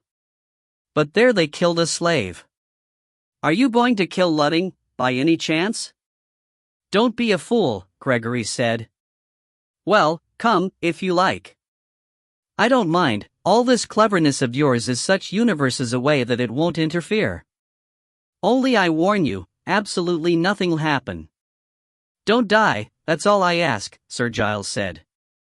In Brazil one of them did, and it might be more difficult to bribe the police here. They went from the dining room to a small room next to Gregory's bedroom, which he unlocked with a key he carried on his own chain. There appeared in it only a cabinet in one corner, 2 or 3 cushions dropped beside it, and a low pedestal of wood in the center on which lay an oblong slab of stone. On this slab stood 2 candlesticks. Around the pedestal, at a good distance, had been drawn a white circle, in which at one point was a small gap. Before he entered the room Gregory had fetched the grawl from its corner. He passed through the gap, set it upright on the slab between the candlesticks, and turned to Sir Giles. You'd better sit down at once, he said, and I should recommend you to keep within the circle. There are curious forces released sometimes on these occasions. I know all about that, Sir Giles said, as he brought 2 of the cushions into the circle, also taking care to pass through the gap. I saw a man once in Ispahan who looked as if he'd been unable to breathe once he got outside. Atmospheric disturbances, but why? Why does your purely subjective industry disturb the air? Well, never mind. I won't say a word more. He settled himself comfortably on his cushions over against one of the shorter sides of the pedestal. Gregory went over to the cabinet, and there first changed from the clothes he was wearing into a white cassock, marked with esoteric signs. He then brought from it an antique vessel, from which he poured what was apparently wine into the gruel till it all but brimmed. He brought also a short rod and laid it on the slab in front of the gruel. He arranged and lit at what appeared to be the back of the altar a chafing dish containing herbs and powders, scattered other powders upon it, and came back to the front of the altar. Lastly, with great care, he brought to it from the cabinet a parchment inscribed with names and writings, and a small paper from which he let fall onto the wine and the gruel what appeared to Sir Giles to be a few short hairs. He considered the arrangements, went back and closed the cabinet, re-entered the circle, took the rod from the altar, and, bending down, with a strong concentration of countenance, closed the gap, drawing the rod slowly as if with an effort against the path of the sun. He came to the front of the altar, and immersed himself in a profound silence. Sir Giles, curled upon the cushions, watched him intently, noting every change in his face and the growing remoteness of his eyes. Almost an hour had passed before those eyes, seeming to stir of their own volition, lowered themselves from the darkness of the room to the gruel standing in the steady light of the two candles. Very slowly he stretched his hands over the chalice and began to speak. Sir Giles, straining his ears, caught only an occasional phrase. Pater noster, cafuisti in calis, per te omnipotentem in secula seculorum, hoc est calix, hoc est sanguis tuus infernorum, in te regnum mortis, in te delectatio corruptionis, in te via et vitas scientiae malefici, ca non es in initio, ca eris in sempiternum. Amen. He took up the rod from the altar, still moving with extreme slowness and, resting it on the edge of the chalice, allowed it to touch the surface of the wine. His eyes followed its length and rested also there. De corpore, dement, mid animam in simulacro, per potestatem tuum in omnibus, animam Adriani cujus nomen scripsi in sanguine neo dimit in sanguine tua, Adrianum oblationum promiiti prosipsum, nomen tuum. The rod moved in magical symbols upon the wine. De cujus corpore haec sunt, O pastor, O pater, O noxid lux infernorum et domus rejectionis. The vibrating voice ceased, and it seemed to Sir Giles that the faintest of mists hung for a moment over the chalice and was dissolved. Then, more urgently, and in a lower tone the voice began again, but the phrases the listener caught were now far between. Adrianum filium tuum, ovum tuum, et omnia opera meatius ua, tu cujus sum et cujus erit, dimit, dimit. It paused again, and then in a murmur through which the whole force of the celebrant seemed to pass, it came again. Adrian, Adrian, Adrian. Faint, but certain, the mist rose again from the wine, and Sir Giles, absorbedly drinking in the spectacle, saw Gregory's eyes light up with recognition. He seemed without moving to draw near the altar and the chalice and the mist. His face was bent toward it. He spoke, carefully, quietly, and in English. Adrian, it is I who speak, image to image, through this shadow of thee to thee. Adrian, well met. Know me again, O soul, and know me thy friend and master. In the world of flesh know me, in the world of shadows, and in the world of our Lord. Many times I shall shape thine image thus, O child, my sacrifice and my oblation, and thou shalt come, more swiftly and more truly thou, when I desire thee. Image of Adrian, dissolve and return to Adrian, and may his soul and body, whence thou hast come, receive this message that thou bearest. I, Demissus es. The mist faded again. The priest of these mysteries sank upon his knees. He laid the rod on the altar, he stretched out both hands and took the chalice into them, he lifted it to his lips and drank the consecrated wine. Hic in the et ego and hoc et tu, pastor et dominus, in utrisk. He remained absorbed. The candles had burned half an inch more towards their sockets before. Very wearily, he arose and extinguished them. Then he broke the circle, and slowly, in reverse order, laid away the magical implements. He took the gruel and set it inverted on the floor. He took off his cassock and put on, in a fantastic culmination, the dinner jacket he had been wearing. Then he turned to Sir Giles. Do what you will, he said. I am going to sleep. Chapter 8. Fardles. I have read, said Kenneth Mornington, standing in the station of a small village some 7 miles across country from Fardles, that Paris dominates France. I wish London dominated England in the matter of weather. Further letters exchanged between him and the Archdeacon had led to an agreement that he should spend the first Sunday of his holiday at the rectory, arriving for lunch on the Saturday. The Saturday morning in London had been brilliant, and he had thought it would be pleasanter to walk along the chord of the monstrous arc which the railway made. But it had grown dull as the train left the London suburbs, and even as he jumped from his compartment the first drops of rain began to fall. By the time he had reached the outer exit they had grown to a steady drizzle, and the train had left the station. Kenneth turned up his collar and set out, the way at least was known to him. "But why," he said, "do I always get out at the wrong times? If I had gone on I should have had to sit at Fardles station for an hour and a half, but I should have been dry. It is this sheep-like imitation of Adam which annoys me."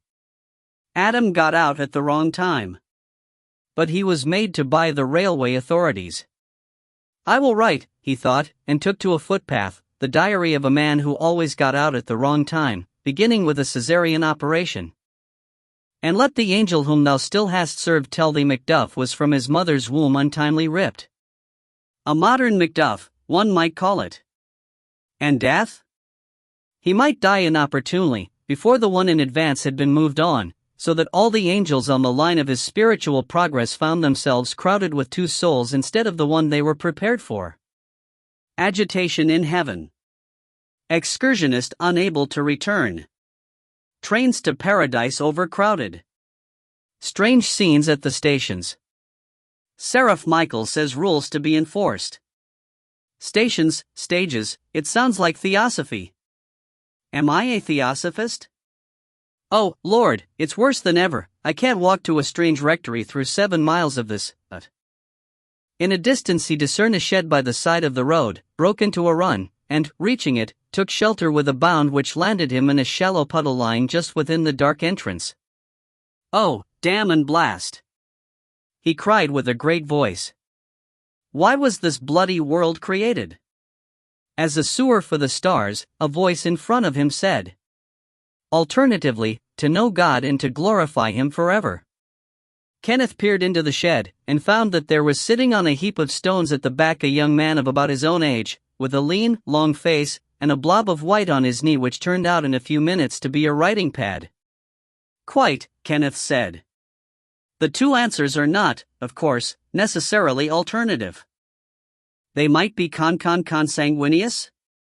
Contemporaneous? Consubstantial? What is the word I want? Contemptible, concomitant, conditional, consequential, congruous, connectable, concupiscent, contaminable, considerable," the stranger offered him. "The last is, I admit, weak." "The question was considerable," Kenneth answered. "You no doubt are considering it? You are even writing the answer down?" "A commentary upon it," the other said. "But consanguineous was the word I wanted, or its brother." He wrote. Kenneth sat down on the same heap of stones and watched till the writing was finished. Then he said, "Circumstances almost suggest, don't you think, that I might hear the context if it's what it looks?" "Context, there's another," the stranger said. "Contextual, and that contextual meaning flows through all our manuscripts of Rose." Rose? Persia? Hafiz Ispahan. Perhaps Rose is a little ordinary. And that contextual meaning streams through all our manuscripts of dreams. "Oh, no, Mornington broke in firmly. "That's far too minor. Perhaps something modern, and that impotent contextual meaning stinks in all our manuscripts, of no matter what colored inks. Better be modern than minor." "I agree," the other said. "But a man must fulfill his destiny, even to minority. Shall I think the complete universe must be subject to such a rag of it as me?" He was interrupted by Kenneth kicking the earth with his heels and crying, "At last! At last! Terror of darkness! O thou King of flames! I didn't think there was another living man who knew George Chapman." The stranger caught his arm. "Can you?" he said, made a gesture with his free hand, and began, Mornington's voice joining in after the first few words. That with thy music, footed horse dost strike the clear light out of crystal on dark earth, and hurlst instructive fire about the world. The conversation for the next 10 minutes became a duet, and it was only at the end that Kenneth said with a sigh, I have lived long enough, having seen one thing. But before I die, the context of consanguineous? The stranger picked up his manuscript and read it out. How does thy single heart possess a double mode of happiness in quiet and in busyness? Profundities of utter peace do their own vehemence release through rippling toils that never cease. Yet of those ripples changing mood, thou, ignorant at heart, dost brood in a most solemn quietude. Thus idleness and industry within that laden heart of thee find their rich consanguinity. Yes, Kenneth murmured, yes. A little minor, but rather beautiful. The faults, or rather the follies, are sufficiently obvious, the stranger said. Yet I flatter myself it reflects the lady. You have printed? Kenneth asked seriously, for they were now discussing important things, and in answer the other jumped to his feet and stood before him. I have printed, he said, and you are the only man, besides the publisher, who knows about it. Really? Mornington asked. Yes, said the stranger. You will understand the horrible position I'm in if I tell you my name.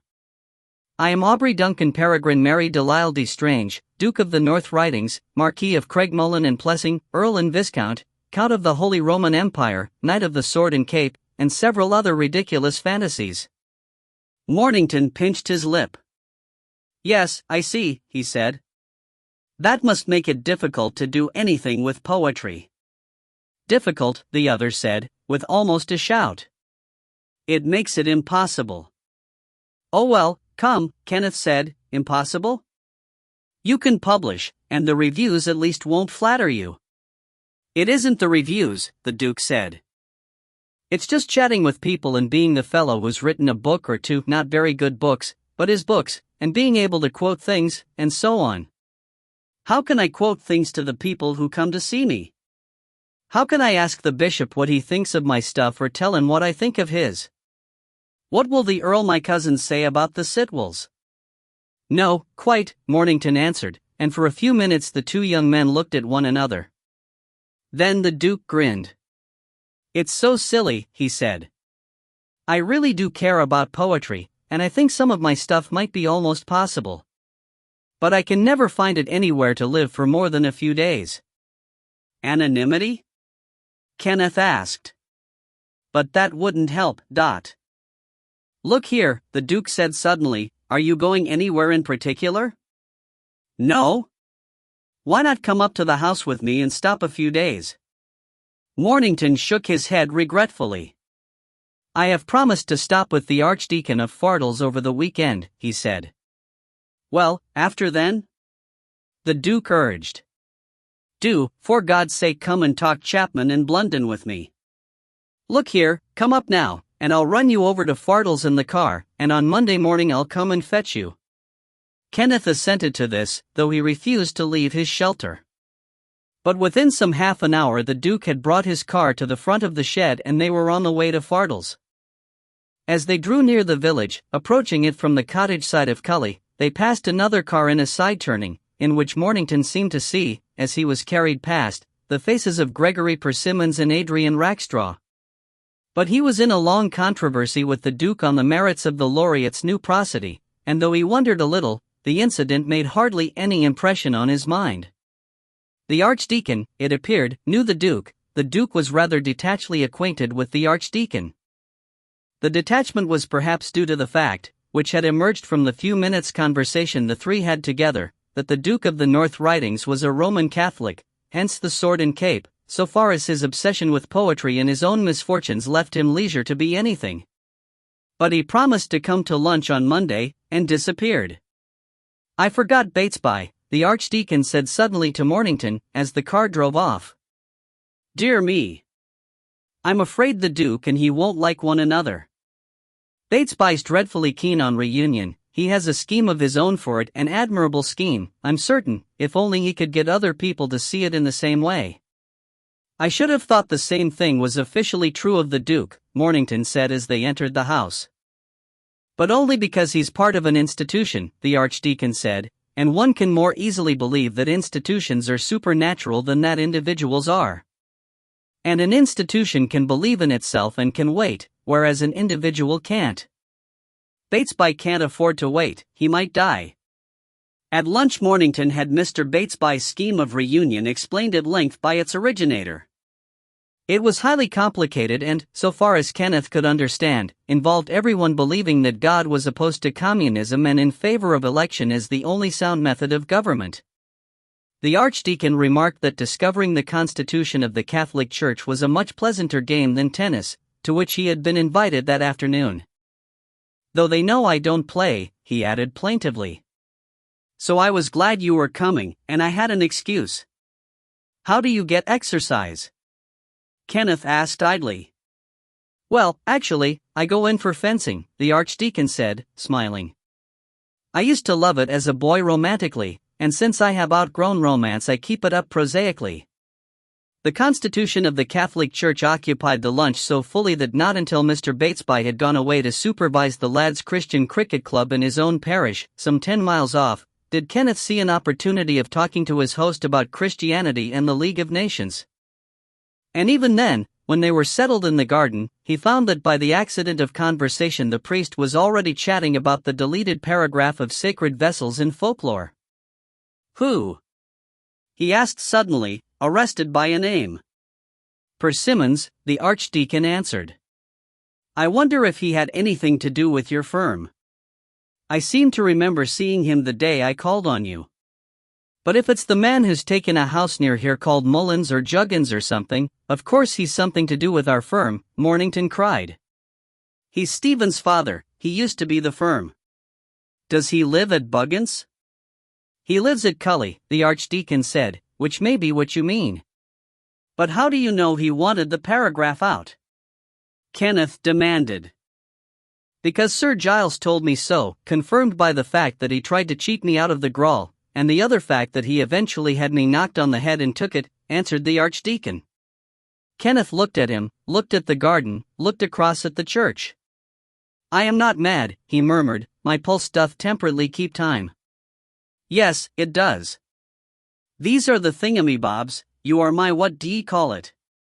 But that a retired publisher should knock an archdeacon on the head. The Archdeacon flowed into the whole story, and ended with his exit from Cully. Mornington, listening, felt the story to be fantastic and ridiculous, and would have given himself up to incredulity, had it not been for the notion of the Grawl itself. This, which to some would have been the extreme fantasy, was to him the easiest thing to believe. For he approached the idea of the sacred vessel, not as did Sir Giles, through antiquity and savage folklore, nor as did the Archdeacon, through a sense of religious depths in which the mere temporary use of a particular vessel seemed a small thing, but through exalted poetry and the high romantic tradition in literature. This living light had shone for so long in his mind upon the idea of the Grawl that it was by now a familiar thing. Tennyson and Hawker and Mallory and older writers still had made it familiar, and its familiarity created for it a kind of potentiality. To deny it would be to deny his own past. But this emotional testimony to the possibility of its existence had an intellectual support. Kenneth knew his publicity work had made clear to him the very high reputation Sir Giles had among the learned. 100 humble reviews had shown him that. And if the thing were possible, and if the thing were likely, but still, Gregory Persimmons, he looked back at the Archdeacon. You're sure you saw it? He asked. Have you gone to the police? No, the Archdeacon said. If you don't think I saw it, would the police be likely to?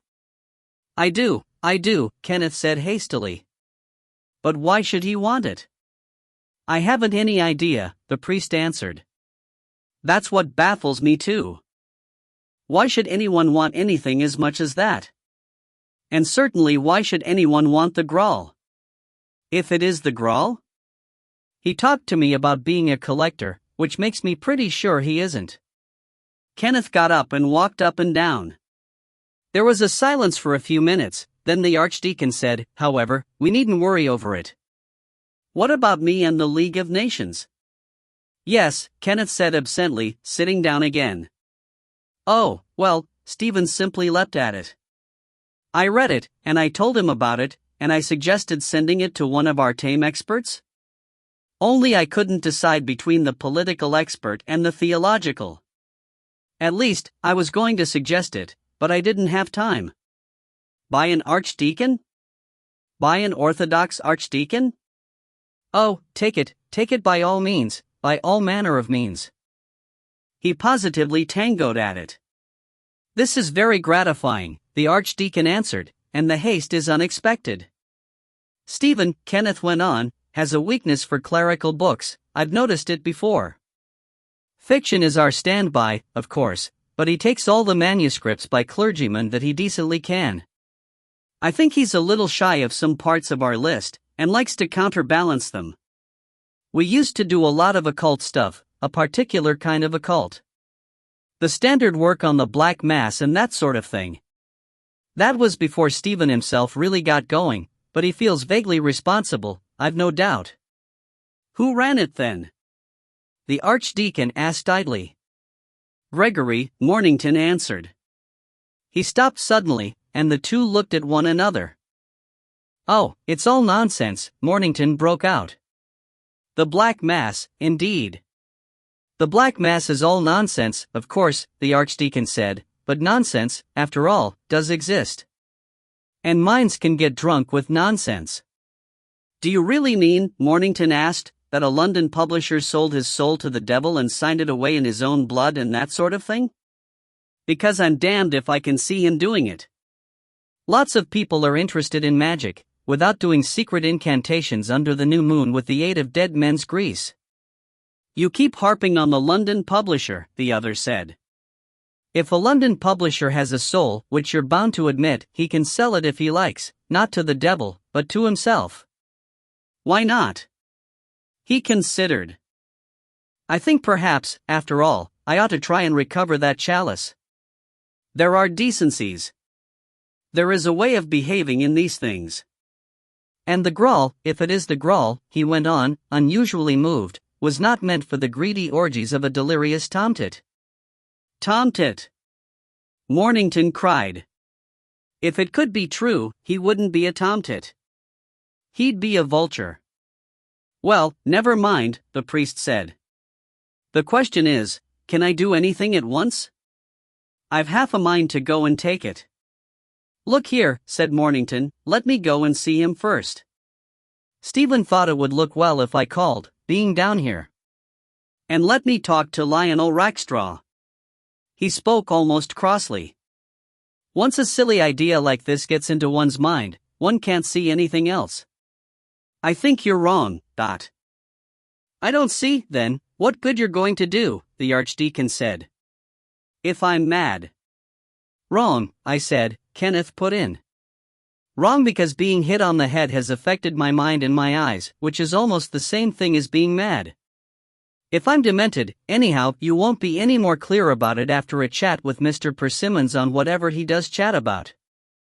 Nor with Mr. Rackstraw, whoever he may be. Kenneth explained briefly. So, you see, he's really been a very decent fellow over the cottage, he concluded. My dear man, the archdeacon said, if you had tea with him and he gave you the last crumpet, it wouldn't prove anything unless he badly wanted the crumpet, and not much even then. He might want something else more, Dot. This, however, was a point of view to which Kenneth, when that evening he walked over to the cottage, found Lionel not very willing to agree. Gregory, so far as the Rackstraws were concerned, had been nothing but an advantage. He had lent them the cottage, he had sent a maid down from Cully to save Barbara trouble, he had occupied Adrian for hours together with the motor and other amusements, until the child was very willing for his parents to go off on more or less extensive walks while he played with his new friend. And Lionel saw no reason to associate himself actively, even in sympathy, with the archidiaconal crusade, more especially since Mornington himself was torn between skepticism and sympathy. In any case, he said, I don't know what you want me to do. Anyone that will take Adrian off my hands for a little while can knock all the archdeacons in the country on the head so far as I am concerned. I don't want you to do anything, Kenneth answered, except discuss it. Well, we're going up to tea at Cully tomorrow, Lionel said. I can talk about it there, if you like. Kenneth arrived at Cully on the Sunday afternoon, after having heard the Archdeacon preach a sermon in the morning on "Thou shalt not covet thy neighbor's house," in which, having identified thy neighbor with God and touched lightly on the text, "Mine are the cattle upon 1,000 hills," he went off into a fantastic exhortation upon the thesis that the only thing left to covet was thy neighbor himself. Not his creation, not his manifestations, not even his qualities, but him, the Archdeacon ended. This should be our covetousness and our desire. For this only no greed is too great, as this only can satisfy the greatest greed. The whole universe is his house, the soul of thy mortal neighbor is his wife, thou thyself art his servant and thy body his maid, a myriad oxen, a myriad asses, subsist in the high inorganic creation. Him only thou shalt covet with all thy heart, with all thy mind, with all thy soul, and with all thy strength. And now to God Almighty, the Father, the Son, and the Holy Ghost, be ascribed, as is most justly due, all honor. The congregation searched for sixpences. Lionel, Barbara, and Adrian were with Persimmons and Sir Giles on the terrace behind the house when Kenneth arrived, and had already spoken of his probable visit. Gregory welcomed him pleasantly enough, as one of the staff who had originally worked under him. But Kenneth's mind was already in a slight daze, for, as he had been conducted by the maid through the hall, he had seen on a bracket about the height of his head from the ground, in a corner near the garden door, an antique cup which struck him forcibly as being very like the one the Archdeacon had described to him. It seemed impossible that, if the priest's absurd suspicions were right, Persimmons should so flaunt the theft before the world unless, indeed, it were done merely to create the impression of impossibility. There is no possible idea, Kenneth thought as he came onto the terrace, to which the mind of man can't supply some damned alternative or other. Yet one must act. How are you, Mr. Persimmons? You'll excuse this call, I know. The conversation rippled gently round the spring publishing season and books in general, with backwaters of attention in which Adrian immersed himself. It approached, gently and unobserved by the two young men, the question of corrections and proof, and it was then that Sir Giles, who had until then preserved a sardonic and almost complete silence, said suddenly, "What I want to know is, whether proofs are or are not private?" "I suppose they are, technically," Lionel said lazily, watching Adrian. "Subject to the discretion of the publisher." "Subject to the discretion of the devil," Sir Giles said. "What do you say, Persimmons?" "I should say yes," Gregory answered. "At least till they are passed for press."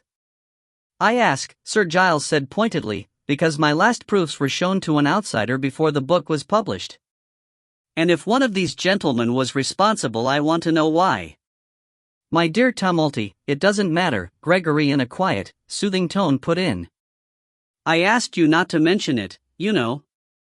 "I know you did," Sir Giles answered, "and I said that I felt I ought to. After all, a man has a right to know why a mad clergyman is allowed to read paragraphs of his book which he afterwards cancels. I tell you, Persimmons, we haven't seen the last of your Archdeacon yet, but..." It was evident that Barbara's presence was causing Sir Giles acute difficulty in the expression of his feelings. But this was unknown to Kenneth, who, realizing suddenly what the other was talking about, said, leaning forward in his chair, "I'm afraid that's my fault, Sir Giles. It was I showed the Archdeacon your proofs. I'm extremely sorry if it's inconvenienced you, but I don't think I agree that proofs are so entirely private as you suggest. Something must be allowed to a publisher's need for publicity, and perhaps something for the mere accidents of a publishing house. There was no special stipulation about privacy for your book, Dot." "I made no stipulation," Sir Giles answered, staring hostilely at Kenneth, "because I didn't for an instant suppose I should find it being read in convocation before my final corrections were made." Really, Tumulty," Gregory said. "It's unfortunate, as it's turned out, but I'm sure Mornington would be the first to deplore a slight excess of zeal, a slight error of judgment, shall we say?" "Error of judgment?" Sir Giles snarled. "It's more like a breach of common honesty." Kenneth came to his feet. "I admit no error in judgment," he said haughtily. "I was entirely within my rights." "What is the misfortune you complain of, Mr. Persimmons?" He moved so as to turn his back on Sir Giles. I don't complain, Gregory answered hastily. It's just one of those things that happen. But the Archdeacon, owing to your zeal, my dear Mornington, has been trying to saddle me with the responsibility for the loss of this chalice Sir Giles was writing about. I do wish he'd never seen the proofs. I think you must admit they ought to be treated as private. It's exactly like reading out a private letter from the steps of St. Paul's, Sir Giles added. A man who does it ought to be flung into the gutter to starve. Now, tumulty, Gregory put in, as the enraged Kenneth wheeled round, and Barbara and Lionel hastily stood up. It's not as bad as that. I think perhaps strict commercial morality would mean strict privacy, but perhaps we take a rather austere view. The younger generation is looser, less tied, less dogmatic, shall we say, Less honest, you mean, Sir Giles said. However, it's your affair more than mine, after all. Let's say no more about it, Gregory said handsomely. But I will say more about it, Kenneth cried out. Do you expect me to be called a thief and a liar and I don't know what, because I did a perfectly right thing, and then be forgiven for it? I beg your pardon, Barbara, but I can't stand it, and I won't. You can't help it, Sir Giles said, grinning. What will you do? We've both forgiven you, my fine fellow, and there it stops. Kenneth stamped his foot in anger. I'll have an apology, he said. Sir Giles, what is the importance of this beastly book of yours? Barbara moved forward and slipped her arm in his. Kenneth dear, she murmured, and then to Gregory, Mr. Persimmons, I don't quite know what all this is about, but couldn't we do without forgiving one another? She smiled at Sir Giles. Sir Giles has had to forgive so many people, I expect, in different parts of the world, that he might spare us this time. Lionel came to her help. It's my fault more than Mornington's, he said. I was supposed to be looking after the proofs, and I let an uncorrected set out of my keeping. It's me you must slang, Sir Giles. In the firm is one thing, Sir Giles said obstinately, one risks that. But an outsider, and a clergyman, and a mad clergyman, no. Mad clergyman Kenneth began, and was silenced by Barbara's appealing, but what is it all about? Can you tell me, Mr. Persimmons? I can even show you, Gregory said pleasantly. As a matter of fact, Adrian's seen it already. We had a game with it this morning. It's a question of identifying an old chalice. He led the way into the hall, and paused before the bracket. There you are, he said, that's mine. I got it from a Greek, who got it from one of his countrymen who fled before the Turkish recovery in Asia Minor. It comes, through Smyrna, from Ephesus. Old enough and interesting, but as for being the Graal, unfortunately, after the Archdeacon had read this paragraph about which we've all been behaving so badly, three things happened. I did ask him if he had a chalice to spare for a friend of mine who has a very poor parish. Thieves made an attempt on the church over there, and the Archdeacon was knocked on the head by a tramp.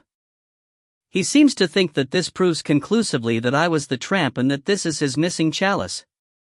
At least, he says it's missing. How do you mean, sir, says it's missing? Lionel asked. Well, honestly, I dare say it's mere pique, but we none of us really know the Archdeacon, do we? Gregory asked. And some of the clergy aren't above turning an honest penny by supplying American millionaires with curios. But it looks bad if it does happen to come out, so if the thing can disappear by means of a tramp or an unknown neighbor. There was a moment's pause, then Kenneth said, Really, sir, if you knew the Archdeacon. Quite right, Gregory answered. Oh, my dear fellow, I'm being unjust to him, no doubt. But a man doesn't expect his parish priest practically to accuse him of highway robbery. I shouldn't be surprised if I heard from the police next. Probably the best thing would be to offer him this one to replace the one he says the one he's lost. But I don't think I'm quite Christian enough for that. And how did you play with it this morning? Barbara asked, smiling at Adrian. Ah, that is a secret game, isn't it, Adrian? Gregory answered merrily. Our secret game. Isn't it, Adrian? It's hidden, Adrian said seriously. It's hidden pictures. But you mustn't know what, Mummy, must she? He appealed to Gregory. Certainly not, Gregory said. Certainly not, Adrian repeated. They're my hidden pictures. So they shall be, darling, Barbara said. Please forgive me. Well, Mr. Persimmons, I suppose we ought to be going. Thank you for a charming afternoon. You're making this a very pleasant holiday. Sir Giles had dropped away when they had entered the hall, and the farewells were thus robbed of their awkwardness, although Gregory detained Kenneth in order to say, I think I can put it right with Tumulty, although he was very angry at first. Talked of appealing to my son and getting you dismissed, you know. Getting me what? Kenneth cried. Well, you know what my son is, Gregory said confidentially. Efficient and all that, but you've known him in business, Mornington, and you know what he is. Rather easily influenced, I'm afraid. And Sir Giles is a good name for his list, but... A very good name, Kenneth admitted, feeling less heated and more chilly than he had done. It was true Stephen Persimmons was weak, and would be terrified of losing Sir Giles. And he had before now been guilty of dismissing people in a fit of hysterical anger.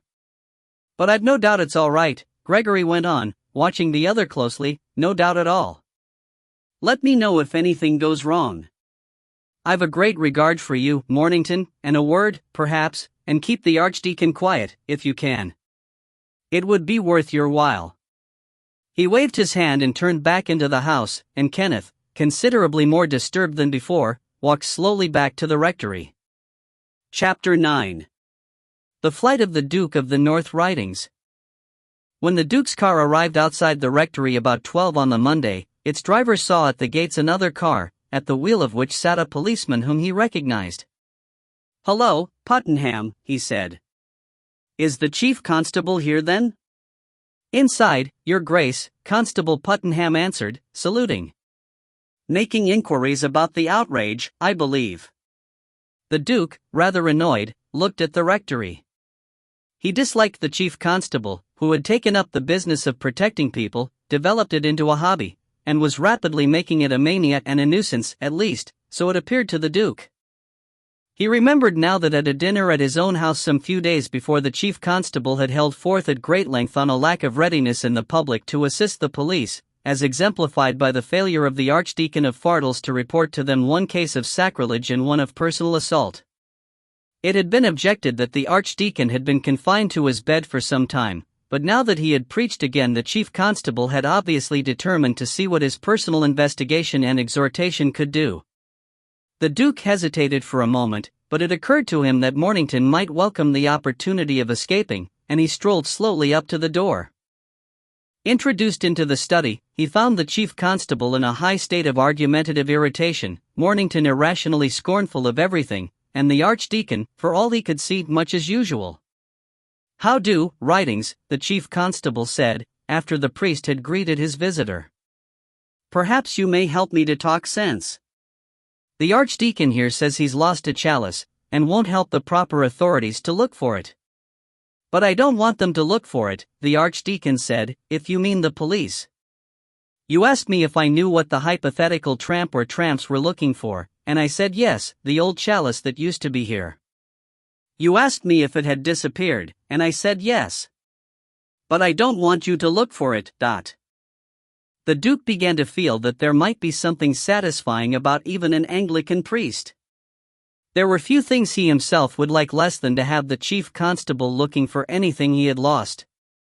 But robbery was robbery, and though, of course, a priest who wasn't a priest could have no real use for a chalice, still, a chalice was a chalice, and, anyhow, the chief constable was sure to go on looking for it, so why not let him? But he didn't say this, he merely nodded and glanced at Mornington. I suppose you want to find it? The chief constable said laboriously. I don't, you must excuse me, but you drive me to it, the Archdeacon answered. I don't want the police to find it. First, because I don't care for the church to make use of the secular arm. Secondly, because it would make the whole thing undesirably public. Thirdly, because I know where it is. And fourthly, because they couldn't prove it was there. Well, sir, Kenneth said sharply, then, if it can't be proved, we oughtn't to throw accusations about. Precisely what I am not doing, the Archdeacon answered, crossing his legs. I don't accuse anyone. I only say I know where it is. And where is it? The chief constable asked. And how do you know it is there? First, the Archdeacon said, in the possession of Mr. Persimmons of Cully, probably on a bracket in his hall, but I'm not certain of that. Secondly, by a combination of directions arising out of the education of children, books of black magic, a cancelled paragraph and some proofs, an attempt to cheat me, the place where the cup was kept, a motor car, a reported threat, and a few other things. The chief constable was still blinking over the sudden introduction of Mr. Persimmons of Cully, and it was the Duke who asked, but if you have all these clues, what's the uncertainty in your own mind? He added suddenly, as he also became aware of the improbability of a country householder knocking an archdeacon on the head in order to steal his chalice. There is no uncertainty in my own mind, the priest answered. But the police would not be able to find a motive. We of course can, Kenneth said scornfully. We if you say we can, the archdeacon said, for we know what it was, and we know that many kinds of religion are possible to men. You are sure now that it was it? Kenneth answered. No, the priest answered, but I have decided in my own mind that I will believe that. No one can possibly do more than decide what to believe. Do I understand, Mr. Archdeacon, the chief constable asked, that you accuse Mr. Persimmons of stealing this chalice? And why should he want to steal a chalice? And if he did, would he be likely to keep it in his hall? There is always the purloined letter, the Duke murmured thoughtfully. But even there the letter wasn't pinned up openly on a notice board. Couldn't we go and see? That is what I was going to suggest, said the chief constable. He stood up cheerfully. I quite understand about your anxiety over the loss of this chalice, Kenneth cackled suddenly and walked to the window. Anyone would be anxious about a chalice of, I understand, great antiquarian interest. But I feel so certain you're mistaken in this idea about Mr. Persimmons that I can't help feeling that a meeting perhaps, and a little study of his chalice, and so on, and then you must give us a free hand. He looked almost hopefully at the priest. If you could spare us half an hour now, say? I can't possibly move from here, the archdeacon said, without a clear understanding that I don't accuse Mr. Persimmons in any legal or official sense at all. I will come with you if you like, because I can't refuse a not immoral call from the chief magistrate. The chief constable looked gratified, and, as I have no reason to consider Mr. Persimmons's feelings, I really haven't, he added aside to Kenneth, who had turned to face the room again, I should like, as a matter of curiosity, to see if it's another chalice or if it's mine. But that's all. I quite understand, the chief constable said sunnily. Writings, are you coming? Mister? He hesitated uncertainly. The Duke looked at Kenneth, who said, I think I ought to go, it won't take long. Would you mind waiting a few minutes? I'll take you to the gate, the Duke said, and wait for you there, then we'll go straight on. But between the archdeacon and the chief constable in their car the only conversation was a brief one upon the weather. In that which preceded them, Mornington, in answer to the Duke's inquiries, sketched the situation as he understood it. And what do you think yourself? The Duke asked. Mornington grimaced. Certum quia impossible, he said. If I must come down on one side or the other, I fall on the archdeacon's. Especially since yesterday, he said resentfully. But it's all insane. Persimmons's explanation is perfectly satisfactory, and yet it just isn't. The paragraph and the cup were both there, and now they both aren't. Well, the Duke said, if I can help annoy the chief constable, tell me. He once told me that poetry wasn't practical. At the gates of Cully the cars stopped. Will you come in, Writings? The chief constable asked. No, the Duke said, what have I to do with these things? Don't be longer than you can help catechizing and analyzing and the rest of it.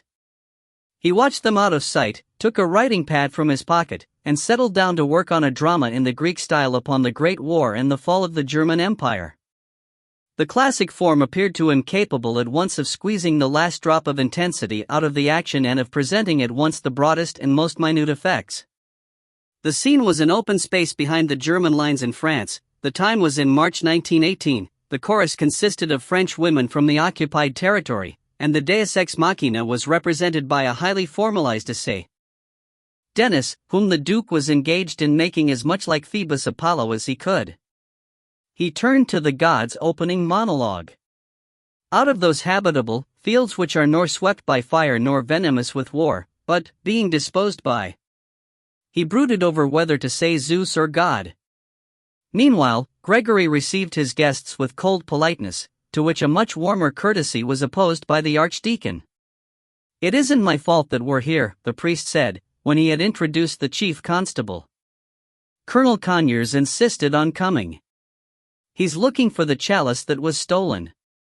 "It certainly isn't my wish," the irritated colonel said, finding himself already in a false position. "The Archdeacon gave me to understand that he believed the chalice had somehow got into Cully, and I thought if that was cleared up we should all know better where we were." "I suppose," Gregory said, "that it was Mr. Mornington who told you I had a chalice here." "You remember I saw it myself," the Archdeacon said. "It was the position then that made me feel sure it was an important one. You people are so humorous." He shook his head, and hummed under his breath, "Oh, give thanks to the God of all gods." Colonel Conyers looked from one to the other. "I don't quite follow all this," he said a trifle impatiently. "For it doesn't at all matter, mercy endureth forever," the Archdeacon concluded, with a genial smile.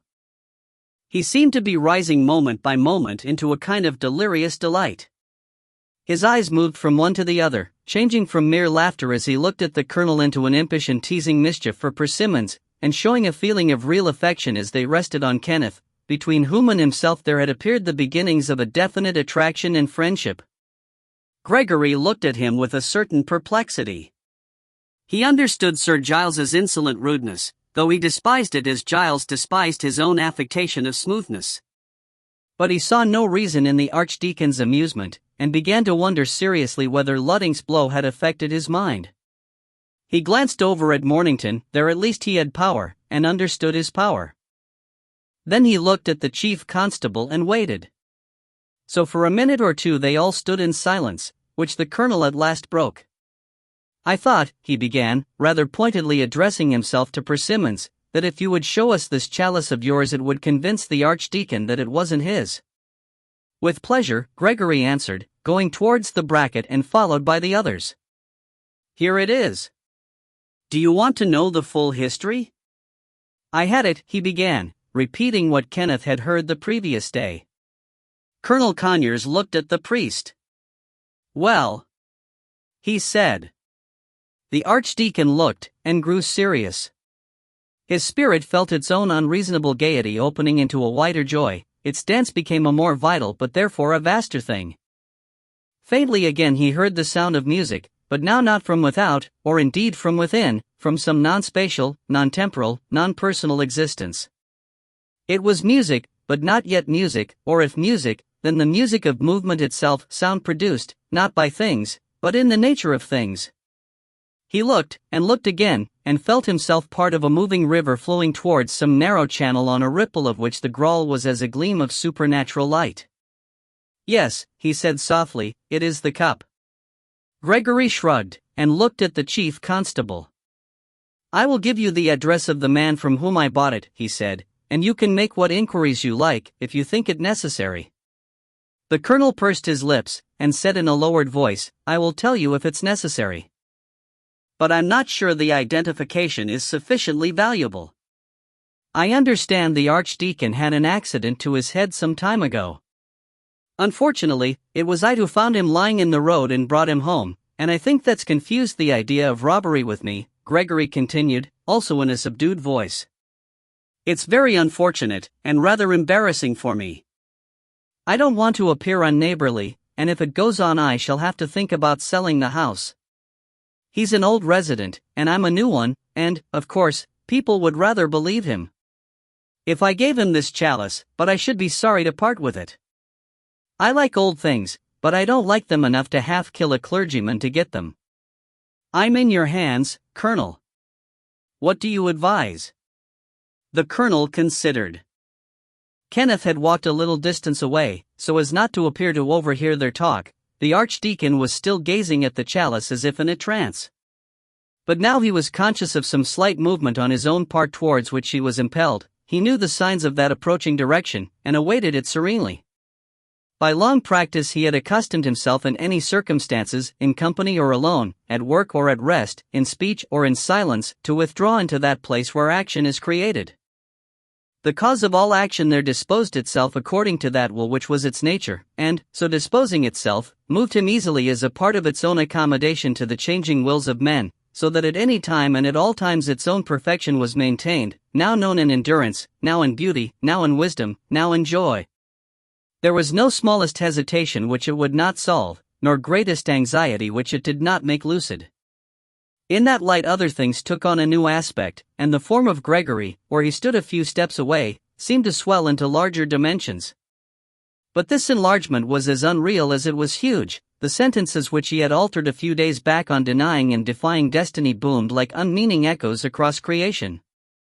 Nothing but destiny could defy destiny, all else which sought to do so was pomposity so extreme as to become merely silly. It was a useless attempt at usurpation, useless and yet slightly displeasing, as pomposity always is. In the universe, as in Fardles, pomposity was bad manners. From its bracket the Grawl shuddered forward in a movement of innocent distaste. The same motion that seemed to touch it touched the Archdeacon also. They came together and were familiarly one. And the Archdeacon, realizing with his whole mind what had happened, turned with unexpected fleetness and ran for the hall door. Everyone else ran also. The Colonel, having made up his mind, had drawn Gregory a few steps away, and was telling him what he advised. Neither of them had seen, as Kenneth did, the unexpected yet gentle movement with which the Archdeacon seemed suddenly to reach up, take hold of the cup, and begin to run. But they heard the first step, and rushed. Kenneth, who was nearer the door, was passed by the priest before he could move, then he also took to his heels. The Archdeacon, practiced on his feet in many fencing bouts, flew out of the door and down the drive, and Gregory and the Colonel both lost breath, the first yelling for Ludding, the second shouting after the priest. Kenneth only, in his good condition, younger and with longer legs, overtook the fugitive halfway to the gates. Up to that moment he had still been skeptical and undetermined in his mind, but he knew, as he came level, that, right or wrong, it was impossible for him to lay a detaining hand upon his friend, and as he felt the decision taken his own gaiety returned. He ran on in advance, reached the gate and threw it open, reached the Duke's car in 3 strides, and opened that door also. The Duke had been writing poetry, Constable Puttenham had been asleep in the August sun. But the Duke, hesitating over a word, had been staring at the gate, and saw the returning guests before the distant shouts had done more than pleasantly mingle with the constable's dreams. "Drive like hell," Kenneth said to the Duke as the Archdeacon reached the car, and himself jumped up by the driver's side. The constable, awaking to cries of Puttenham from the Colonel rushing round the curve of the drive, sat bolt upright. "Stop him, Puttenham," the Colonel yelled. But the bewildered policeman saw no one to stop. He saw the Archdeacon settling down in the car, and Mornington by the Duke's side. He saw the other car begin to move, but who it was he was to stop was by no means clear. It couldn't be the Duke. Nevertheless, the ducal car was the only thing in sight unless it was Gregory Persimmons. He by now had reached the gate in advance of the shouting Colonel. The constable ran for him, and met him. "Not me, you everlasting ape!" Gregory howled at him. "The car, you baboon, the car!" "The Archdeacon," the Colonel bellowed. "Stop the Archdeacon!" The constable left Gregory and began to run after the car, which by now had got fairly started. "Stop, God blast you!" The Colonel yelled again. "Come back, you fool!" The constable, in one entire maze, stopped and came back, to find Gregory and the Colonel scrambling into their own car. "Drive like hell," the Colonel said, "we may catch him." "After the Duke, sir?" the bewildered constable asked. After that damned black-coated hypocrite, the colonel shouted, still in a stentorian voice, so that the archdeacon, a quarter of a mile away, unconsciously turned to protest. "I'll unfrock him, I'll have him in the dock." "Drive," Gregory said, looking unpleasantly at the constable, and the constable drove. So through the English roads the Grawl was borne away in the care of a duke, an archdeacon, and a publisher's clerk, pursued by a country householder, the chief constable of a county, and a perplexed policeman. And these things also perhaps the angels desired to look into. At least the Duke of the North Ridings did. After a few moments he said to Mornington, "I suppose you know what we're doing?" "We're carrying the San Grawl," Mornington said. "Lancelot and Pelias and Pellinore, no, that's not right, Bors and Percivali and Galahad." "The Archdeacon's Galahad, and you can be Percivali, you're not married, are you?" "And I'm Bors but I'm not married either, and Bors was."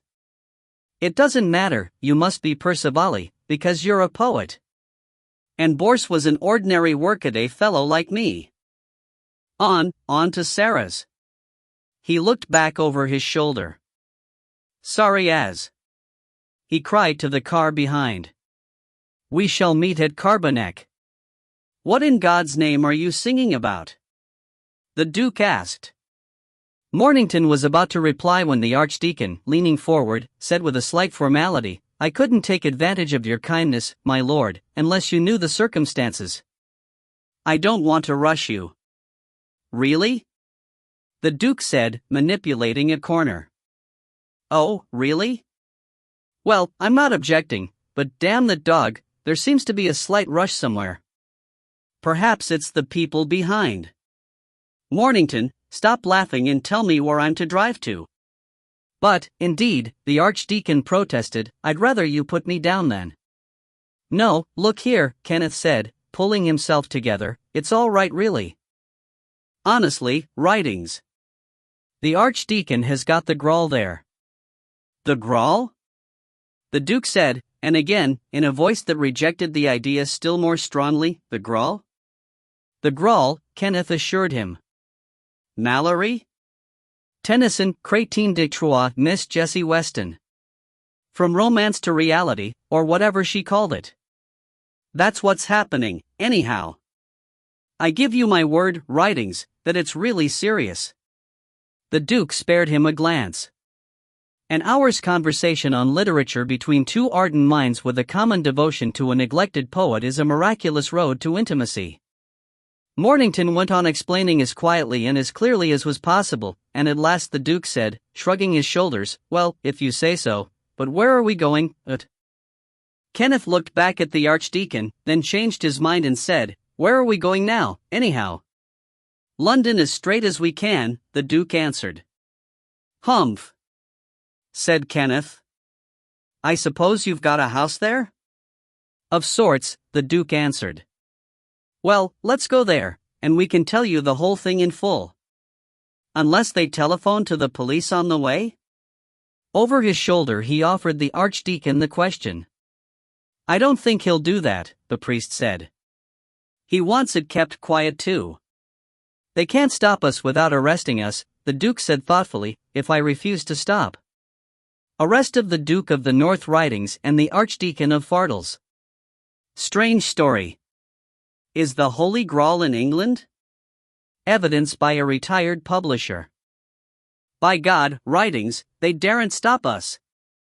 Kenneth cried, as the magnitude of the possibilities of publicity became clear to him. "London, then," the Duke said, and gave himself up to his destiny. Kenneth glanced back at the pursuing car. The Archdeacon's lost his rectory, he thought, and I've lost my job, and the Duke's near losing his reputation. But poor old Gregory's lost the Grawl, and Giles Tumulty will lose his nerve if I ever get a chance at him, he added, remembering the previous afternoon. In the pursuing car the same thought of publicity entered the minds of its occupants, and first of Gregory. He was therefore in time to check the impulse of Colonel Conyers towards the station telephone by pointing out to him the dimensions of the scandal which might result.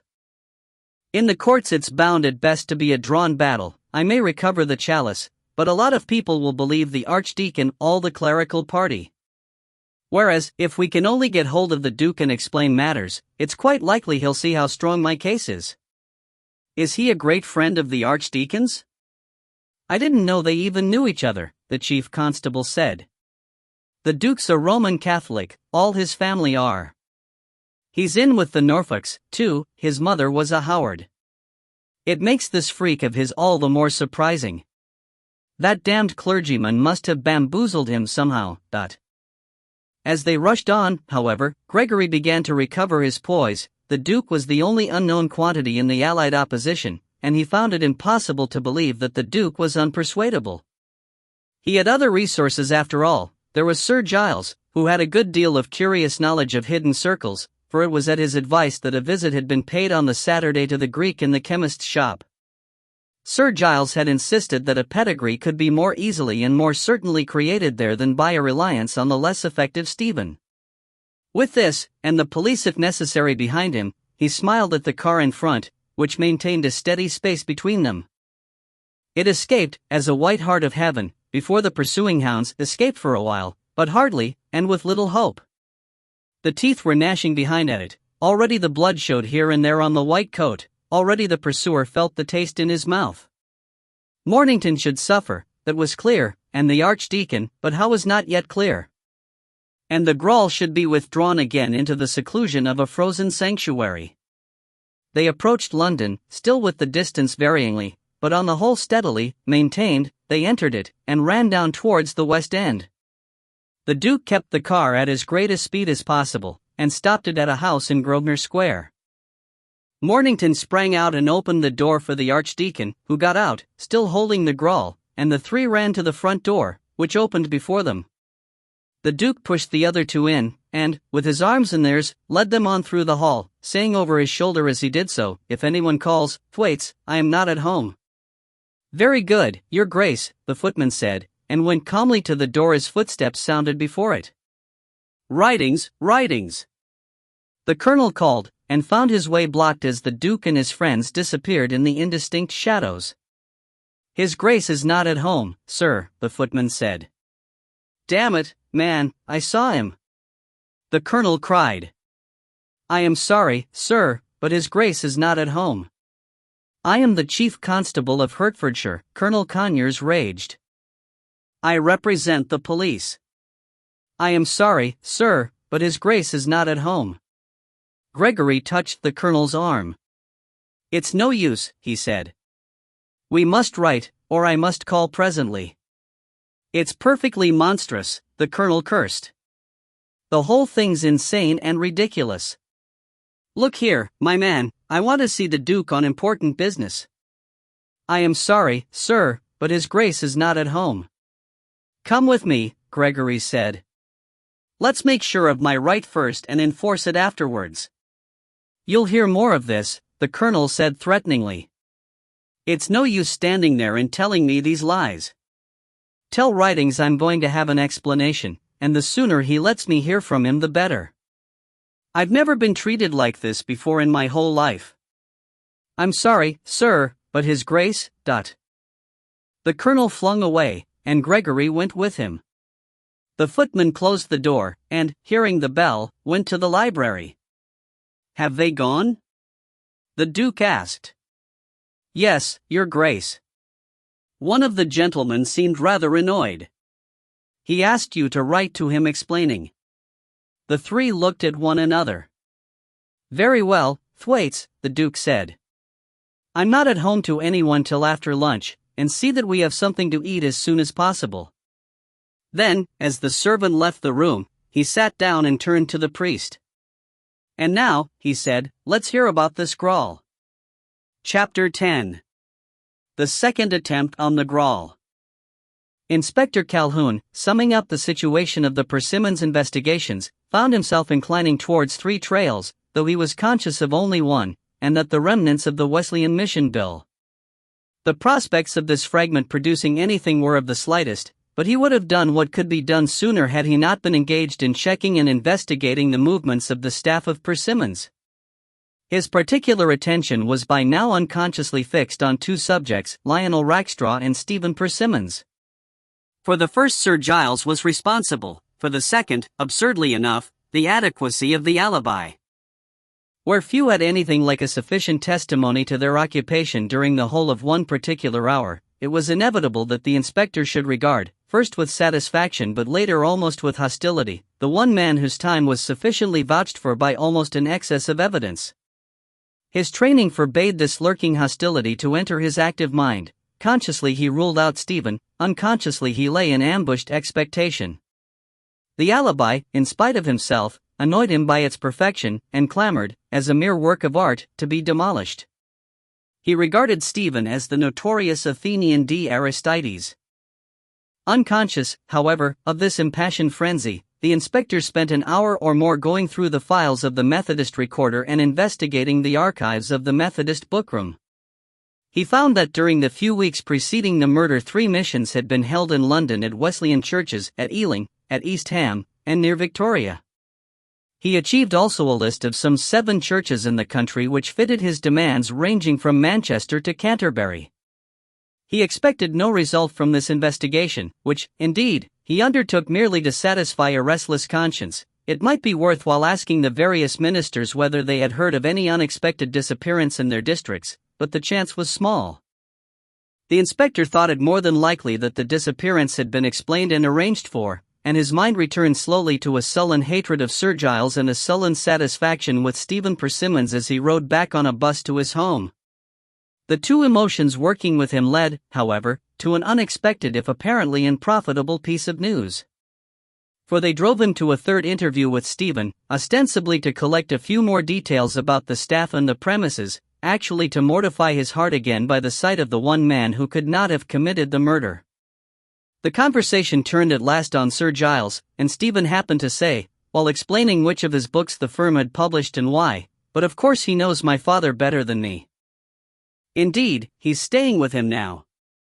At the moment the inspector thought nothing of this, but that night, as he lay half asleep and half awake, the 2 names which had haunted him arose like a double star in his sky. He felt them like a taunt, he bore them like a martyrdom, he considered them like a defiance. A remote thought, as from the departed day of common sense, insisted still, "Fool, it's his father, his father, his father." A nearer fantasy of dream answered, "He and his father, the name's the same." Substitution? Disguise, family life? Vendettas? Vengeance, ventriloquism, it lost itself in sleep. The next evening he spent in writing a report on the case, and part of the afternoon in being examined upon it by an assistant commissioner, who appeared to be a little irritated by the hopelessness of the investigation up to that date. "You haven't any ideas about it, Inspector?" he asked. "Very few, sir," the inspector answered. "There must obviously be a personal motive, and I think it must have been premeditated by someone who knew this Rackstraw wasn't going to be there at the time. But till I know who or what the man was, I can't get my hands on the murderer. I'm having inquiries made in the Wesleyan districts, one of them's near where I live, out by Victoria, and I've told my wife to keep her ears open. She goes to church. But the man's just as likely as not to have been a stranger to the district, just passing or lodging there for a week or so." The assistant commissioner grunted. "Well," he said, "let me know what happens. It's a bad thing, these undiscovered murders." "Yes, I know, but they oughtn't to happen." "All right." The inspector saluted and went out, passing on his way Colonel Conyers, who, having been landed in London, was making use of the afternoon to dispose of certain official business. Having settled this, he lingered to ask whether the Duke of the North Ridings was known to Scotland Yard, but discovered that, with the exception of one summons for having ridden a bicycle without a light and one for assault on boat race night, nothing evil was to be discovered. Nor of the Archdeacon of Fardles. Nor of Mr. Gregory Persimmons. Nor of Dmitri Lavradopoulos, chemist. "This is all very curious, Colonel," the assistant commissioner said. "What's the idea?" "Nothing official," Conyers answered. "I won't go into it all now. But if ever you hear anything about any of those names, you might let me know. Goodbye." "Stop a moment, Colonel," said the other. "I think I ought to know why you want to know about this Gregory Persimmons." Nothing against him, but we've come across his name in another connection. Well, the colonel hesitated. He had included Gregory's name in his inquiries from habit and nothing else. If you were investigating, even in the most casual way, you included everybody and everything in your investigations, and if a case had arisen in which his own wife had played some unimportant part, the colonel would have been capable of putting her name down on the list for inquiries to be made regarding her life and circumstances. He had paid a visit with Gregory to the shop in Lord Mayor Street, where the Greek, as weary and motionless as ever, had confirmed Persimmons's statement. Yes, he had sold the chalice. He had had it from another Greek, a friend of his who was now living in Athens but had visited London 2 or 3 months before. Yes, he had a receipt for the money he had himself paid. Yes, he had given Mr. Persimmons a receipt. The chalice had come from near Ephesus, and had been brought to Smyrna in the flight before the Turkish advance. It all seemed quite right. The colonel felt that Mr. Persimmons was being very harshly dealt with, and he looked now at the assistant commissioner with a slight indignation. "A very nice fellow," he said. "I don't want to go into the story, because at present we want it kept quiet. I think the Archdeacon has gone mad, and if the Duke hadn't behaved in the most unjustifiable manner, the whole thing would have been settled by now." "It all sounds very thrilling," the assistant commissioner said. "Do tell me. We don't usually get cases with dukes and archdeacons in. The dukes are usually in the divorce court and the archdeacons in the ecclesiastical." He was nevertheless slightly disappointed with the story. There seemed to be no remotest connection between the loss of the chalice and the murder in the publishing office except the name of Persimmons. Still, he wondered what Persimmons had been doing while the murder was going on. But that was a month or more ago. It would be very difficult to find out. The assistant commissioner had never ceased to wonder at the way in which many people always seemed to be quite certain what they were doing at 4 in the afternoon of the 9th of December when they were being examined at 11:30 on the morning of the 25th of January. He turned the page of the reports in the file before him. "You didn't meet Sir Giles Tumulty by any chance?" he asked. "Or Mr. Lionel Rackstraw?" "I did not," the colonel said. "Or Mr. Kenneth Mornington?" "There was a Mr. Mornington, or some name like it, with the Archdeacon," the chief constable said. "But I didn't really catch his name when he was introduced, so I didn't mention it." "It may have been Mornington. He ran away with the Duke." "Very funny," the other murmured. "A chalice, too, such a funny thing to run away with. Ephesus, you say? I wonder if any particular chalice came from Ephesus." He made a note. "All right, Colonel, we'll remember the names." About the same time the Allies in Grosvenor Square separated. There had been some discussion after lunch what the next move should be. The Duke inclined to ask Sir Giles definitely whether he identified this chalice with the Graal. But he had not met the antiquarian, and neither the Archdeacon nor Mornington thought it likely that Sir Giles would do more than cause them as much embarrassment as possible. The Archdeacon was inclined to put the Graal in safekeeping in the bank. The Duke, half convinced of its authenticity, felt that this would be improper. He, like Kenneth, attached a good deal more importance than the Archdeacon to the actual vessel. "It will be quite safe here," he said. "I'll put it in a private safe upstairs and get Thwaites to keep an eye on it. And you'd better stop here too for the present." This, however, the Archdeacon was reluctant to do. His place, he felt, was in his parish, which Mr. Batesby would soon be compelled to leave for his own. He consented, however, to stop for a couple of nights, in case any further move should be made by their opponents. Kenneth's plan for that afternoon was definite. He intended to go down to the publishing offices on 2 errands. First, to forestall Gregory Persimmons if that power behind the throne should attempt to influence the throne in the matter of the proofs, and secondly, to obtain a set of the uncorrected proofs containing the paragraph that had caused the trouble, and, if possible, Sir Giles's postcard. He felt that it might be useful in the future to have both these in his possession. For Kenneth, not being more or less above the law like the Duke, or outside it like the Archdeacon, had a distinct feeling that, though it might be good fun to steal your own property under the nose of the police were still likely to maintain an interest in it. Besides, he had never read the paragraph itself, and he very much wanted to. On arrival at the offices, therefore, he slipped in by the side entrance, reached Lionel's office without passing anyone of sufficient eminence to inquire what had caused this visit, and searched for and found the proofs he desired. Then, going on to his own room, he rang up the central filing office. "I want," he said, "the file of Tumulty's sacred vessels at once." "Will you send it down?" In a few minutes it arrived. He stopped the boy who brought it. "Is Mr. Persimmons in?" he asked. "Find out, will you?" While the boy was gone on this errand, Kenneth looked through the correspondence. But it consisted wholly of businesslike letters, a little violent on Sir Giles's part, a little stiff on Lionel's. There was no special reference to the article on the Grawl as far as he could see, beyond the question of illustrations, certainly no reference to black magic. He abstracted the last postcard, took a copy of the book itself from his shelves, and by the time the boy had returned was ready for Stephen. Mr. Persimmons was in. Mornington went along the corridor, tapped, and entered. Stephen looked up in surprise. "What brings you here?" he asked. "I thought you'd be away till tomorrow week." "So I am, sir," Mornington said. "But I wanted to see you rather particularly. I called on Mr. Gregory Persimmons yesterday, and I'm not altogether easy about our interview." Stephen stood up hurriedly and came nearer. "What happened?" he said anxiously. "What's the trouble, Dot?" Kenneth explained, with a certain tact.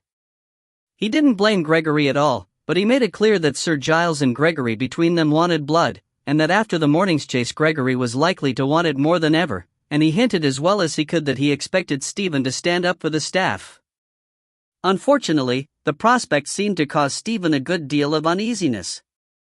With a directness unusual in him, he pressed the central question. "Do you mean," he said, "that my father will want me to get rid of you?" "I think it is possible," Kenneth answered. "If ever a man wanted the tongue of his dog to be red with my blood, it was Giles Tumulty. That's the kind of fellow he is." "Oh, Giles Tumulty," Stephen said. "I don't dismiss my people to please Giles Tumulty, Dot. He's a source of revenue," Kenneth pointed out. "And Mr. Gregory Persimmons will probably be rather annoyed himself." "My dear Mornington," Stephen said, looking at the papers on his table, "my father wouldn't dream of interfering, either with me or with the staff, especially any of his old staff." He heard his own voice so unconvincingly that he walked over to the window and looked out. He felt his possession, his business and occupation and security, beginning to quiver around him as he considered the foreboded threat. He knew that he was incapable of standing up against his father's determination, but he knew also that the determination would not have to be called into play. The easier method of threatening his financial stability would be used.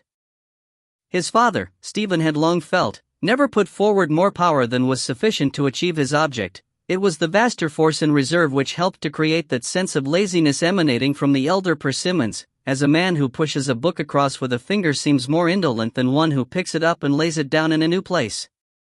But an attack on Mornington roused alarm in Stephen on every side. His subordinate was as far indispensable to the business as anyone ever is. He was personally sympathetic, and Stephen was very unwilling to undergo the contempt which he felt the other would show for him if he yielded. Of the more obvious disadvantages of dismissal to Kenneth, Stephen in this bird's-eye view of the situation took little heed. "I can always get him another job," he thought, and returned to his own troubles. Kenneth in these few minutes' silence realized that he would have to fight for his own hand, with the Grawl, figuratively, in it. "Well," he said, "I've told you about it, sir, so that if anything is said you may know our point of view." "Our," said Gregory's voice behind him, "meaning the Archdeacon and your other friend, I suppose?" Stephen jumped round. Kenneth looked over his shoulder. "Hello," the publisher said, I didn't expect you." Gregory looked disappointed. "Tut, tut," he said. "Now I hoped you always did. I hoped you were always listening for my step. And I think you are. I think you expect me every moment of the day. A pleasant thought, that. However, I only came down now to put a private telephone call through." He laid his hat and gloves on the table. Kenneth was unable to resist the impulse. "A new hat, I'm afraid, Mr. Persimmons," he said. "And new gloves." The chief constable, of course, had them. Gregory, sitting down, looked sideways at him. "Yes," he said, "we shall have to economize somehow. Expenses are dreadfully heavy. I want to go through the salary list with you in a few minutes, Stephen." "I'll send for it," Stephen said, with a nervous smile. "Oh, I don't think you need," Gregory answered. "Only a few items, perhaps only one today. In fact, we could settle it now, I mean Mr. Kenneth Mornington's item. Don't you think we pay him too much?" "Ha, ha," Stephen said, with a twisted grin. "What do you say, Mornington?" Kenneth said nothing, and Gregory in a moment or two went on, "That is immaterial. In fact, the salary itself is immaterial. He is to be dismissed as a dishonest employee." "Really?" Stephen said. "Father, you can't talk like that, especially when he's here." "On the contrary," Kenneth said, "he can quite easily talk like that. It's a little like Sir Giles certainly, but your father, if I may say so, sir, never had much originality. Charming, no doubt, as a man, but as a publisher, third-rate. And as for dishonesty..." Gregory allowed himself to smile. "That," he said, "is vulgar abuse. Stephen, pay him if you'd rather and get rid of him, but..." "There is such a thing as wrongful dismissal," Kenneth remarked. "My dear fellow," Gregory said, "we're reducing our staff in consequence of my returning to an active business life. Did you speak, Stephen? And you suffer. And your present employer and I between us can make it precious difficult for you to get another job. However, you can always sponge on the Duke or your clerical friend." "Stephen." "I won't," Stephen said, "the thing's ridiculous. Just because you two have quarreled." "Mr. Stephen Persimmons featuring the bluff employer," his father murmured. He got up, went over to the publisher, and began whispering in his ear, following him as he took a few steps and halted again. Kenneth had an impulse to say that he resigned, and another to knock Gregory down and trample on him. He stared at him, and felt a new anger rising above the personal indignation he had felt before. He wanted to smash, he wanted to strangle Gregory and push him also underneath Lionel's desk. For the sake of destroying he desired to destroy. The contempt he had always felt leapt fierce and raging in him, till now it had always dwelt in a secret house of his own, if anything, calming his momentary irritations. But now it and anger were one. He took a blind step forward, heard Stephen exclaim, and Gregory loose a high cackle of delight. "God, he likes it," he thought to himself, and pulled madly at his emotions. "Sweet Jesus," he began, and found that he was speaking aloud. Gregory was in front of him. "Sweet Jesus," his voice said jeeringly. "Sweet filth, sweet nothing." Kenneth struck out, missed, felt himself struck in turn, heard a high voice laughing at him, was caught and freed himself, then was caught by half a dozen hands, and recovered at last to find himself held by 2 or 3 clerks, Stephen shuddering against the wall, and Gregory opposite him, sitting in his son's chair. "Take him away and throw him down the steps," Gregory said, and, though it was not done literally, it was effectively. Still clutching the proofs of sacred vessels, Kenneth came dazedly into the street and walked slowly back to Grosvenor Square. When he reached it, he found the Duke and the Archdeacon were both out, and Thwaites on guard in the Duke's private room. The Duke returned to dinner, at which he found Kenneth a poor companion. The Archdeacon returned considerably later, having been detained on ecclesiastical business first. "I had to come up anyhow," he explained, "this afternoon, so Mr. Persimmons didn't really disarrange me, and secondly by a vain search for the bishop." The three went to the Duke's room for coffee, which however, was neglected while Kenneth repeated the incidents of the afternoon.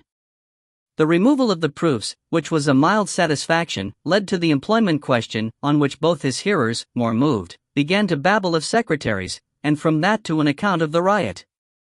When Kenneth came to repeat, apologetically, Gregory's cries, the Duke was startled into a horrified disgust. The Archdeacon smiled a little. "I'm sorry you let yourself go so," he said. "We must be careful not to get like him." "Sorry?" the Duke cried. "After that vile blasphemy? I wish I could have got near enough to have torn his throat out."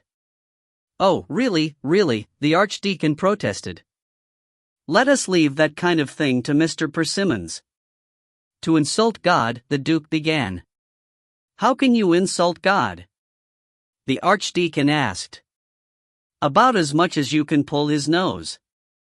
For Kenneth to have knocked Mr. Persimmons down for calling him dishonest would have been natural, a venial sin, at most. For him to have done it in order to avenge God would have been silly, but for him to have got into a blurred state of furious madness is a great deal too like Mr. Persimmons's passions to please me. And I am not at all clear that Mr. Persimmons doesn't know it. We must keep calm. His mind's calm enough. At least, Mornington said, we're pretty certain now. And with the word they all turned and looked at the grawl which the Duke, when they entered, had withdrawn from the safe. In a minute the Duke, crossing himself, knelt down before it. Kenneth followed his example. The Archdeacon stood up. Under the concentrated attention the vessel itself seemed to shine and expand.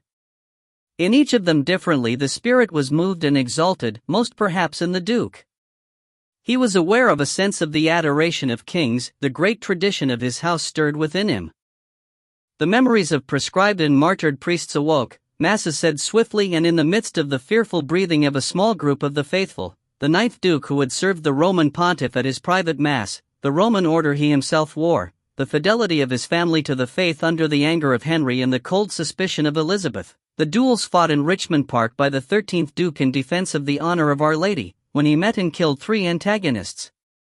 Consecutively, all these things, not so formulated but certainly there, drew his mind into a vivid consciousness of all the royal and sacerdotal figures of the world adoring before this consecrated shrine. "Jesu, rexati sacerdos," he prayed. Kenneth trembled in a more fantastic vision.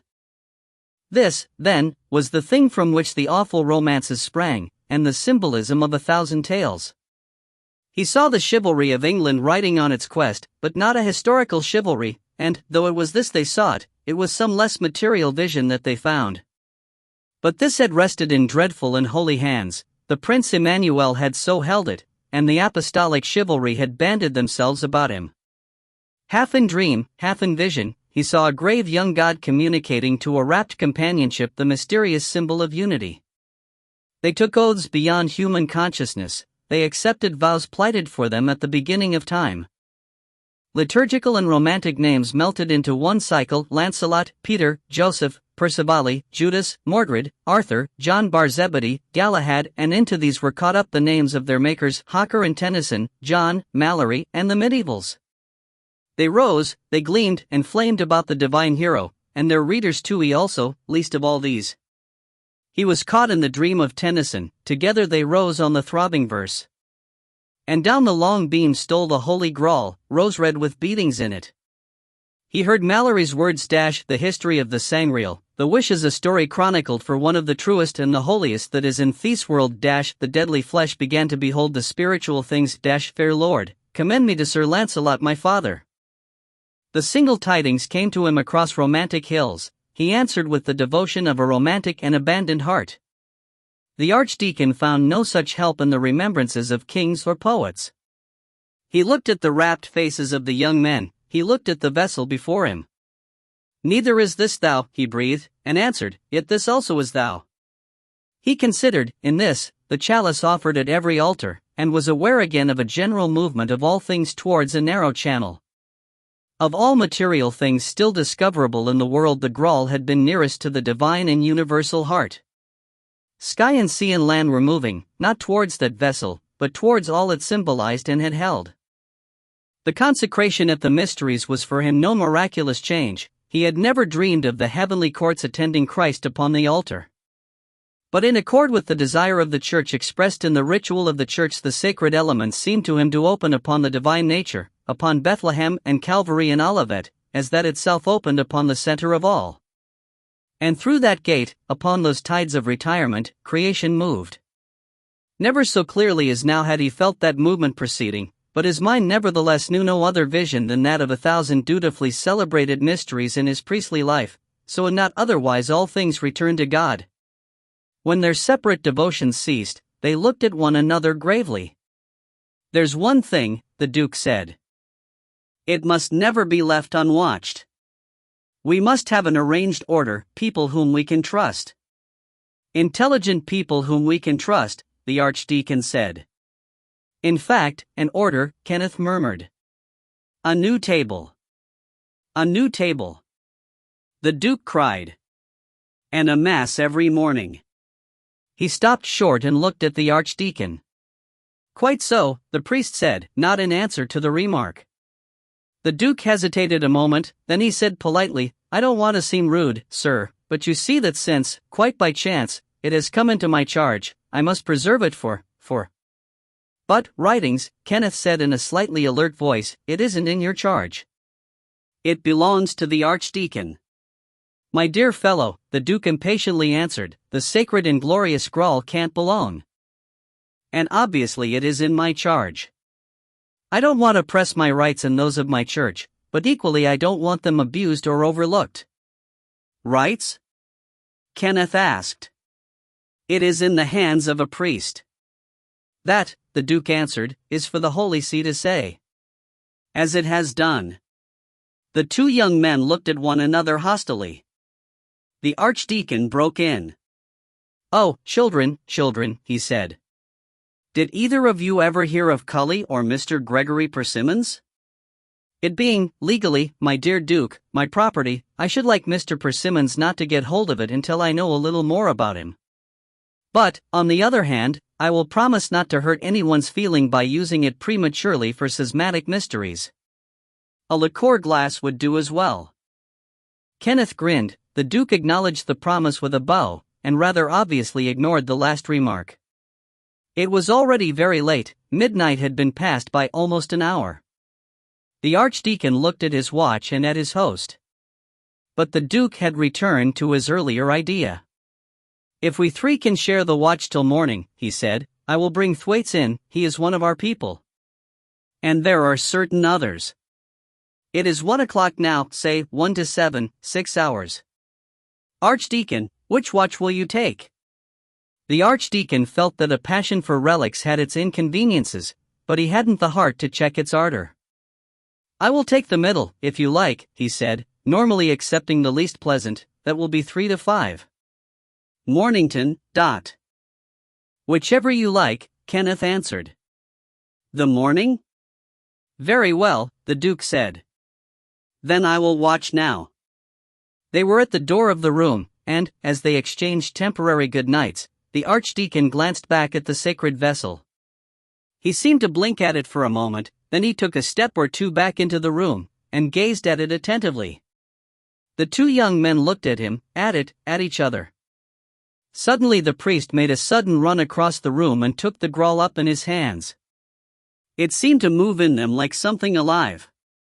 He felt as if a continuous slight shifting of all the particles that composed it were proceeding, and that blurring of its edges which had first caught his eyes was now even more marked. Close as he held it, he felt strangely uncertain exactly where the edge was, exactly how deep the cup was, how long the stem. He touched the edge, and it seemed to have a curious softness, to give under his finger. The shape did not yield to his grasp, but it suggested that it was about to do so.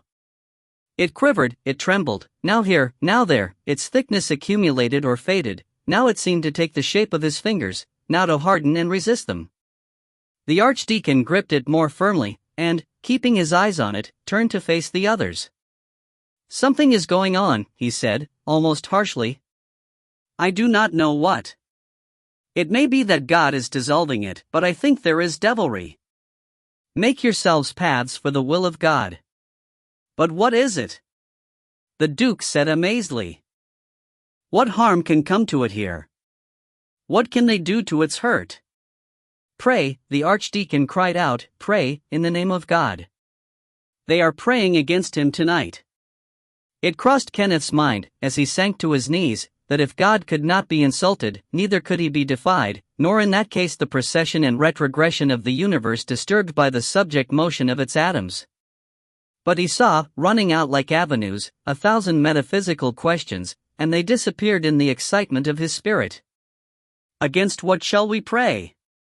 the Duke cried. "Against nothing," the Archdeacon said. "Pray that he who made the universe may sustain the universe, that in all things there may be delight in the justice of his will." But a profound silence followed, out of the heart of which there arose presently a common consciousness of effort. The interior energy of the priest laid hold on the less trained powers of his companions and directed them to its own intense concentration. Fumbling in the dark for something to oppose, they were, each in secrecy, subdued from that realm of opposition and translated to a place where their business was only to repose. They existed knit together, as it were, in a living tower built up round the sacred vessel, and through all the stones of that tower its common life flowed. Yet to all their apprehensions, and especially to the priest's, which was the most vivid and least distracted, this life received and resisted an impact from without. The tower was indeed a tower of defense, though it offered no aggression, and resisted whatever there was to be resisted merely by its own immovable calm. Once or twice it seemed to the Duke as if he heard a soft footprint behind him just within the room, but he was held too firmly still even to turn his head. Once or twice on Kenneth there intruded a sudden vision of something other than this passivity, a taunt, unspoken but mocking, moved just beyond his consciousness, a taunt which was not his, but arose somehow out of him. Sudden phrases he had used in the past attacked him: "The world can't judge, man chooses between mania and folly, what a fool Stephen is." In the midst of these the memory of the saying about every idle word obtruded itself. He began to justify them to himself, and to argue in his own mind. Little by little he became more and more conscious of his past casual contempt, and more disposed to direct a certain regretful attention to it. The priest felt the defense weaken, he did not know the cause, but the result was there. The Graal shook in his hands. He plunged deeper into the abysmal darkness of divinity, and as he did so heard, far above, his own voice crying "Pray." Kenneth heard, and knew his weakness. He abolished his memories, and, so far as was possible, surrendered himself to be only what he was meant to be.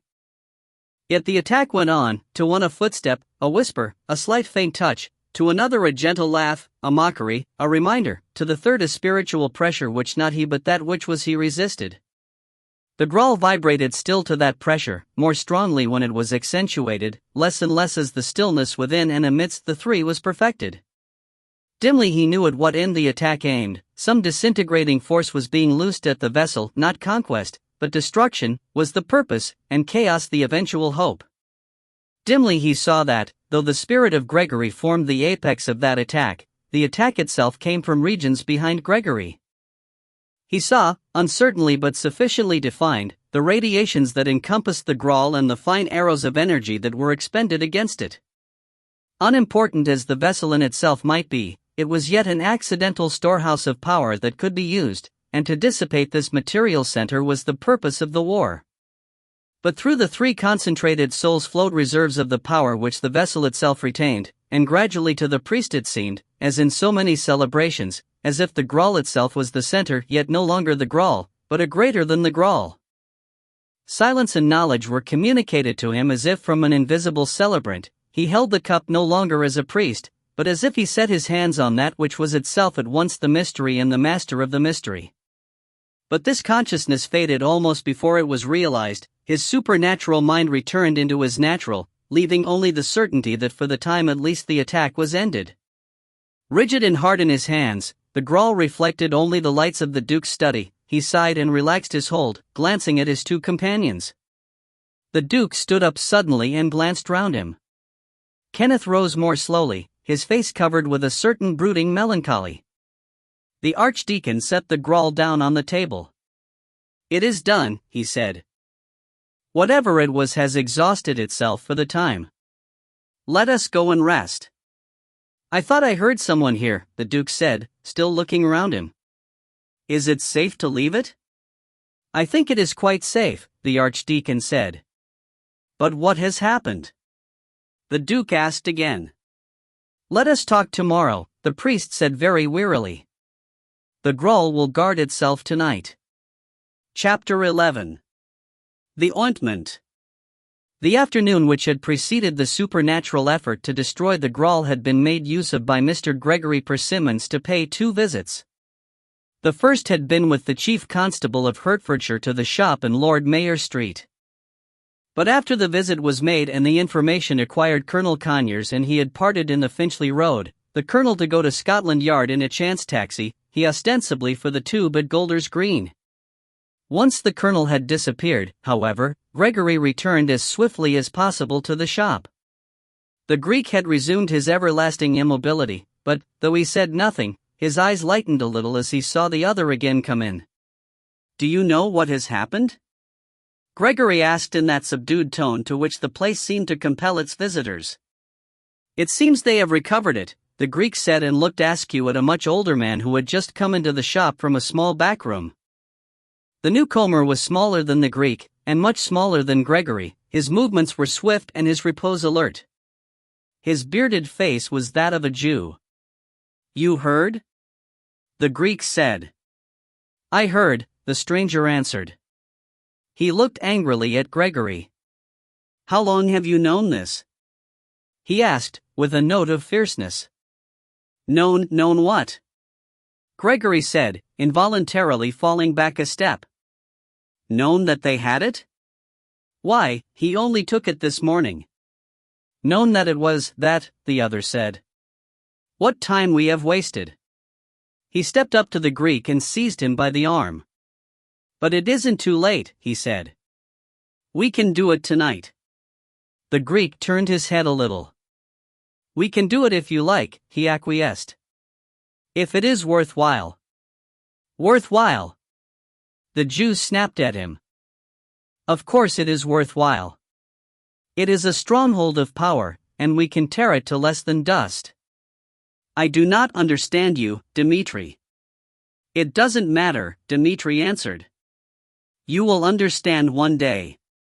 There will be nothing else to understand." The other began to speak, but Gregory, whom his last words had brought suddenly back to the dirty discolored counter, said suddenly, but still with that subdued voice, "What do you mean? Tear it to dust? Do you mean that? What are you going to do?" The others looked over at him, the Jew scornfully, the other with a faint amusement. The Greek said, "Manasseh and I are going to destroy the cup." "Destroy it!" Gregory mouthed at them. "Destroy it! But there are 100 things to do with it. It can be used and used again. I have made the child see visions in it. It has power." "Because it has power," the Jew answered, leaning over the counter and whispering fiercely, "it must be destroyed. Don't you understand that yet? They build and we destroy. That's what levels us, that's what stops them. One day we shall destroy the world. What can you do with it that is so good as that? Are we babies to look to see what will happen tomorrow or where a lost treasure is or whether a man has a gluttonous heart? To destroy this is to ruin another of their houses, and another step towards the hour when we shall breathe against the heavens and they shall fall. The only use in anything for us is that it may be destroyed." Before the passion in his tones Gregory again fell back. But he made another effort. "But can't we use it to destroy them?" he asked. "See, I have called up a child's soul by it and it answered me. Let me keep it a little while to do a work with it." "That's the treachery," the Jew answered. "Keep it for this, keep it for that. Destroy it, I tell you, while you keep anything for a reason you are not wholly ours. It shall tremble and fade and vanish into nothingness tonight." Gregory looked at the Greek, who looked back impassively. The Jew went on muttering. At last Dmitri, putting out a slow hand, touched him, and the other with a little angry tremor fell silent. Then the Greek said, looking past them, "It is all one, in the end it is all one. You do not believe each other and neither of you will believe me. But in the end there is nothing at all but you and that which goes by. You will be sick at heart because there is nothing but a passing, and in the midst of the passing a weariness that is you. All things shall grow fainter, all desire cease in that sickness and the void that is about it. And this, even for me, is when I have only looked into the bottomless pit. For my spirit is still held in a place of material things. But when the body is drawn into the spirit, and at last they fall, then you shall know what the end of desire and destruction is.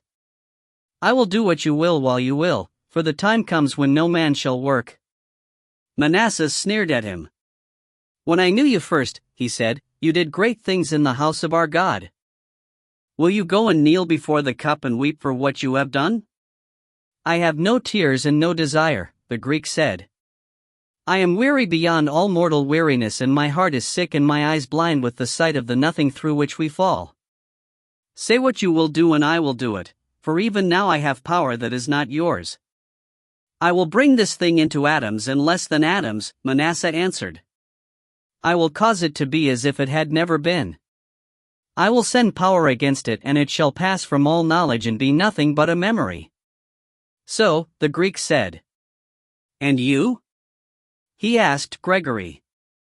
I will help you, then, Gregory answered, a little sullenly, if it must be done. No, you shall not help us, Manasseh said sharply, for in your heart you desire it still, but let him that desires to possess seek to possess, the Greek commanded, and him that desires to destroy seek to destroy. Let each of you work in his own way, until an end comes, and I who will help the one to possess will help the other to destroy, for possession and destruction are both evil and are one. But alas for the day when none shall possess your souls, and they only of all things that you have known cannot be destroyed forever. He stood upright. Go, he said to Gregory, and set your traps. Come, to Manasseh, and we will think of these things. But Manasseh delayed a moment. Tell me, he said to Gregory, of what size and shape is the cup? Gregory nodded towards the Greek. I brought the book up last Saturday with the drawing in, he said. You can see it there. But why should I try to recover it if you are going to destroy it? The Greek answered him. Because no one knows what the future may bring to your trap, because till you prepare yourself to possess you cannot possess. Because destruction is not yet accomplished. Gregory, brooding doubtfully, turned, and went slowly out of the shop. He went on to his son's office, and there, inflamed with a certain impotent rage at the destruction threatened to that which he had spent some pains to procure, eased it by doing all he could to destroy Kenneth's security. After which he banished Stephen from the room, and talked for some time on the telephone to Ludding at Cully. It was in pursuance of the instructions then received that Ludding the next morning strolled down to the rectory. In a neat chauffeur's uniform, clean-shaved and alert, he presented so different an appearance from that of the bearded tramp who had called on the Archdeacon a month earlier that Mrs. Luck-Sparrow, even had the time been shorter, would not have recognized him. He had come down, it appeared, on a message from Mr. Persimmons to the Archdeacon. The Archdeacon isn't at home, Mrs. Luck-Sparrow said. I'm sure I'm sorry you've had your trouble for nothing. No trouble, ma'am, Ludding answered. Indeed, as things have turned out, it's given me more pleasure than if he had been. His bow pointed the remark. Well, said Mrs. Luck-Sparrow, I won't deny but what it's a pleasure to see someone to speak to, we being rather out of the way here except for clergymen and tramps, and naturally the clergy don't come and talk to me, not but what some of them are nice enough in their way. Why, we've had the bishop here before now, and a straightforward, pleasant-speaking gentleman too, though a bit on the hurried side, always wanting to get on somewhere else and do the next thing. I don't hold with it myself, not so much of it. What's done too quick has to be done twice, my mother used to say, and she had 11 children and 2 husbands, though most of them was before I was born, being the youngest. Many's the time she said to me, Lucy, my girl, you've never dusted that room yet, I'll be bound at. She stopped abruptly, a habit arising from a natural fear which possessed her when in attendance on the Archdeacon and his clerical visitors that she might be talking too much. But the sudden silence substituted for a gentle flow of words was apt to disconcert strangers, who found themselves expected to answer before they had any idea they had finished listening. Ludding was caught so now, and had to say in some haste, Well, I'd rather trust you than a bishop, Mrs. Luck-Sparrow. Oh, no, the housekeeper answered, I don't think you should say that, Mr. Ludding, for they're meant to teach us, though they're, again, my schoolmistress used to say, take your time, girls, take your time, though mostly over maps. Yes, Ludding said, prepared this time. And I suppose you don't know when the Archdeacon will be back. I expect he takes his time. He laughed gently. If he was married, I expect he'd have to be back sooner. If he was married, Mrs. Luck-Sparrow said, he wouldn't do a lot he does now. He's brought women home before now. Well, it's not right to talk of it, Mr. Ludding, for fear of giving him a bad name, though he meant them nothing but good, little as they deserved it, and sometimes he never goes to bed at all, up in the church all night, when he thinks I'm asleep. If it wasn't that he can't eat pork, I'd think he wasn't human, for I like a bit of pork, and it comes hard never being able to have it, for, of course, 2 joints is what I couldn't think of, and it's bad enough never daring to mention it or I believe it'd slip out, and then he'd go and buy a pig and have it sent home, all for a chop or 2, but as for coming back, that I couldn't say, with only a telegram to say detained tonight, meaning yesterday, though, if it was anyone dying or anything. There's Mr. Batesby here. It wasn't really important, Ludding said, only that Mr. Persimmons thought he'd like some fruit and flowers for the harvest festival, and wanted to know when it was likely to be. Second Sunday in September, Mrs. Luck-Sparrow said, at least it was last year. But there is Mr. Batesby, and he'd know if anyone did, outside the Archdeacon. Ludding looked over his shoulder to see Mr. Batesby emerging from the churchyard gate in the company of a stranger, a young man in a light grey suit and soft hat who was strolling carelessly by the priest's side. Mrs. Luck-Sparrow looked also, and said suddenly, why, it's a Chinaman. He's got those squinting eyes the Chinaman had when he stopped with the Archdeacon 2 years ago, rather as if there was only one Chinaman in the world.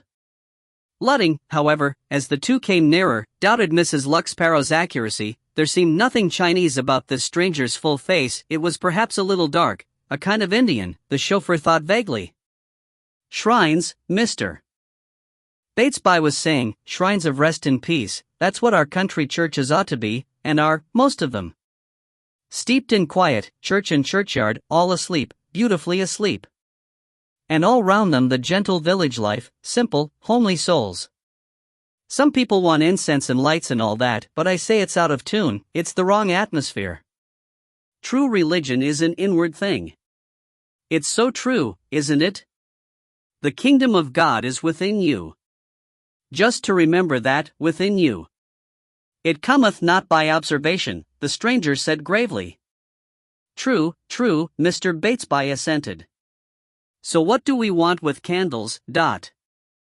They reached the door, and he looked inquiringly at Ludding, who explained his errand, and added that he was sorry the Archdeacon wasn't at home and was it known when he would be back? Mr. Batesby shook his head. Not to a day or 2, he said. Gone on good works, no doubt. Make hay while the sun shineth, for the night cometh, and then, feeling dimly uncertain of this quotation, went on hastily, we must all do what we can, mustn't we? Each in our small corner. Little enough, no doubt, just a car, he looked at Ludding, or a kitchen, he looked at Mrs. Luck-Sparrow, or something, he ended, looking at the stranger, who nodded seriously, but offered no enlightenment for a moment. Then, as if in pity at Mr. Batesby's slightly obvious disappointment, he said, I have been a traveler. Ah, yes, to be sure, the priest answered. A broadening life, no doubt. Well, I venture to think you have seen nothing better than this in all your travels. He indicated church and garden and fields. Not, of course, that the serpent isn't here too. The old serpent. But we crush his head. And your heels? The stranger asked. Mr. Batesby took a moment to grasp this, and then said, gently smiling. Yes, not always unstung, I fear. Why, the Archdeacon here was assaulted only a few weeks ago in broad daylight. Scandalous. If it hadn't been for a good neighbor of ours, I don't know what might have happened. Why, you were there too, Ludding, weren't you? Were you? The stranger asked, looking him in the face. I was, Ludding said, almost sullenly, if it's any business of yours. I think perhaps it may be, the stranger said softly. I have come a long journey because I think it may be. He turned to Mr. Batesby. Good day. I am obliged to you, he said, and turned back to Ludding. Walk with me, he went on casually. I have a question to ask you. "Look here," the chauffeur said, moving after him, "who the hell do you think you are, asking me questions?" "If you want." "It is a very simple question," the stranger said. "Where does your master live?" "Anyone will tell you," Ludding answered reluctantly and almost as if explaining to himself why he spoke. "At Cully over there." "But he isn't there now." "He is perhaps in London with the Archdeacon?" the stranger asked. "No, don't lie, it doesn't matter. I will go up to the house." "He isn't there, I tell you," Ludding said, standing still as if he had been dismissed. "What the devil's the good of going to the house? We don't want chinks hanging round up there, or any other kind of nigger. D'ye hear me? Leave it alone, can't you? Here, I'm talking to you, God blind you. You let Mr. Persimmons alone." As the stranger drew farther away, his voice became louder and his words more violent, so that Inspector Calhoun, who was allowing himself a few days in the village, partly out of his holiday, partly in a kind of desperate wonder whether Cully would yield any suggestions, came round a turn in the road on his way from the station to see a man standing still and shouting after an already remote figure. "Anything wrong?" he asked involuntarily. Ludding turned round furiously. "Yes," he said, "you're wrong. Who asked you to blink your fat eyes at me, you flat-nosed, fat-bellied louse?" The inspector considered the uniform. "You take care, my man," he said. "Christ almighty!" Ludding yelled at him, "If you don't get off, I'll smash your—" Calhoun stepped nearer. "Say another word to me," he said, "you jumping beer barrel, and I'll knock you into the middle of Gehenna." The prospect of being able to repay someone connected with a Persimmons for all that he had gone through was almost delightful. Nevertheless, he hardly expected the chauffeur to make such an immediate rush for him as he did. He defended himself with strength enough to make aggression an imperceptible sequence, and succeeded in drawing Ludding to one side of the road, until he unexpectedly crashed into the ditch behind him. Calhoun stepped back a pace. "Come out if you like," he said, "and let me knock you into it again." It was upon the chauffeur scrambling furiously out of the ditch that Mr. Gregory Persimmons looked when he in turn, a little later than the inspector, being a slower walker, came along the road from the station.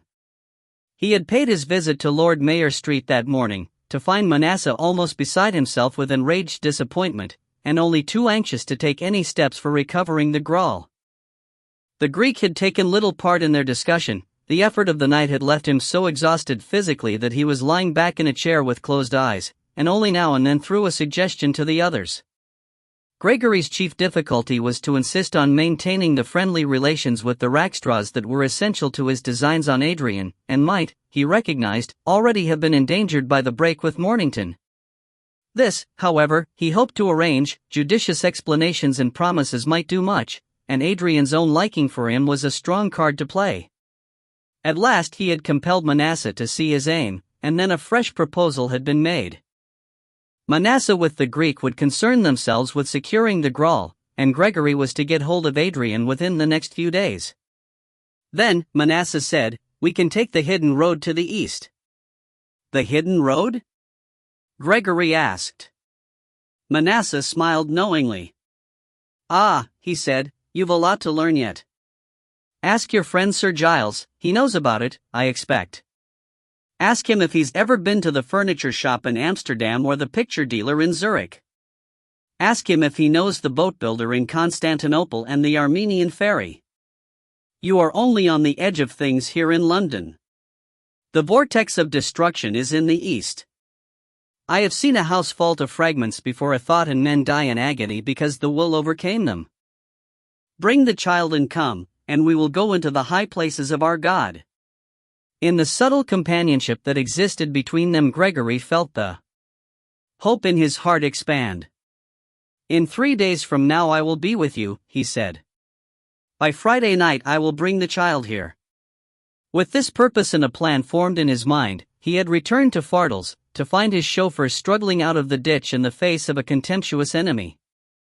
When Ludding saw his employer, he came to the road with a final effort and paused rather ridiculously. The inspector saw the hesitation and looked round at Gregory, realizing that the odds were in favor of its being Gregory. He took the initiative. "Mr. Persimmons?" he asked. "I am Mr. Persimmons," Gregory answered mildly. "I suspect this man is your chauffeur," the inspector said, and, as Gregory nodded, went on, "I'm sorry to have been obliged to knock him down. I found him shouting out in the roadway, and when I asked if anything was wrong he was first grossly rude and then attacked me. But I don't think he's hurt." "Hurt?" Ludding broke out, and was checked by Gregory's lifted hand. "I'm sorry," Persimmons said. "If by any chance it should happen again, pray knock him down again." "No offense intended to you, sir," the inspector said. He thought for a moment whether he would make an attempt to enter into conversation with the other, but decided against it. He wanted, so far as he had a clear wish, to pick up opinion in the village first. So, with a casual inclination of the head, he started off down the road. Persimmons looked at Ludding. "And now perhaps you will explain," he said. "Dear me, Ludding, you are letting this temper grow on you. You must try and control it. Why, you might be attacking me next, mightn't you?" He moved a little nearer. "Answer me, you swine, mightn't you?" "I don't know why I hit him, sir," Ludding said unhappily. "It was the other man who irritated me." "The other man? What other man?" Persimmons asked. "Are you blind or drunk, you fool?" Ludding made an effort to pull himself together. "It was a young man, sir, in a grey suit. Asked after you and where you lived, and went off up to Cully. He made me see red, sir, and I was shouting after him when this fellow came up, but—" "A young man," Gregory said, "wanting to see me? This is very curious. And you didn't know him, Ludding?" "Never seen him before, sir," Ludding answered. "He looked rather like an Indian, I thought." Gregory's mind flew to what Manasseh had said of the hidden way to the east. Was this anything to do with it? What possibilities, what vistas, might be opened? Whatever throne existed there, and into that path he had followed so long and so painfully, would it not welcome him, coming with the grawl in one hand and the child for initiation in the other? He quickened his steps. "Let us see this young man," he said, and hastened on to Cully.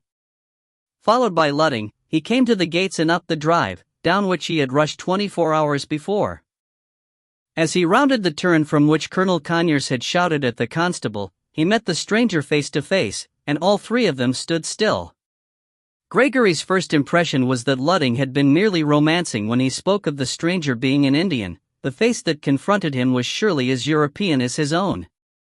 There was something strange about it, but it was a strangeness rather of expression than of race, a high, contained glance that observed an unimportant world. The eyes took him in and neglected him at once, and together with him took in the whole of the surroundings and dismissed them also as of small worth. One hand carried gloves and walking stick, the other, raised to the level of the face, moved lazily forward now and then as if to wave away some sort of slight unpleasantness, and every now and then also nostrils were wrinkled a little as if at some remote but objectionable smell that floated in the air.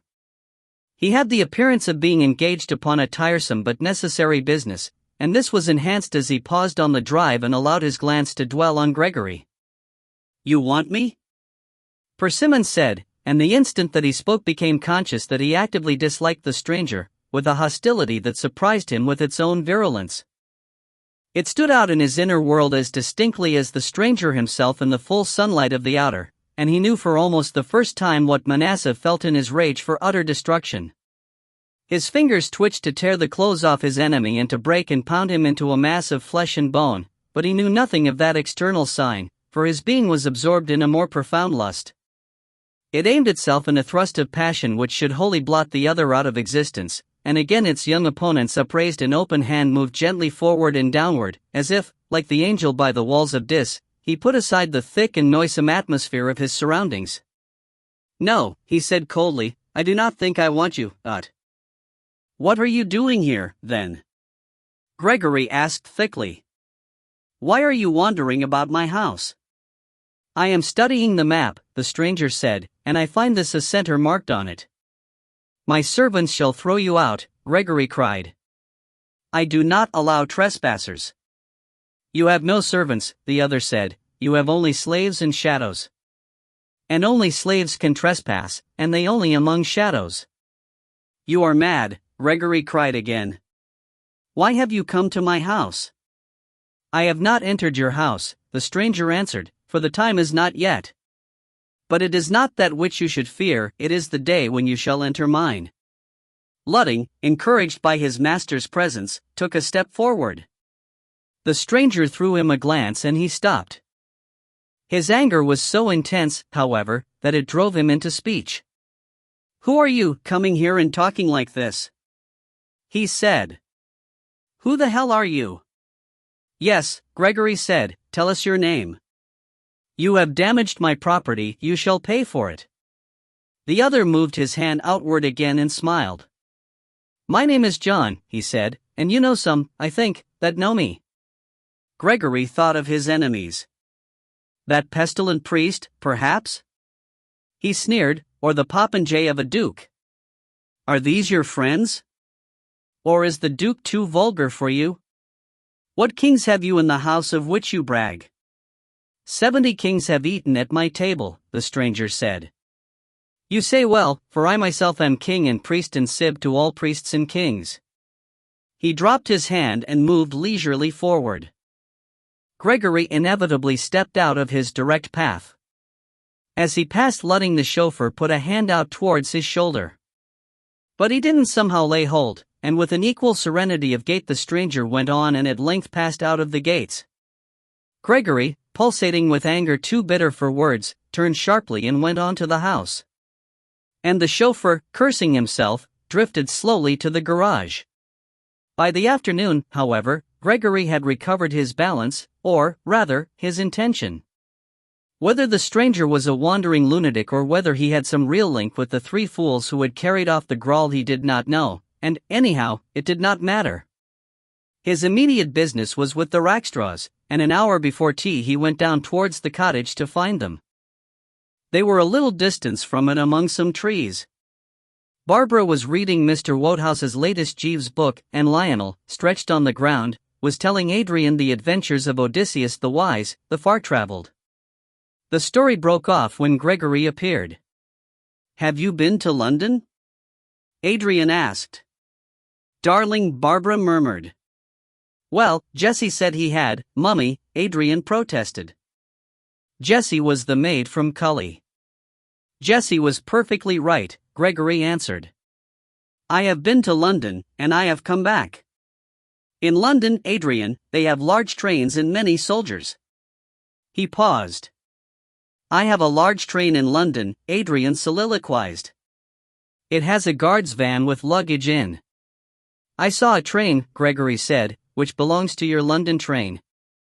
It asked to be taken to Adrian because it belonged to him. What, another train? A train I haven't seen? Adrian asked, large-eyed. A train you haven't seen, but it belongs to you, Gregory answered seriously. Everything belongs to you, Adrian. You are the lord of the world if you like. One day, if you like, I will give you the world. After this week I could almost believe that, Mr. Persimmons, Barbara said. What would you do with the world, Adrian? Adrian considered. I would put it in my train, he said. Where is the train I haven't seen? He asked Gregory. Up at the big house, Gregory answered. Let's all go up there to tea, shall we? And after tea you shall see the train. It's gone to sleep now, and it won't be awake till after tea, he explained gravely. Adrian took his hand. Shall we go? He said, and pulled anxiously to lead the way. Let us go, Gregory assented, and looked back laughing over his shoulder. Will you come? He cried. Barbara stretched out her hands, and Lionel pulled her to her feet. I just want to shimmer up, like Jeeves, not walk, she said. Do you like Jeeves, Mr. Persimmons? Jeeves? Gregory asked.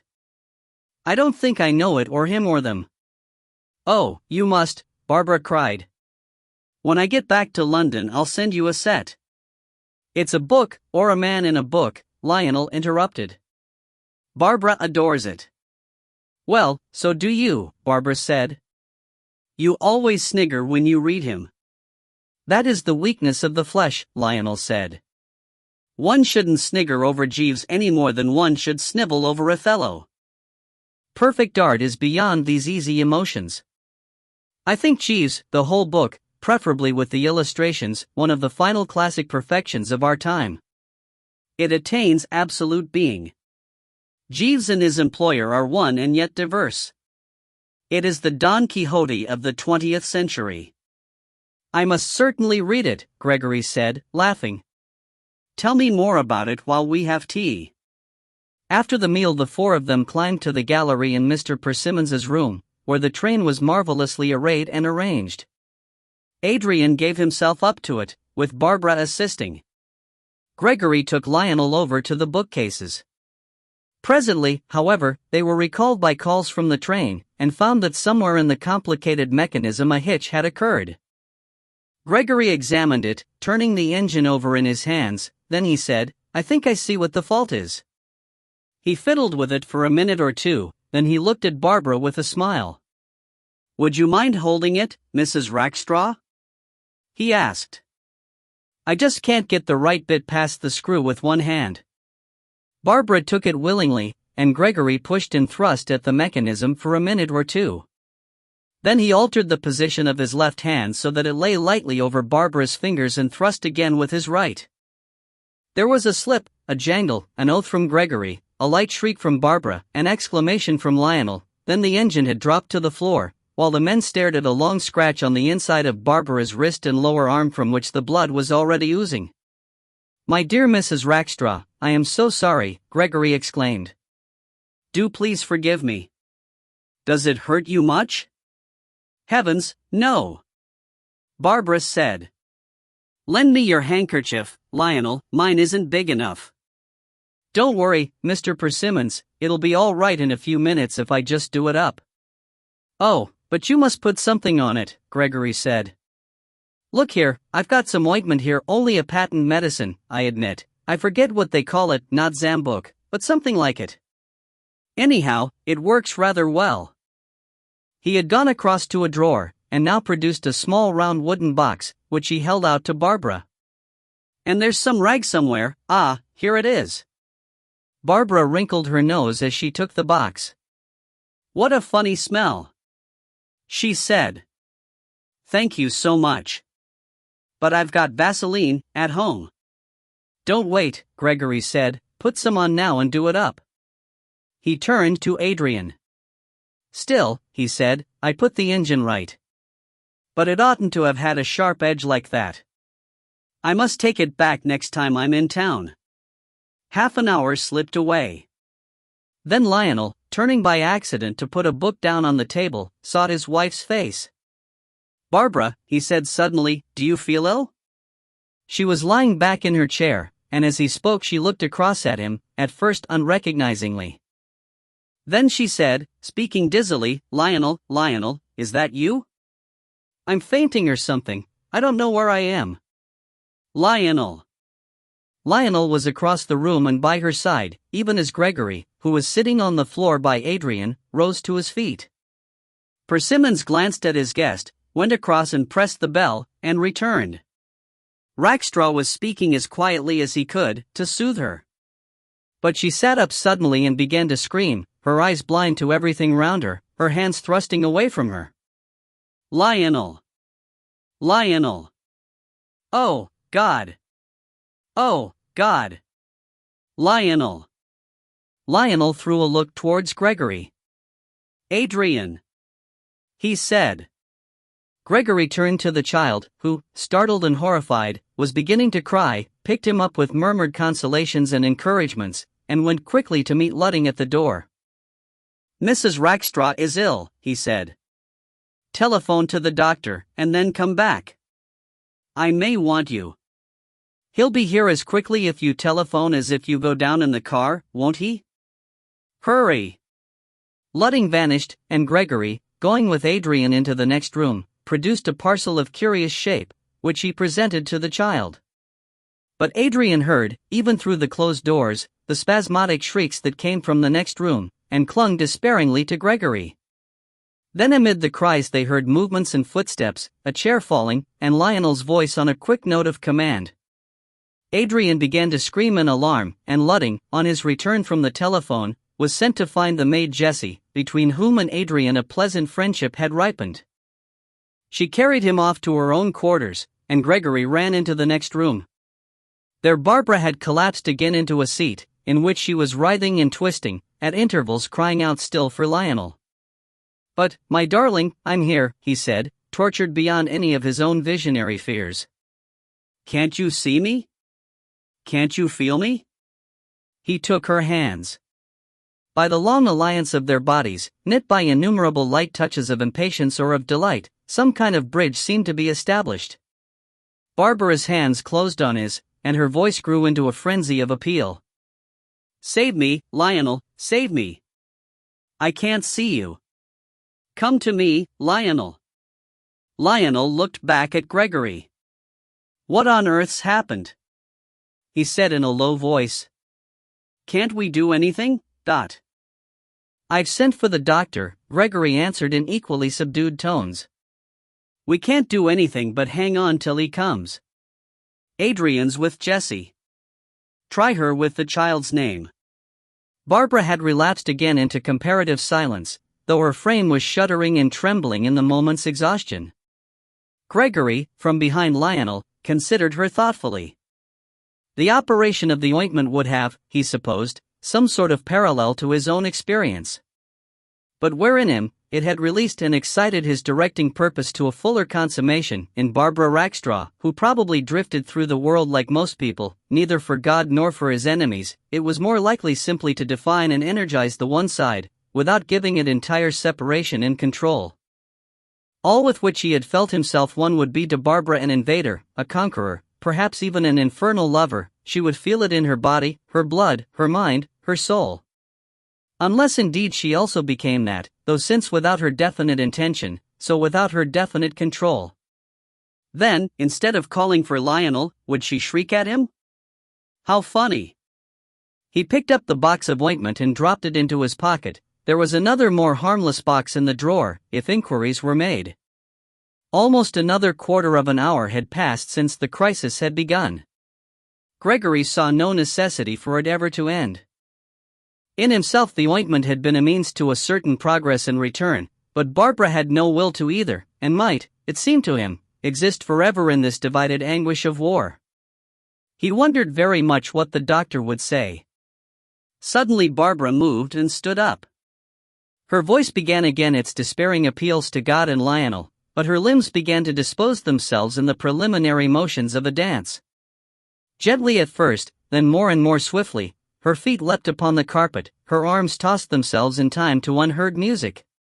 Lionel made an effort to stop her, throwing one arm round her waist and catching her hands with the other. Before his movement was complete she broke his hold and sent him staggering across the room. Gregory's heart beat high. This then was the outer sign of the inner dance he had himself known. The ointment had helped him to seal his body while his soul entered ecstasy. But here the ointment gave the body helpless to the driving energy of the adversary, and only through the screaming mouth a memory that was not conquered cried out to her lover and to her God. Gregory heard a movement outside the door. There was a tap. But he was too absorbed to speak. Then the door opened and the village doctor stood in the opening. At the same moment, as if she had waited for it, Barbara, still moving in that wild dance, threw up her hand and, carelessly and unconsciously tore open her light frock and underwear from the breast downwards. It hung, a moment, ripped and rent, from the girdle that caught it together, then it fell lower, and she shook her legs free without checking the movement of the dance. Even Gregory was not very clear afterwards what had then happened. It had needed the three of them to bring her into some sort of subordination, and to bind her with such material as could be obtained. The doctor's next act was to inject morphia, a proceeding which Gregory watched with considerable pleasure, having his own views on what result this was likely to bring about. She was carried into one of the spare rooms at Cully, and Lionel took up his station there also. They'll put another bed in presently, Gregory told him. And my man Ludding will sleep in the next room, so if you want anything ask him. Good heavens, it's not 7 yet. Now, about Adrian, he shall sleep in my room if he likes, that will distract him, and he'll feel important. Hush, hush, my dear fellow, we must all do what we can. The doctor's coming in again later. The doctor indeed, after asking a few questions, and looking at the box of harmless ointment, had been glad to get away and think over this unusual patient. Gregory, having made inquiries, found that Adrian was out in the gardens with Jessie, and strolled out to find them, just preventing himself from whistling cheerfully in case Lionel should hear. It occurred to him that it would be pleasant before the child went to bed to see if anything could be discovered about the stranger who had disturbed him earlier, but whom, warm with his present satisfaction, he was inclined to neglect. Still, he suggested, therefore, to Adrian, who had allowed himself to be persuaded how delightful it would be to sleep in his uncle's own room, and that his mother had better be left alone that evening, that another game at hidden pictures would be pleasant. The cup they had used before was not, it seemed, possible, but there were other means. Installed therefore on a chair in front of a table bearing a shining black disc arranged in a sloping position, Adrian said anxiously, "Now ask me what I can see." Gregory leant back in his chair opposite, fixed his eyes on Adrian, made an image of the stranger in his mind, and said slowly, "Can you see a tall man, with a gray suit on, and a soft hat?" He imposed the image on the child's mind. With hardly any hesitation Adrian answered, "Oh, yes, I can see him. He's on a horse, and ever so many other people are all round him on horses, with long, long sticks. They're all riding along." "Oh, it's gone." Gregory frowned a little. A cavalry regiment? Was his visitor merely a lieutenant in the Lancers? He concentrated more than ever. "What is he doing now?" he asked. "He's sitting on cushions," Adrian poured out raptly. "And there's a man in red and a man in brown. They're both kneeling down. Oh, they're giving him a piece of paper. Now he's smiling, now they're going. It's gone again," he ended in a tone of high delight. Gregory brooded over this for some minutes. "Where does he come from?" he asked. "Can you see water or trains?" "No," said Adrian immediately, "but I can see a lot of funny houses and a lot of churches too." "He's coming out of one of the churches. He's got a beautiful, beautiful coat on. And a crown. And there are a lot of people coming out with him, and they've all got crowns and swords. And flags. Now he's on a horse and there are candles all round him and funny things going round in the air and smoke. Oh, it's gone." Gregory, as delicately and as soon as possible, broke off the proceedings. There was something here he didn't understand. He sent Adrian off to bed with promises of pleasant amusements the next day, and himself, after a short visit to Lionel, went out again into the grounds to await the doctor's second call. Barbara, it seemed, was lying still. He wondered what exactly was happening. If the morphia was controlling her limbs, what about the energy that had wrung them? If it couldn't work outward, was it working inward? Was the inner being that was Barbara being driven deeper and deeper into that flow of desire which was the unity and compulsion of man? What an unusual experience for a charming young housewife of the 20th century. And perhaps she also would not be able to return. Chapter 12. The third attempt on the Graal. Lionel Rackstraw leant by the open window and looked out over the garden. Behind him Barbara lay, in stillness and apparent sleep. Below him at some distance Mr. Gregory Persimmons contemplated the moon. In an ordinary state of mind Lionel might have contemplated it too, as a fantasy less terrible than the sun, which appeared to him often as an ironical heat drawing out of the earth the noxious phantoms it bred therein. But the phantoms of his mind were lost in the horrible, and yet phantasmal, evil that had befallen him. His worst dreams were, if not truer than they had always been, that they could not be, at least more effectual and more omnipotent. The last barricade which material things offered had fallen, the beloved was destroyed, and the home of his repose broken open by the malice of invisible powers. Had she been false, had she left him for another, that would have been tolerable, probably, when he considered himself, he had always felt it. What was there about him to hold, in the calm of intense passion, that impetuous and adorable nature? But this unpredictable madness, without, so far as could be known, cause or explanation, this was the overwhelming of humanity by the spectral forces that mocked humanity. He gathered himself together in a persistent and hopeless patience. He took out his case and lit a cigarette mechanically. She, he supposed, would never smoke cigarettes again, or, if she did, it would never be the same. At the same time, that question of ways and means which is never far from the minds of the vast majority of the English at any moment, which poisons their sorrows and modifies their joys, which insists on being settled before any experience can be properly tasted, and, if unsatisfactorily settled, as it most frequently is, turns love and death into dancing parodies of themselves, which ruins personal relationship and abstract thought in pleasant hours, this question presented itself also to him. What about money? What about Adrian? What about their home? What about the future? He couldn't look after Adrian, he couldn't afford to keep Barbara and a housekeeper, besides, he couldn't, he supposed, have a housekeeper to live in the same house with Adrian and himself unless she were old enough. And how did you get old housekeepers, and what did you pay them? Barbara might get better, but obviously after such an attack she couldn't for a long time be left alone with Adrian, and if she didn't get better? She had an aunt somewhere in Scotland, a strong Calvinistic Methodist. Lionel cursed as he thought of Adrian growing up in a Calvinistic household. Not, his irony reminded him, that he wasn't something of a Calvinist himself, with his feeling about the universe, but his kind of Calvinism wouldn't want to proselytize Adrian, and the aunts would. He himself had no available relations, and his friends? Well, friends were all very well, but you couldn't dump a child on your friends indefinitely. Besides, his best friends, Kenneth, for instance, hadn't the conveniences. What a world! Mr. Persimmons, turning from the moon, looked up at the house, saw him, waved a hand, and walked towards the door. It crossed Lionel's mind that it would be very satisfactory if Adrian could stop at Cully. It was no use his saying that he had no right to think of it, his fancy insisted on thinking of it, and was still doing so when Gregory, entering softly, joined him at the window. "All quiet?" he asked in a low voice. "All quiet," Lionel answered bitterly. "It occurred to me," Gregory said, "I don't know, of course, but it occurred to me that you might be worrying over the boy." "You won't, will you?" "There's no need. He can stop with me, here or in London, as long as ever you like. He likes me and I like him."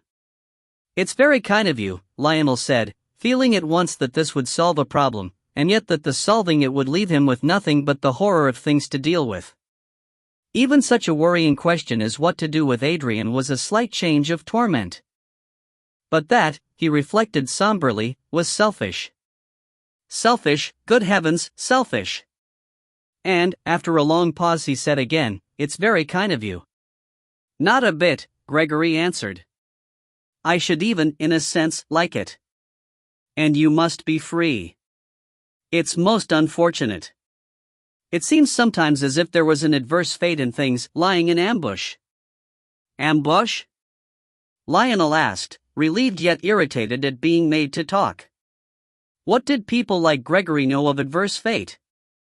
Not much ambush, I think. It's pretty obvious, once one's had a glimpse of the world. Religion normally has a mildly stupefying effect on the minds of its disciples, and this Gregory had not altogether escaped. He had thought it would give him half an hour's pleasant relaxation to worry Lionel, and he had not realized that Lionel was, even in his usual state, beyond this. He went on accordingly. There seems a hitch in the way things work. Happiness is always just round the corner. No hitch, surely, Lionel said. The whole scheme of things is malign and omnipotent. That is the way they work. There is none that doeth good, no, not one. It depends perhaps on one's definition of good, Gregory answered. There is at least satisfaction and delight. There is no satisfaction and no delight that has not treachery within it, Lionel said. There is always Judas, the name of the world that none has dared to speak is Judas. Gregory turned his head to see better the young face from which this summary of life issued. He felt perplexed and uncertain. He had expected a door and found an iron barrier. But, he said doubtfully, had Judas himself no delight? There is an old story that there is rapture in the worship of treachery and malice and cruelty and sin. Pooh, Lionel said contemptuously, it is the ordinary religion disguised, it is the church-going clerk's religion. Satanism is the clerk at the brothel. Audacious little middle-class cocksparrow. You are talking wildly, Gregory said a little angrily. I have met people who have made me sure that there is a rapture of iniquity, but there is a rapture of anything, if you come to that, Lionel answered, drink or gambling or poetry or love or, I suppose, Satanism. But the one certainty is that the traitor is always and everywhere present in evil and good alike, and all is horrible in the end. There is a way to delight in horror, Gregory said. There is no way to delight in the horrible, Lionel answered. Let us pray only that immortality is a dream. But I don't suppose it is, he added coldly.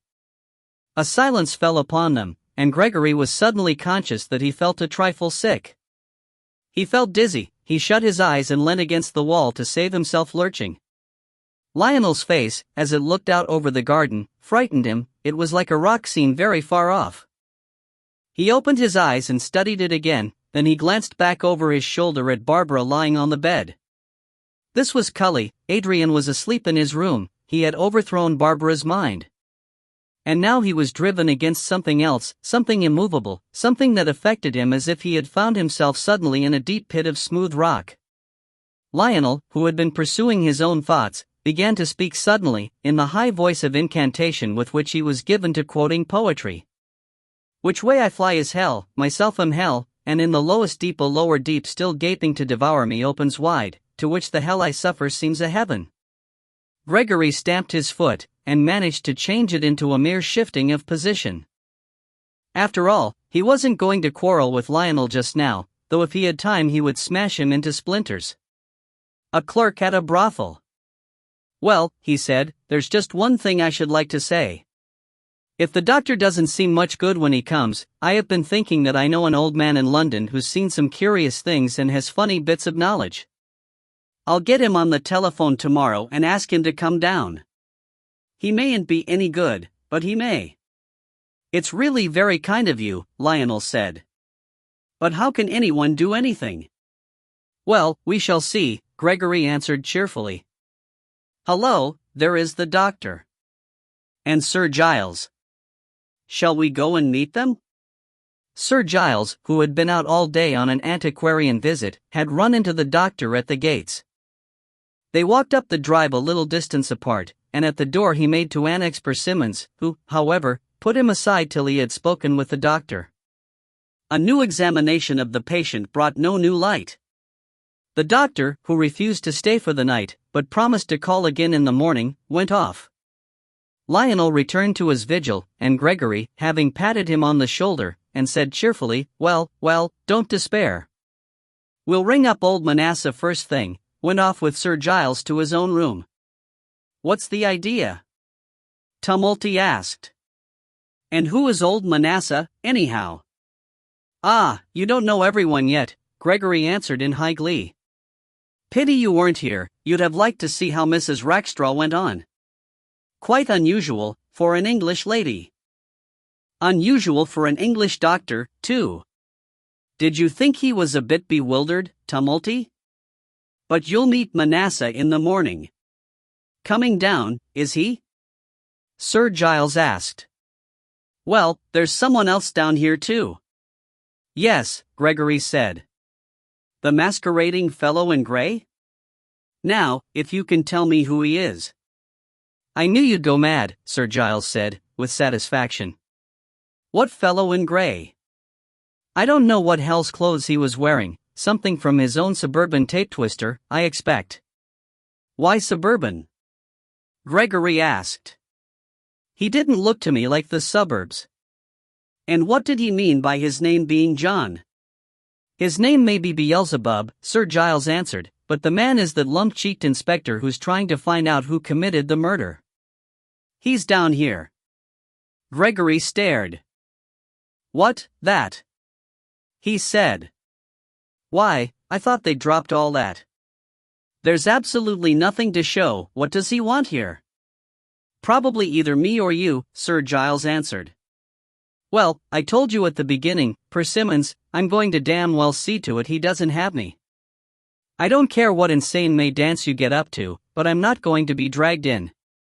If the police are after you, they can have you for all I care. I'm leaving tomorrow, and I'm off to Baghdad next week. And, if he asks me anything, I shall tell him. Tell him that you told me you were going to ask Rackstraw to have lunch with you, so that the room," Gregory began. "Tell him you've been waking up in the night shrieking blood, blood, if it's necessary," Sir Giles said. "The English police are corrupt enough, of course, but the trouble is one doesn't know where they're corrupt, and you may hit on the wrong man. Besides, I'll see that lurching sewer rat in Hinham before I spend good money on him." "You're making a ridiculous fuss," Gregory said. "You don't really think he's got evidence?" "I don't care a curse," Sir Giles answered. "You're not interesting enough to run any risks for, Persimmons. You're merely an overgrown hobbledehoy stealing beer, the drainings in other people's pots. And I'm not going to have to poison myself for you. And now who's this reptile in grey you're bleating about, not?"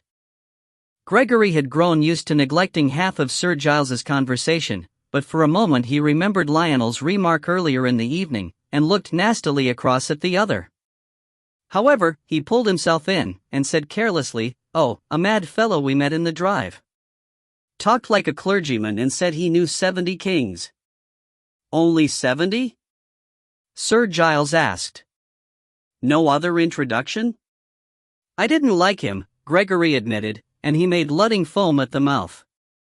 "But he wasn't doing anything except wander about the drive. He mentioned he was a priest and king himself." He dropped his voice and came a little nearer. "I wondered at first whether he was anything to do with the shop. You know what I mean. But somehow he didn't fit in." Sir Giles sat erect. "Priest and king," he said, half skeptically. "You're sure you're not mad, Persimmons?" He stood up sharply. "And his name was John?" he asked intently. "He said so," Gregory answered.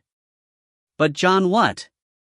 Sir Giles walked to the window and looked out, then he came back and looked with increasing doubt at Gregory. "Look here," he said, "you take my advice and leave the damned bit of silver gilt trumpery alone. Ludding told me about your all going off after it. You may be up against something funnier than you think, Master Gregory." "But who is he?" Gregory asked impatiently yet anxiously. "What's he got to do with the Grawl?" "I'm not going to tell you," Sir Giles said flatly. "I never knew any good come of trying to pretend things mightn't be when they might. I've heard tales, lies, very likely, but tales. Out about Samarkand I heard them and down in Delhi too, and it wasn't the Dalai Lama either that made the richest man in Bengal give all he had to the temples and become a fakir. I don't believe in God yet, but I wonder sometimes whether men haven't got the idea of God from that fellow, if it's the same one." "What have I to do with God?" Gregory said. "I don't know whether the Grawl belongs to him or he belongs to the Grawl," Sir Giles went on, unheeding. "But you can trace it up to a certain point and you can trace it back from a certain point, and someone had it in between. And if it was he, you'd better go and ask the Archdeacon to pray for you, if he will." "Will you tell me who he is?" Gregory asked. "No, I won't," Sir Giles said. "I've seen too much to chatter about him. You drop it, while there's time. I suppose it's Jesus Christ come to look for his own property?" Gregory sneered. "Jesus Christ is dead or in heaven or owned by the clergy," Sir Giles answered. "But they say this man is what he told you, he is king and priest and his name is John." "They say so. I don't know, and I tell you I funk it." He looked at the open window again. "Well, run then," Gregory said. "But I and my great lord will know him and meet him." "So you may, for me," Sir Giles answered, and with no more words disappeared to his own room. The child Adrian slept long and peacefully, and only his angel, in another state of the created universe, knew what his dreams were. But, except for him and the servants, the night was, for those in Cully, empty of sleep. Lionel lay on the couch that had been hastily made up, watching and listening for any movement from his wife. How far she slept none could tell. She lay motionless, but Lionel doubted, when he was near her, whether it were more than a superimposed and compulsory immobility. Her eyes were shut, but her breath trembled as if some interior haste shook it, and every now and then there issued from her lips a faint and barely perceptible moan, faint but profound. Lionel brooded over this companion of his way, torn apart into the depths of some jungle whose terror he could not begin to conceive. He himself would have been, to however small an extent, prepared, but that Barbara, with her innocent concentration on window curtains and the novels of Mr. Wodehouse and Adrian's meals, should be plunged into it, was a fatality against which even his pessimism felt the temptation to rebel. Not far from his room Sir Giles also lay wakeful, considering episodes and adventures of his past. Brutal with himself no less than with others, he did not attempt to hide from himself that the new arrivals in the village caused him some anxiety. He had known, in his exploration of that zone of madness which encloses humanity, certain events which had been referred by those who had spoken of them to a mysterious power whose habitation was unknown and whose interference was deadly. Once indeed, in a midnight assembly in Beirut, he thought, dimly seen him, there had been panic and death, and in the midst of the shrinking and alarmed magicians a half-visible presence, clouded and angry and destructive. At the time he had thought that he also had been affected by a general hallucination, but he knew that hallucination was a word which, in these things, meant no more than that certain things seemed to be.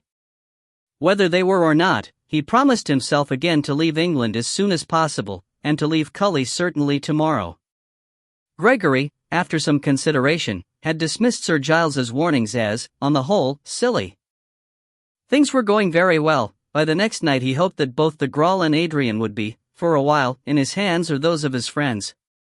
Of all those who lay awake under those midnight stars he was the only one who had a naturally religious spirit. To him only the unknown beyond man's life presented itself as alive with hierarchical presences arrayed in rising orders to the central throne. To him alone sacraments were living realities, the ointment and the black mass, the ritual and order of worship. He beyond any of them demanded a response from the darkness. A rush of ardent faith believed that it came, and in full dependence on that faith acted and influenced his circumstances. Prayer was natural to him as it was not to Sir Giles or Lionel, or, indeed, to Barbara, and to the mind of the devotee the God graciously assented. Conversion was natural to him, and propaganda, and the sacrifice both of himself and others, if that God demanded it. He adored as he lay in vigil, and from that adoration issued the calm strength of a supernatural union. As the morning broke he smiled happily on the serene world around him. Sir Giles took himself off after breakfast, leaving his small amount of luggage to be sent on.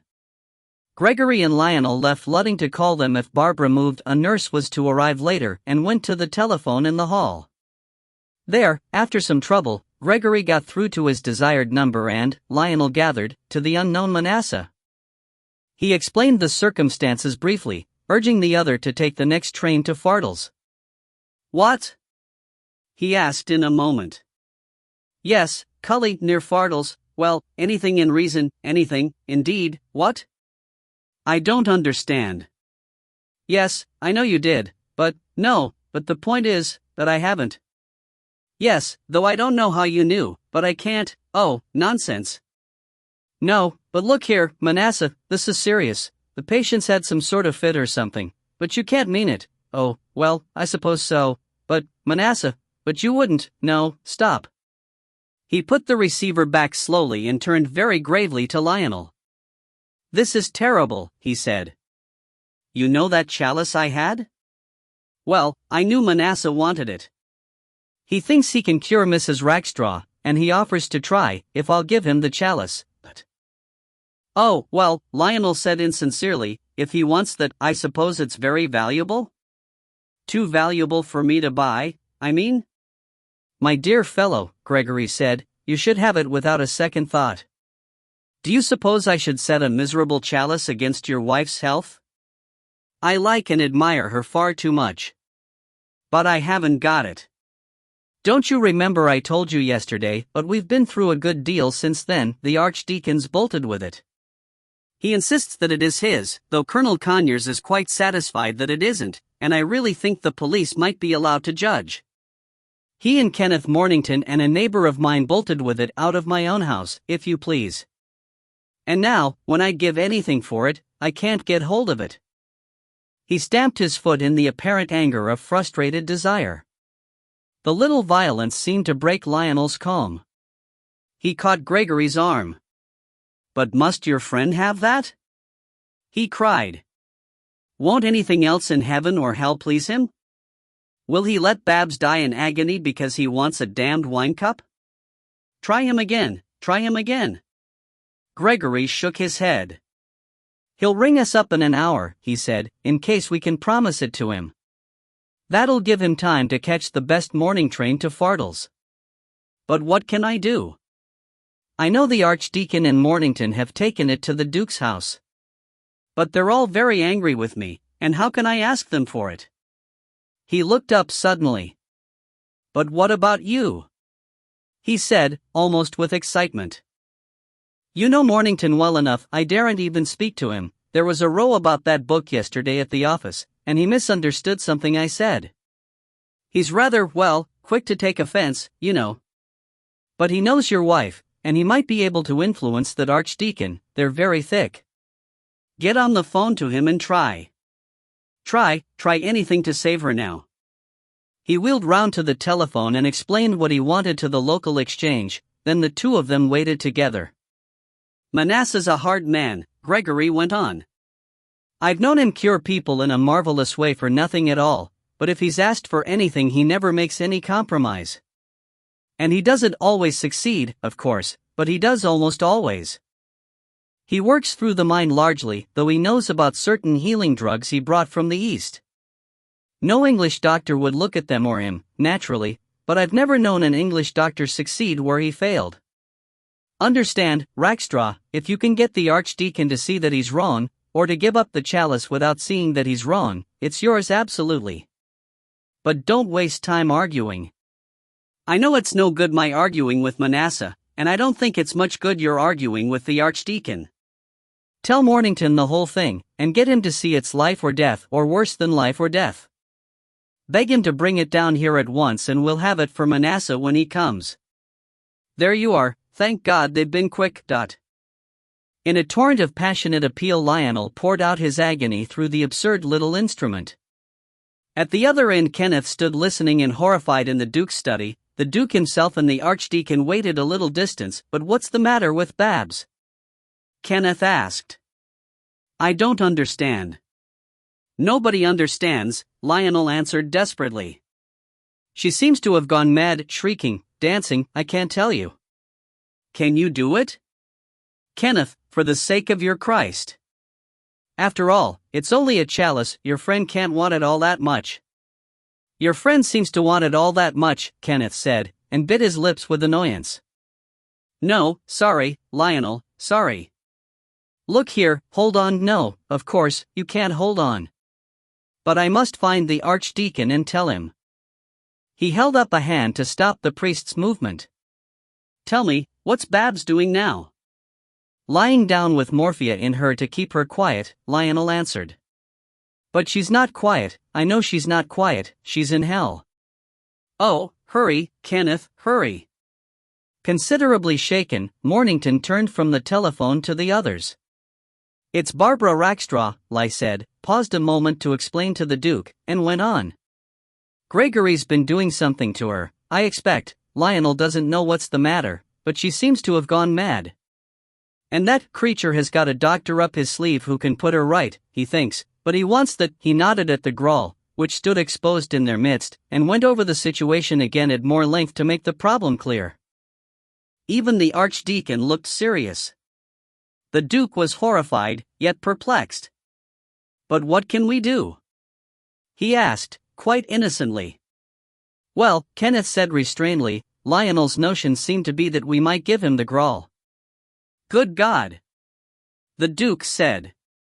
Give him the Grawl. Give him that when we know that's what he's after. Kenneth did not answer at once, then he said slowly, "Barbara's a nice thing. I don't like to think of Barbara being hurt. But what's a woman's life, what are any of our lives, compared to this?" The Duke cried. "No," Kenneth said, unsatisfied, "no, but Barbara, besides, it isn't her life, it's her reason." "I am the more sorry," the Duke answered. "But this thing is more than the whole world." Kenneth looked at the Archdeacon. "Well, it's yours to decide," he said. During the previous day it had become evident in Grosvenor Square that a common spiritual concern does not mean a common intellectual agreement. The Duke had risen, the morning after the attack on the Grawl, with quite a number of ideas in his mind.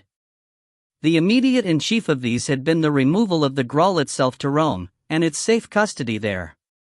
He urged these on his allies at breakfast, and by sheer force of simple confidence in his proposal had very nearly succeeded. The Archdeacon was perfectly ready to admit that Rome, both as a city and a church, had advantages. It had the habit of relics, the higher way of mind and the lower business organization to deal with them.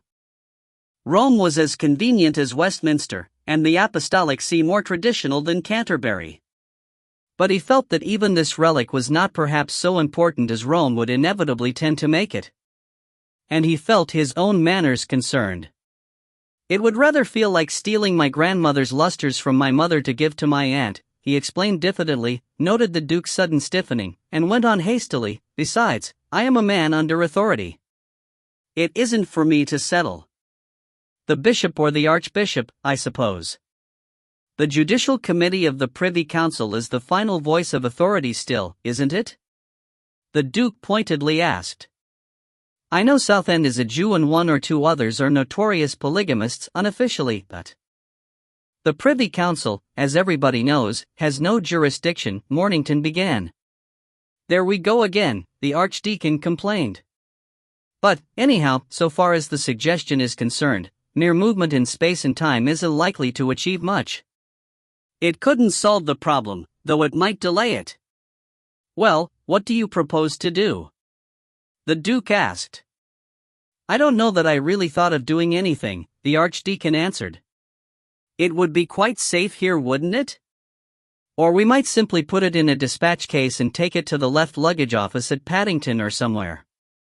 "No," he added hastily, "that's not quite true. But you staunch church people always make me feel like an atheist. Frankly, I think the bishop ought to know, but he's away till next week. So's the archbishop. And then there are the police. It's all very difficult." There certainly were the police. Colonel Conyers made a call that morning. The assistant commissioner made a point of having tea with the Duchess, who was the Duke's aunt, that afternoon. The Duke was at his most regal, ducal is too insignificant a word, with both. Neither of them were in a position to give wings to a colossal scandal by taking action unless forced to it by Mr. Persimmons, and Mr. Persimmons had returned to Cully, after reiterating to the Colonel his wish that public action should not be taken. To the Assistant Commissioner the Duke intimated that further attacks on the vessel had taken place. "What, burglars?" the others said. "Not burglars," the Duke answered darkly.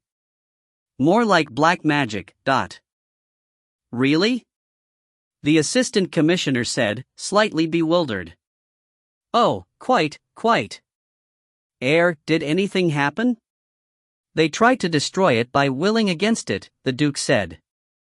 "But by the grace of God they didn't succeed." "Ah, willing," the other said vaguely. "Yes, I know a lot can be done that way.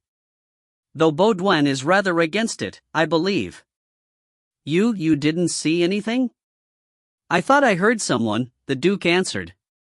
And the Archdeacon felt it soften in his hands. "Oh, the Archdeacon," the Assistant Commissioner said, and left it at that. The whole day, in short, had been exceedingly unsatisfactory to the Allies. The Duke and Mornington, in their respective hours of vigil before the sacred vessel, had endeavored unconsciously to recapture some of their previous emotion. But the Grawl stood like any other chalice, as dull as the furniture about it. Only the Archdeacon, and he much more faintly, was conscious of that steady movement of creation flowing towards and through the narrow channel of its destiny. And now when, on the next morning, he found himself confronted with this need for an unexpected decision, he felt that he had not really any doubt what he would do. "Still wise as serpents," he said, "let us be serpentine. Let us go to Cully and see Mrs. Rackstraw, and perhaps meet this very obstinate doctor." The Duke looked very troubled. "But can you even hesitate?" he asked. "Is anything worth such a sacrifice? Isn't it sacrilege and apostasy even to think of it?"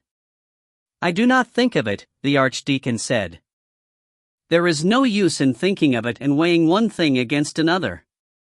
When the time comes he shall dispose as he will, or rather he shall be as he will, as he is." "Does he will Gregory Persimmons?" Kenneth said wryly. "Certainly he wills him," the Archdeacon said, "since he wills that Persimmons shall be whatever he seems to choose.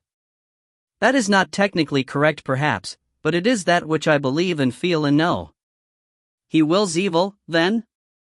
Kenneth said. "Shall there be evil in the city and I the Lord have not done it?" The Archdeacon quoted. "But I feel certain he wills us to get down to Fardles.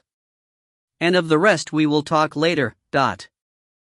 Neither Kenneth nor the Duke accused the priest of evading the issue, for both of them felt he was speaking from a world of experience into which they had hardly entered. They fell back on the simpler idea that agony and evil were displeasing to God, but that he permitted them, and indeed Kenneth, at any rate, found it necessary, while he telephoned to Lionel their decision to come to Cully, and even on the way there, to keep this firmly in his mind as a counterbalance to the anxiety that he felt. For never before had he been confronted with the fact that certain strong and effective minds were ready and willing to inflict pain with or without a cause. He was becoming frightened of Gregory, and he naturally and inevitably therefore decided that Gregory was displeasing to God. It was his only defense. In such a crisis, if God did not exist, it would be necessary to invent him. Yet this, even up to the moment when they all met in the hall at Cully, Lionel had refrained from doing. That the universe was displeasing to him did not prove that a God existed who could save him from the universe. But the universe seemed sometimes to relax a little, to permit a little grace to be wrung from it, and he thought it barely possible that such small grace might be granted now. It was undignified to be so greedy, but it was for Barbara, he excused himself to his own scornful mind. Manasseh had arrived before the other three, and had spent the interval chatting with Gregory in the hall. Persimmons had begged Lionel so earnestly not to make any attempt to moderate his terms, and had seemed to have such a belief in and such a respect for his skill and obstinacy, that Lionel had easily fallen in with the suggestion. Cully had been placed so entirely at his disposal, the chalice itself had been, or was to be, his to yield to Manasseh. His anxiety about Adrian had been reduced. Lastly, the possibility of a cure for Barbara had been so wholly Gregory's idea that prudence as well as gratitude demanded so much.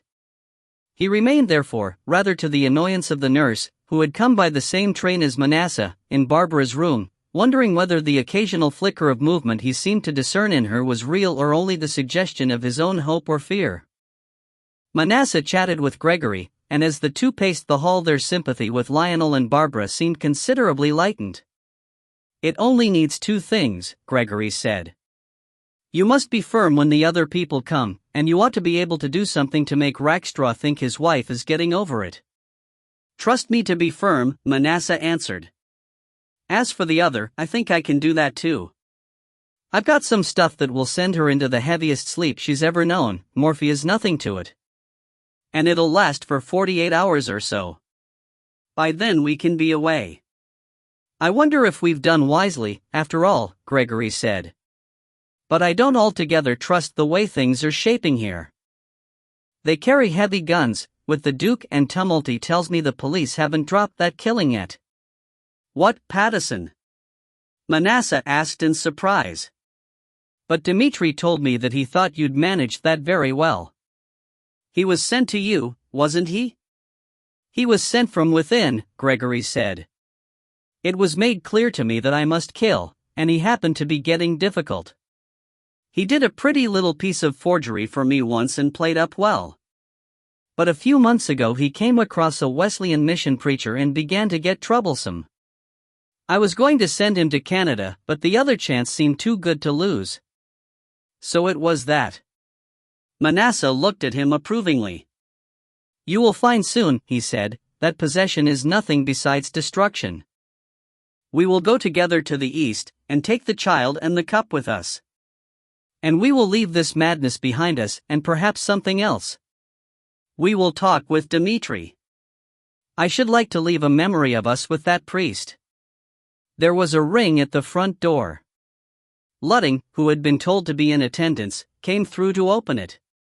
At the other end of the hall, Gregory and Manasseh turned to meet their guests, and Ludding, almost achieving irony, cried out in the voice of a herald, the Duke of the North Ridings, the Archdeacon of Fardles, Mr. Mornington. They entered, the Archdeacon carrying a small case, from which Persimmons carefully kept his eyes averted. They entered, and he said to Ludding, "Ask Mr. Rackstraw to come down." Then, as the man went away, he went on, "It is better that Mr. Rackstraw, and Dr. Manasseh here, and you should settle what is to be done. I have given over to Mr. Rackstraw all my interest in the chalice."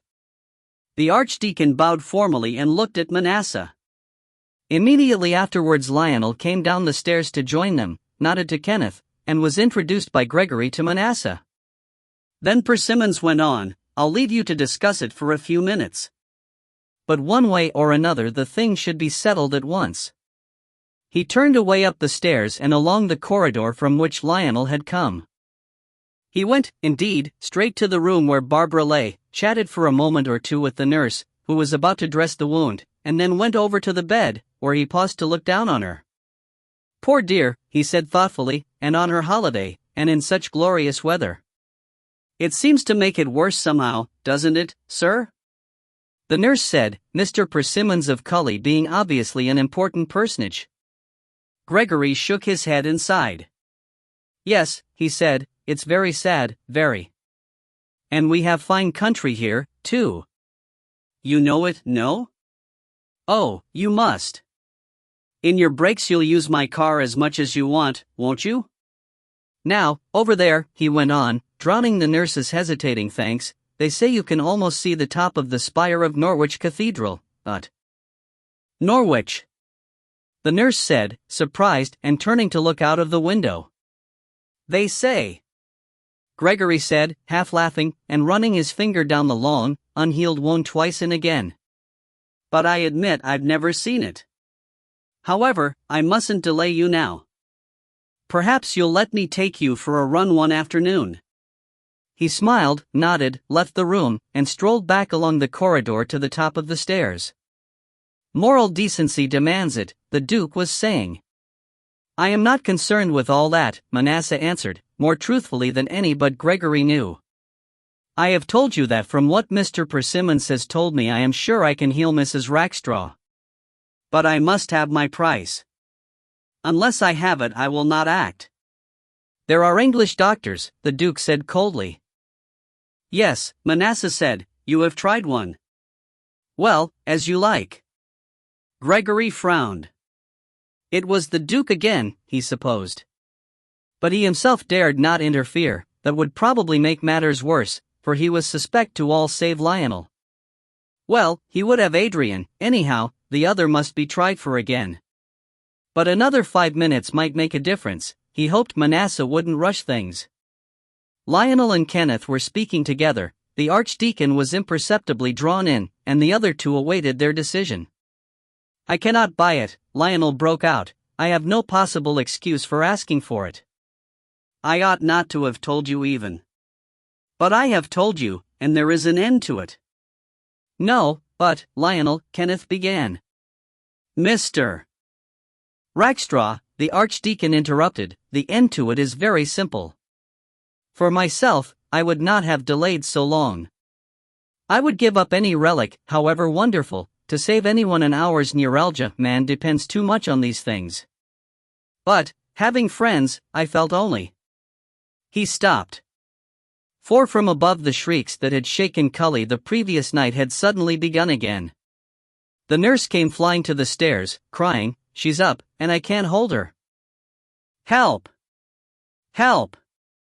But almost at the same instant Barbara was there too, her face wild with an appalling fear, her arms wide and clutching, her voice shrieking incomprehensible things, of which the group in the hall caught only the wild words, "The edge. The edge." And then again, "I can't stop. The edge, the edge."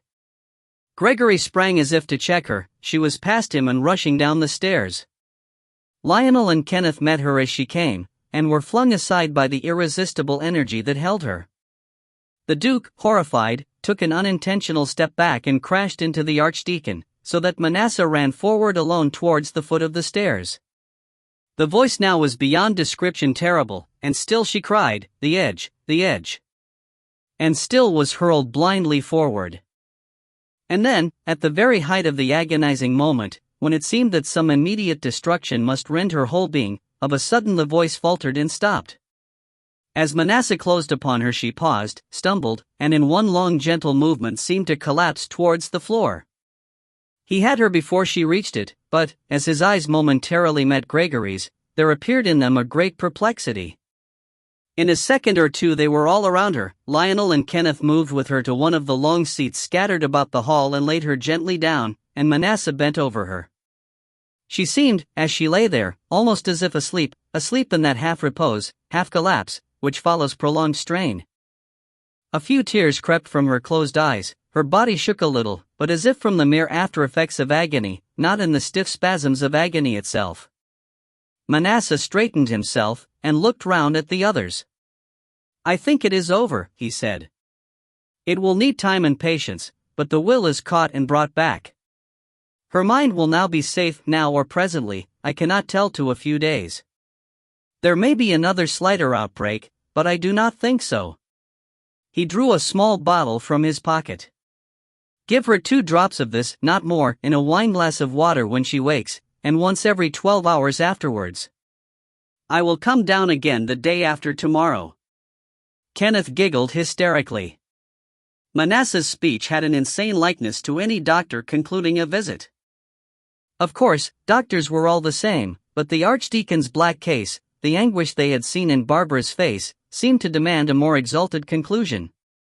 His giggle passed unnoticed, however, for the Archdeacon was holding the case out to Manasseh. "This is what you wanted, I think," he said, paused a moment, and added as he turned to the door, "but no bargain yet brought anyone near to the Graal or to the heart of its lord." He bowed slightly to Manasseh and slightly to Persimmons and walked out. On the steps he waited for his friends. They followed him at once, the Duke taking no notice of anyone, Kenneth with a murmur to Lionel, and the three looked at each other. "Well," the Archdeacon said, "I shall go back to the rectory." "Will you come with me or what?" "No," the Duke said. "Our trust has been ended. I go back to the castle." "Will you come with me for a night or two, Mornington, as you meant to?" Kenneth considered. He would have to see about getting a job, but a day or two first could do no harm. And if by any wild chance the Duke should really want a secretary, but he tried to suppress the idea. "I think I will," he said. "I should like to hang round till I knew Barbara was well again." "I don't see that we can do anything if she isn't," the Duke said. "We've lost all our assets." "Assets?" the Archdeacon asked. "The sacred and glorious Graal?" "Oh, really, my dear Duke?" The Duke looked a little embarrassed. His remark had been really irritable, not judicial. But he said stubbornly, "We could have pretended to bargain, at least, that." They had begun walking down the drive, and the Archdeacon made no answer for a minute or two. Then he said, "I will not bargain any more for anything, if I can help it." "How can one bargain for anything that is worthwhile? And what else is worth bargaining for? If one bargained for nothing, would everything be worthwhile?" Kenneth said, but more as a dream than a question. They came to the gates and paused. Then the Archdeacon said cheerfully to Kenneth, "Well, if you run over to see Mrs. Rackstraw in the next day or two, you'll look in on me? I must relieve Bates by in the parish," he added as an afterthought. "Certainly I will," Kenneth said, shaking hands. The Duke followed suit, saying a little sadly, "I suppose this is the end, but..." "I wouldn't be too sure of that," the Archdeacon answered. If I were Manasseh, I shouldn't trust the Grawl too far. But he probably thinks it important. By the way he was clutching the case, he probably did. Gregory and Lionel, not wanting to disturb Barbara's profound sleep, inserted pillows and cushions under and round her, and then, while Lionel sat down close at hand, Gregory walked over to Manasseh. "You did that very well," he said softly. "Or didn't you do it?" Manasseh hesitated, then, his face a little troubled, he answered, "No, and that's what makes me wonder. I thought I could do it one way or another, but she stopped first. I could have drowned her knowledge, and instead she seemed to know something else. It was as if she found everything all right, even on the very edge of the pit." "He shall give his angels charge over her," Gregory said. "Perhaps he managed it in time. They've usually been rather late. My wife, and Stephen, and even poor dear Pattison. But it doesn't matter." "No," Manasseh said, and then suddenly, "but I don't like her getting away. She was on the very edge of destruction, she might have been torn to bits there, and she wasn't. Is she really safe? Can we try the ointment again?" "No, we can't," Gregory said. "Don't be a fool. You've got the cup, take it with you, and, unless something hinders me, I'll be with you tonight." "Tomorrow certainly, but I think tonight." "You won't do anything till I come?" "No," Manasseh answered. "You shall bring the child and we will talk with Dmitri. We win." "Praise to our Lord," Gregory said. But Manasseh smiled and shook his head. "He is the last mystery," he murmured, "and all destruction is his own destroying of himself." Chapter 13. Conversations of the Young Man in Grey. When Sir Giles reached the station that morning, he met a young man in grey just issuing from the booking office. He stopped on the pavement and surveyed him. The stranger returned his gaze with a look of considerable interest. "Are you running away, Sir Giles?" he said rather loudly. "No," Sir Giles said at once. "Are you Persimmons's bugbear?" "No," the stranger answered, "yours, much more truly." "I like to watch you running." "I am not running," Sir Giles almost shouted. "I was going today anyhow, and I have told Persimmons 1,000 times I won't be dragged into his Boxing Day glee parties. And, anyhow, he's getting a bore. Haven't I met you before?" "Once or twice," the stranger said. "We shall meet again, no doubt. I like to watch your mind working. So long as you don't make yourself too much of a nuisance." Sir Giles's overpowering curiosity, freed from other desires, thrust him forward. "And who are you?" "I will tell you, if you like," the stranger said, smiling, "for at least you are really curious. I am Prester John, I am the Grawl and the keeper of the Grawl. All enchantment has been stolen from me, and to me the vessel itself shall return." Sir Giles stepped back. "Nonsense," he said. "Prester John, indeed. However, it's not my affair. You don't seem to have kept the Grawl very well." He stepped towards the station, but paused as he heard the stranger's voice behind him. "This is the second time we have met, Giles Tumulty," it said. "I warn you that one day when you meet me you shall find me too like yourself to please you. It is a joyous thing to study the movements of men as you study insects under a stone, but you shall run a weary race when I in the heavens watch you and laugh at you and tease you to go away that you would not. Then you shall scrabble in the universe as an ant against the smoothness of the inner side of the Grawl, and none shall pick you out or deliver you forever. There is a place in the pit where I shall be found, but there is no place for you who do not enter the pit, though you thrust others in." During the high tones that had been used at the beginning of their conversation, Sir Giles had glanced once or twice at a porter who was lounging near. But the porter had not seemed to take any notice, and even now, while this warning sounded through the bright morning air, he still leant idly against the station wall. Sir Giles, while the stranger was still speaking, went up to him. "What platform for the London train?" he said sharply, and the porter answered at once, "Over the bridge, sir." Sir Giles looked at him hard, but there was no suggestion of anything unusual on the man's face, though the stern voice still rang on. Tumulty shivered a little, and thought to himself, I must be imagining it, Persimmons is wrecking my nerve. An ant scrabbling in an empty chalice, a foul idea. He looked back as he entered the booking office. The stranger was strolling away down the station entrance. Prester John, if it was he indeed, passed on down the country roads till he came near the rectory, having timed himself so well that he met Mr. Batesby emerging. The clergyman recognized at once his companion of the day before, and greeted him amiably. "Still staying here?" he said. "Well, you couldn't do better. Through pleasures and palaces though we may roam, there's no place like home. Though, strictly speaking, I expect Fardles isn't your home. But a church is our home everywhere, in England, of course I mean. I suppose you don't find the churches abroad really homely?" "It depends," the young man said, "on one's idea of a home. Not like an English home perhaps." "No," Mr. Batesby said, "they haven't, I gather, a proper sense of the family. Didn't one of the poets say that heaven lies about us in our family? And where else, indeed?" "What then?" the stranger asked. "Do you mean by the kingdom of heaven?" "Well, we have to understand," Mr. Batesby said.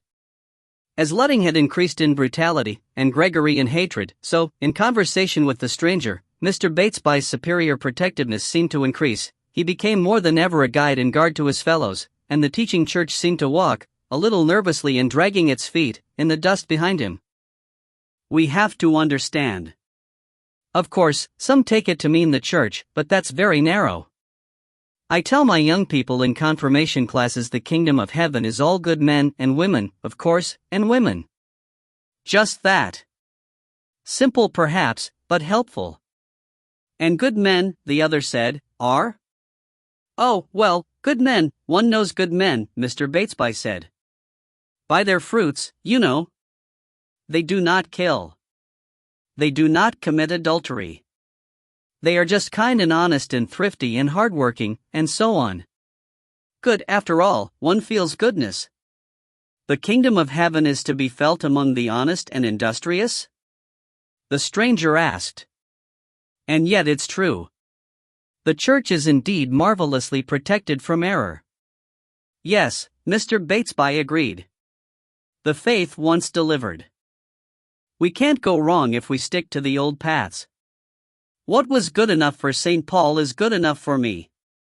When he fell to the ground beyond Damascus and was blinded?" the stranger asked. "Or when he persecuted the Christians in Jerusalem? Or when he taught them in Macedonia?" "Ah, it was the same Paul all the time," Mr. Batesby rather triumphantly answered. "Just as it's the same me. I can grow older, but I don't change. So that when the Son of Man cometh he shall find faith upon the earth?" It was beyond his expectation, the stranger said. "The 5 righteous in Sodom," Mr. Batesby reminded him. "There were not 5 righteous in Sodom," the young man said. "Oh, Jerusalem, Jerusalem." "Well, not strictly perhaps," Mr. Batesby allowed, a little hurt, but recovering himself. "But a parable has to be applied, hasn't it? We mustn't take it too literally, too much in the foot of the letter, as the French so wittily say. More witty than moral the French, I'm afraid." So conversing, they walked on till they came to the village, where, at the inn door, Inspector Calhoun was regarding it pensively. He looked unrecognizingly at them as they approached. But the stranger stopped and smiled at him in greeting. "Why, Inspector," he said, "what are you doing down here?" The inspector looked at him critically. "I've no doubt it's your business," he said, "but I'm quite sure it's mine. I don't seem to remember your face." "Oh, many a time," the stranger said lightly, "but I won't ask you any questions. Mr. Batesby, do you know Inspector Calhoun?" "Inspector, this is Mr. Batesby, who is looking after the parish for the time being." The 2 others murmured inaudibly, and the stranger went on, "You ought to have a kindness for one another, for on you too the universe reposes. Movement and stability, aspiration and order." "Yes," Mr. Batesby broke in, "I've often thought something like that." In fact, I remember once in one of my sermons I said that the police were as necessary for the 10 Commandments as the church was. More so nowadays, when there's so little respect for the law. There never was much that I could ever hear of, the inspector said, willing to spend a quarter of an hour chatting to the local clergyman. No, I don't think things are much worse. No, not in one way, Mr. Batesby said. Man had fallen just as far 20 or 30 years ago as he has today. But the war made a great difference. Men nowadays don't seem so willing to be taught. Ah, there you have me, sir, the inspector answered. I don't have much to do with teaching them, only with those who won't be taught. And I've seen some of them look pretty white, he added viciously. Ah, a guilty conscience, Mr. Batesby said. Yes, guilt makes the heavy head to bend, the saddened heart to sob, and happy they who ere therein can feel remorseful throb. Love casteth out perfect fear. Nothing is sadder, I think, than to see a man or woman afraid. It doesn't do to trust to it. The inspector shook his head. It may drive them almost silly any moment, and make them dangerous. I've known a little whippersnapper fairly gouge a policeman's eyes out. Really? Mr. Batesby said. Dear me, how sad. I don't think I know what fear is temperamentally. Of course, an accident. You have never been afraid of anyone? The stranger said, his voice floating through the air as if issuing from it. Yes, the inspector said, and pretty often. Not, I think, afraid of anyone, Mr. Batesby said, mysteriously accentuating the preposition. Of course, every priest has unpleasant experiences. Once, I remember, I was making a call on a farmer and a pig got into the room, and we couldn't get it to go away. And there are callers.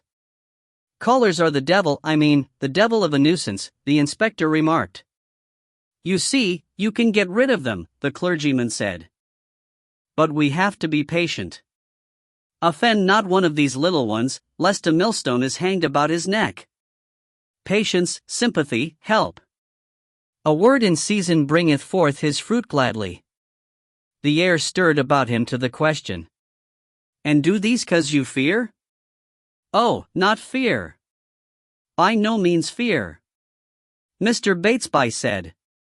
Though, of course, sometimes one has to be firm. To pull them together. To try and give them a backbone. I have known some poor specimens. I remember meeting one not far from here. He looked almost sick and yellow, and I did what I could to hearten him up. Why was he looking so bad? The inspector asked. Well, it was a funny story, Mr. Batesby said, looking meditatively through the stranger, who was leaning against the inn wall, and I didn't quite understand it all. Of course, I saw what was wrong with him at once. Hysteria. I was very firm with him. I said, get a hold on yourself. He'd been talking to a Wesleyan. Mr. Batesby paused long enough for the inspector to say, with a slight frown, I'm almost a Wesleyan myself, gave him a pleasant smile as if he had been waiting for this, and went on, quite, and very fine preachers many of them are. But a little unbalanced, sometimes emotional, you know. Too much emotion doesn't do, does it? Like poetry and all that, not stern enough. Thought, intelligence, brain, that's what helps. Well, this man had been saved, he called it saved, and there he was as nervous as could be. What was he nervous about if he'd been saved? The inspector asked idly. Mr. Batesby smiled again. It seems funny to say it in cold blood, he said, but, do you know, he was quite sure he was going to be killed? He didn't know how, he didn't know who, he didn't know when. He'd just been saved at a Wesleyan mission hall and he was going to be killed by the devil. So I heartened him up. The inspector had come together with a jerk. The young stranger was less energetic and less observable than the flowers in the inn garden behind him. Who was this man? The inspector said. Did you hear any more of him? Nothing much, Mr. Batesby said. I rather gathered that he'd been employed somewhere near here and was going to Canada, but he wasn't very clear. It was over in my own church that I actually met him, not at Fardles. So I lent him a little book too, as a matter of fact. One was called Present Helps and one was The Sand and the Rock. I must have given away hundreds of them. He sent them back to me a week or two after from London. Did he write a letter with them? The inspector asked. Well, he did, in fact, Mr. Batesby said. A touching little note, very touching. It shows how ideas get hold of people. I believe I've got it somewhere. He felt in his pocket, and from a number of papers extracted a folded letter. Here we are, he said. Reverend Sir, I return you your books, which you very kindly lent me. I've no doubt they're quite right, but they don't seem to mean the precious blood. They don't help me when the devil comes. He'll kill me one day, but my blessed Savior will have me then, I know, but I daren't think of it. I hope he won't hurt me much. It's quite right, I'm not grumbling. I've asked for it all. And Jesus will save me at last. Thank you for the books, which I return herewith. I've not read them both all as I'm rather worried. I am, Reverend Sir. Yours faithfully, James Montgomery Pattison. A nice letter, Mr. Batesby said. But of course, the devil. Excuse me, sir, the inspector said, but is there any address on that letter? Yes, said Mr. Batesby, slightly surprised, 227, Fabelhurst Road, Victoria, SW. Thank you, sir, and the date? May 27th, Mr. Batesby said, staring. Humph, the inspector said. And to think it's within 2 doors of my own house. A small man, you said, sir? Rather small, Mr. Batesby said. Oh, decidedly rather small. Rather unintelligent looking, you know. But did you know him, then? I think I met him once or twice, the inspector said. If I should want to ask you any more questions, shall you be here? I shall be at my own parish, over there, Ridings, at the vicarage. The Duke's house is in it, you know, in the parish Ridings Castle. I'm sorry he's a papist, though in a sense he was born blind. Humph, the inspector said again. Well, I must get off. Goodbye, sir. He fled into the inn. Against the grey wall Mr. Batesby saw the young stranger's grey figure. How silent you are, he said. Thinking, yes, thinking no doubt. I was thinking that even a sparrow has its ghost, the other said, and that all things work together. For good, Mr. Batesby concluded. For God, the other substituted, and moved away. In Ridings Castle that afternoon the Duke and Kenneth endeavored to talk poetry. But both of them were distracted, the Duke by the memory of the Grawl and Kenneth by the thought of Barbara, and conversation after conversation either dropped or led them wanderingly back to these subjects. Never, Kenneth thought, had he supposed that so much of English literature was occupied either with the Grawl or with madness. Before them at every turn moved the Arthurian chivalry or Tom o' Bedlam. And at last, about tea time, they both seemed to give up the attempt and fell into a silence, which lasted until Kenneth said rather hesitatingly, I should like to know how Barbara's getting along. The Duke shrugged. Naturally, he said, but I don't see how you can. You can hardly call at Cully and ask Persimmons. What I should like to do would be to run across Rackstraw privately, Kenneth answered. I've half a mind just to go and hang round a little while on the chance. He might come out for a walk, mightn't he? He might, the Duke said. I shouldn't, myself, leave my wife, if I had one, alone with Mr. Gregory. But your friend seems to like him. I think you're a little unfair, Mornington said. After all, Lionel hasn't known what we have. He doesn't even know that I've been kicked out of the office. The Duke, with an effort, said, I expect I am. But when I think of his getting his foul paws on the cup, I could murder your Archdeacon. But there was another silence, then he went on, and even now I'm not satisfied. After all, what exactly did this doctor do? From what I could see, he hadn't reached her when she fainted. Kenneth looked up swiftly. That's what I've been wondering about, he said. Only it's easy to be deceived. But I was on the stairs above her, and he seemed to be a couple of yards off when she didn't exactly faint, at least it was more like sinking down quite quietly first. I suppose she fainted afterwards. Well, then, the Duke cried, will you tell me why we let the Archdeacon give them the gruel? I suppose we'd promised it to him if he would take on the case, Kenneth said doubtfully, and he'd agreed to it. But that is exactly what we hadn't, the Duke cried again, knocking a pile of Elizabethan dramatists off the table as he turned. Exactly. I remember perfectly well. The Archdeacon was just going to when we heard her screaming. But he wasn't speaking to the doctor, he was talking to your friend.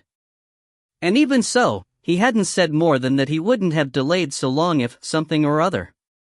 By God, that's right, Kenneth said staring.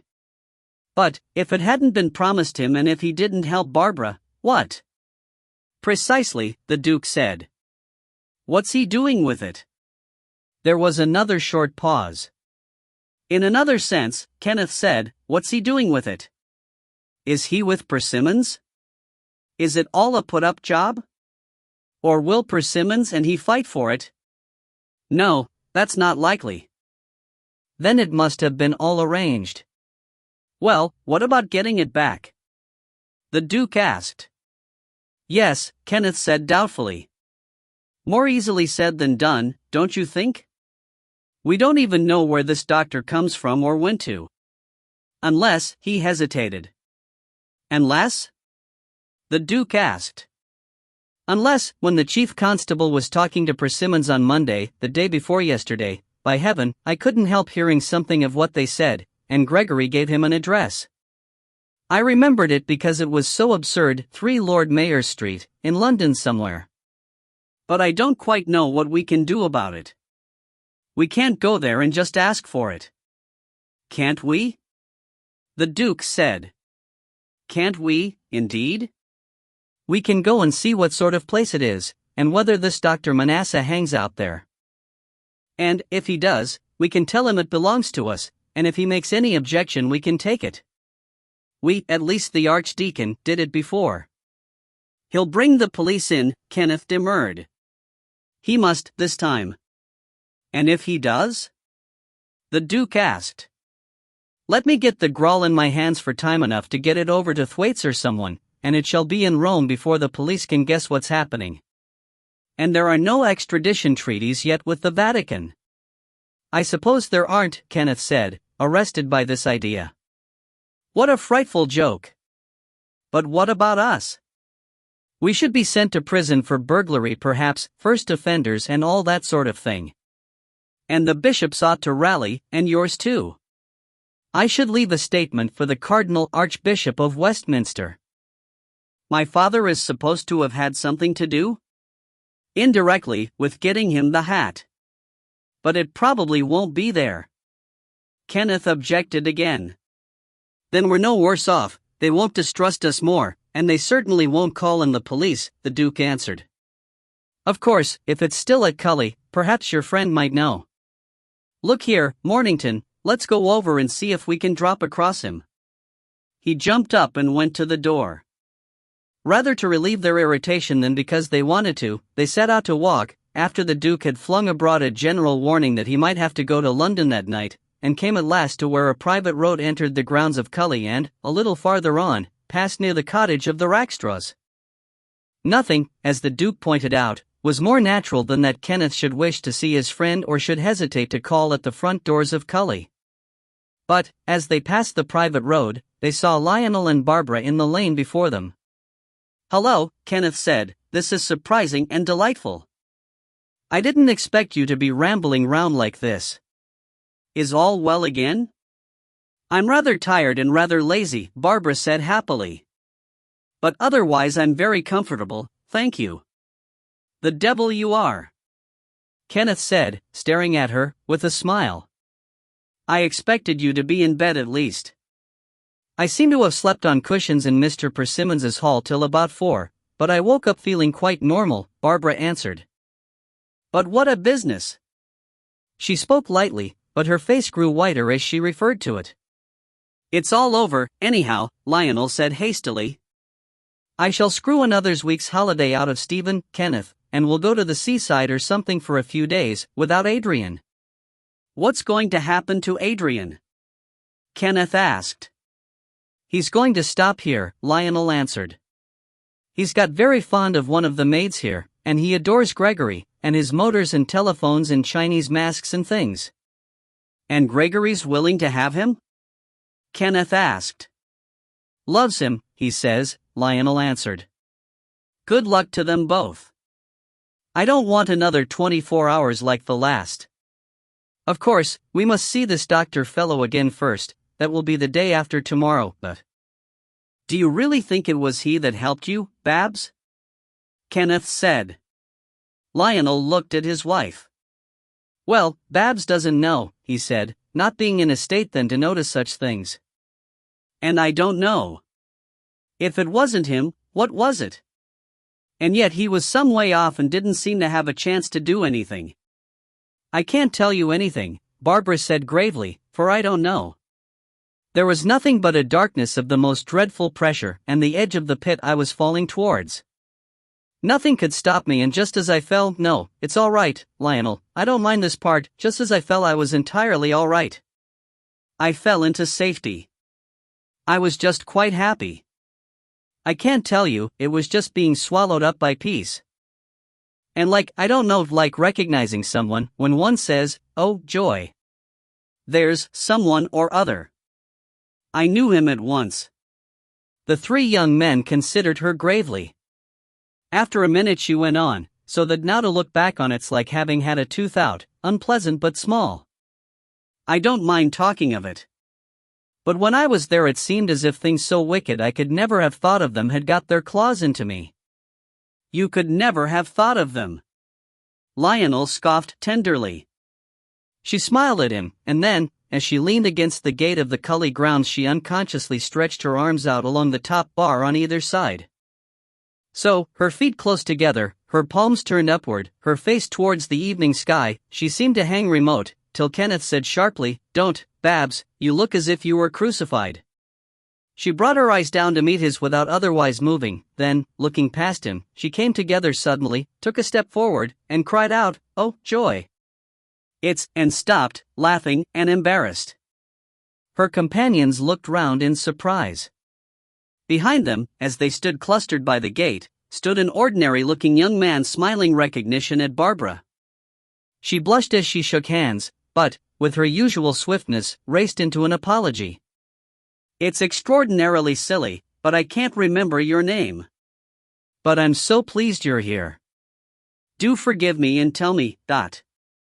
My name is John, the other said, though I don't think you ever heard it. But we've certainly met several times. I know, Barbara said. Stop a moment and I shall remember. It was just before I was married, surely, no, since then, too. Somewhere only the other day. How stupid. Lionel, can't you help? She turned a face crimson with surprise, delight, and shame to her husband. But Lionel shook his head firmly. I do seem to have seen you before, he said to the stranger, but I haven't the ghost of a notion where. It really doesn't matter, the other said. To be remembered is the chief thing.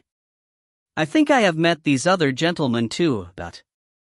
It's too absurd, Kenneth said, laughing outright, but for a minute when I saw you I thought you were a priest I'd seen somewhere. But I couldn't at all fix where, so I suppose I haven't. It was certainly in church somewhere, the stranger said, and glanced at the Duke. At Oriel, the Duke said, in whose rooms was it? But not lately, I think. Not so very much lately, answered the other. But you haven't quite forgotten me, I'm glad to see.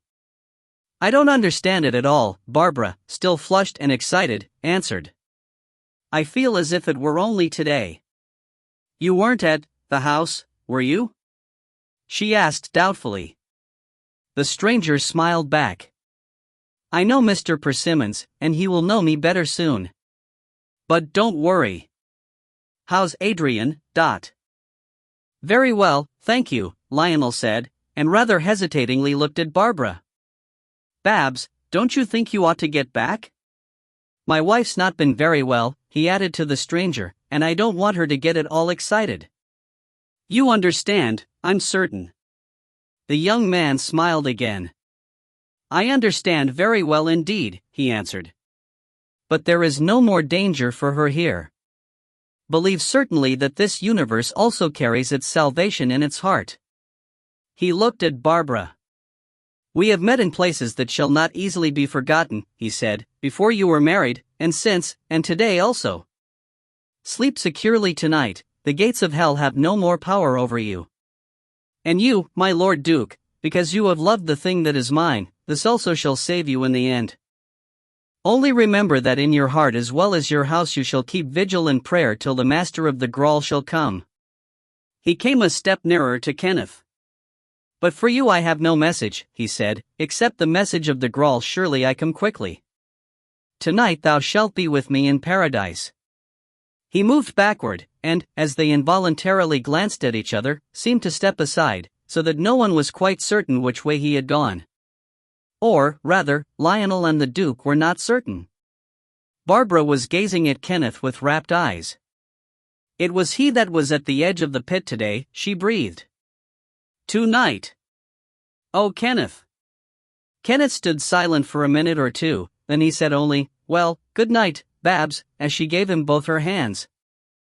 "Good night, Lionel. I should certainly screw an extra week out of Stephen."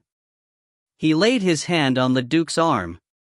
"Shall we go straight on to London?" he asked. The evening had grown darker before the Archdeacon, wandering alone in his garden, saw at the gate the figure of the priest-king. He had been standing still for a moment looking out towards the road, and to his absent eyes it seemed almost as if the form had shaped itself from the sky and the fields and rode about it. He came down to it and paused, and words sounded in his mind, but whether from without or from within he no more knew than whether this presence had moved along the road or come forth from the universe which it expressed. "The time is at hand," it said, "I will keep the Passover with my disciples, but—" "Ah, fair sweet Lord, thou knowest," he answered aloud. "I am a messenger only," the voice, if voice it were, uttered, "but I am the precursor of the things that are to be. I am John and I am Galahad and I am Mary, I am the bearer of the Holy One, the Grawl, and the keeper of the Grawl. I have kept it always, whether I dwelt in the remote places of the world and kings rode after me or whether I removed to the farther parts of man's mind. All magic and all holiness is through me, and though men stole the Grawl from me ages since I have been with it forever. Brother and friend, the night of his coming is at hand. I have watched many nights," the Archdeacon answered, "and behold his mercy endureth forever. Also I have watched with you," the voice said, "yet not I, but he that sent me. You shall watch yet through a deeper night, and after that I will come to this place on the second morning from now, and I will begin the mysteries of my Lord, and thereafter he shall do what he will, and you shall see the end of these things. Only be strong and of a good courage." The form was gone. The Archdeacon looked out over the countryside, and his lips moved in their accustomed psalm. Chapter 14. The Bible of Mrs. Hippie.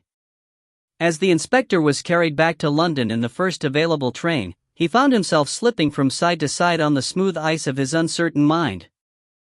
Impartially he considered that this sudden return was likely to be as futile as any other attempt he had made at solving the problem of the murder. But, on the other hand, there could not be many rather undersized men in the neighborhood of London who within the last 2 months had been intimately connected with Wesleyan Methodism and with death. When Mr. Batesby had spoken that morning it had seemed as if two streams of things, actual events and his own meditations, had flowed gently together, as if not he, but life were solving the problem and the natural process of the world. He reminded himself now that such a simplicity was unlikely. Explanations did not lucidly arise from mere accidents and present themselves as all but an ordered whole. He dimly remembered Mrs. Hippie, the occupant of the house next but two to his own. He remembered that she was an acquaintance of his wife, who had gone with her to certain bazaars, sales of work, and even church services. If she had had a lodger who had disappeared, why hadn't his wife mentioned it before? It was such a failure on the part of his intimates that the inspector always expected, he told himself, and always found. His wife was staying with her mother, so the inspector lunched near King's Cross, and then went on to 227, Fabelhurst Road. Mrs. Hippie came to the door, and appeared delighted to see him. "Why, come in, Inspector," she said. "I thought Mrs. Calhoun said you were going away, but—" "So I did," the inspector said, following her to the drawing room, as it was solemnly called, which looked onto the street. "But I had some inquiries to make which brought me back." "Really?" Mrs. Hippie said, rather absently. "Inspector, can you think of a fish in 2 syllables?" "A fish?" the inspector said vaguely. "Walrus? Salmon? Mackerel?" "No, that's 3. "It might count as 2 perhaps," Mrs. Hippie answered. "Why did the porpoise?" "Because it saw the mackerel." "Eh?" the inspector said. "What's the idea exactly?" Mrs. Hippie, plunging at a number of papers on the Chesterfield, produced an effort in bright green and gold, entitled In Red Puzzles and Riddles, a magazine for all. "They're offering a prize," she said, "for the best 10 questions and answers of that sort. They say it's one of the best ways, but rather out of date. But I think they're splendid. Look, I've done 4. Why does the shoelace?" She paused, got no answer, and said delightedly, "Because the buttonholes." "The next." "Good." "Splendid," the inspector cried. "Splendid, Mrs. Hippie. I suppose they'll print them all if you win. And you're sure to. You'd be good at crossword puzzles. But I won't disturb you long. I only came to ask if you could tell me anything about a fellow named Pattison you had stopping here." "Mr. Pattison?" Mrs. Hippie said, opening her eyes. "Why, do you want to arrest him?" "I don't know where he is. He left me a month ago." "Where did he go to?" "Can you tell me that?" Calhoun asked. "Canada," Mrs. Hippie answered. "At least, he said he was going to. But he was a funny creature altogether. Not sociable, if you understand. Dull, heavy, so to speak. I lent him all the old numbers of this, she waved puzzles and riddles, but he didn't work out a single one, though I told him the easiest. And he spoilt my Bible, scribbling all over it. My mother's Bible too, not the one I take to church. But there, it always seems to be like that when you try and help. People don't deserve it, and that's a fact. Perhaps you won't mind helping me, all the same, the inspector said. Could I see the Bible? And did you know that he was going to Canada? Not to say no, Mrs. Hippie said, looking longingly at the competition. He said he was going, and one morning he wished me goodbye and said he'd send me a postcard. But he never has done that. Further interrogation made it clear that her knowledge was of the slightest. She sometimes let 2 rooms, furnished, to a single gentleman, and the late Mr. Pattison, arriving at Victoria one day and seeing the card in her window, had taken them, with solemn assurances of respectability and a month's rent in advance. He had seemed to be rather worried, though what about Mrs. Hippie had never understood. He had come to the Wesleyan church she herself attended several times, but it had not seemed to calm his distress. He had borrowed a Bible from her, and had scribbled everywhere in it. Finally he had told her that he would be leaving for Canada shortly, and had departed one morning, carrying a suitcase and bidding her a final farewell. As the rooms had been thoroughly done out and were now empty, awaiting the arrival of Mrs. Hippie's married sister, the inspector went through them with care and without success. He then withdrew with the Bible to his own deserted house and gave himself up to its study. The scribbling seemed entirely haphazard. It was everywhere, on the flyleaves, in the margins, and here and there right across the pages themselves. It consisted largely of fragmentary prayers, ejaculations, and even texts. A phrase which occurred on the printed page would be rewritten and underscored in the margin, and this seemed to have been done especially with such phrases as record or assert the mercy and compassion of God. Sometimes this repetition would be varied by a wild I believe, scrawled against a verse, by an He saves, or a God is love. On the other hand, certain verses were marked by a line and a question mark. Depart from me, ye cursed, was heavily lined, so was he that is filthy, let him be filthy still, so was I have delivered him over to Satan. The sayings about the unpardonable sin were scratched heavily out, so was he will have mercy on whom he will have mercy. In the midst of these fantastic scrawls there appeared here and there a carefully written comment. Against God shall be all in all was written in a small, sedate hand, lies, and against reconciling the world to himself appeared, similarly, not true. The flyleaves, the back of the New Testament half-title, and the spaces between the various books were occupied with longer jottings. The first of these seemed to be a kind of discussion. It was not easy to decipher, but it appeared to be a summing up of the promises of salvation and an argumentum ad hominem at the end. But the very end was the words, heavily printed, I am damned. This sort of thing, whatever religious mania it suggested, was not of much use to the inspector. It brought him no nearer to discovery why the murdered man, if Mr. Pattison were he, had got himself murdered. Farther on, however, he found himself, at the end of Deuteronomy, confronted with the single word, Gregory. Nothing followed, but it raised his hopes wonderfully. Still, it was one thing to read Gregory and another to prove that Gregory had slain the writer. He went on turning the pages. At the end of Job there was a whole sentence. He won't let me go and Jesus won't get me away. This might be Gregory or it might, as the inspector suspected, be meant for the devil. Well, if Mr. Pattison and the devil were on those terms, all wasn't lost yet. Between two of the minor prophets was scrawled, I saw her today, so she is out, after which there was a blank, till, on the back, of the half-title of the New Testament of our Lord and Savior Jesus Christ, there came this longer note. I will put it all down. I am James Montgomery Pattison. I am 46 years old, and I know that the devil will kill me soon. I have done his will against my wishes too long and I cannot get away from him now. When I heard Mr. McDermott preach I thought my heart was opened and the Lord had come to me and saved me, and I testified to my master, who was a worse sinner than I. But he has me too fast and I cannot escape. I have served him and the devil together for 24 years, since he caught me robbing him. I have done forgery and worse. I have stood by and seen him swear the woman I seduced into prison for soliciting him, and now I cannot get free. He is going to kill me, it is in his eyes and face. There came an outburst of appeals to God and to Christ, and the record resumed. He had Louise put into prison to torture me. It was him all through. There was a blank space, and then, written in the steady, sedate hand, I have gone back to him altogether, and he will kill me. This is what comes of God. On the very last page of the book, enclosed in a correct panel, with decorative curves flowing round it, was printed in clearly and precisely, Mr. Gregory Persimmons, Cully, Mr. Fardles, Hertfordshire. The inspector shut the book and went into the kitchen to make himself tea. Chapter 15. Tonight thou shalt be with me in paradise. Lord Mayor's Street in the evening seemed always, if by any chance it could, to attract and contain such mist as might be about.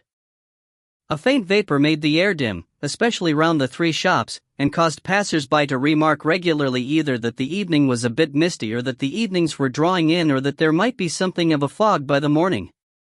But for Gregory Persimmons, as he came swiftly into it about 9 o'clock on the same day, the chemist's shop rode London like a howdah on the back of an elephant, the symbol and shelter of the prince that ruled the armies of the air. He reached the door, which was still ajar, pushed it open, entered, and closed it after him. The shop was dark, after the street light a few paces away outside, but the gleam of a light came from the inner room. For the first time since Gregory had known it the Greek was not there, but as he hesitated a voice sounded from within. Is that you, Gregory? Manasseh called. It is I, Gregory answered, crossed the shop, and went in. The room was bare and dirty. On a table under the window and exactly opposite the door into the shop, the gruel stood exposed, under the light of a single electric bulb which hung without a shade from the middle of the ceiling. There were no pictures and no books, a few chairs stood about, and in one corner was a high closed cabinet. A dilapidated carpet covered the floor. The Greek was sitting in a chair on the left of the Grawl. Manasseh had apparently been walking up and down, but he stood still as Gregory came in, and looked at him anxiously. "Well," he said, "have you brought the child?" "Not tonight," Persimmons said. "I thought it better not. You or someone else, Manasseh, have worked wonders. She's almost well again, and wanted to see him. So I promised she should tomorrow, and he's coming to London with me tomorrow afternoon to go to, I forget where he is to go to." "It doesn't matter. When do we leave England?" "The day after," Manasseh said. "I'm supposed to go down and see the woman again that morning. But as things are, I don't know." "Send them a wire in the morning," Gregory suggested. "Detained till this afternoon. We shall be at Harwich by then." "I don't know why you're so keen on the child," Manasseh said morosely.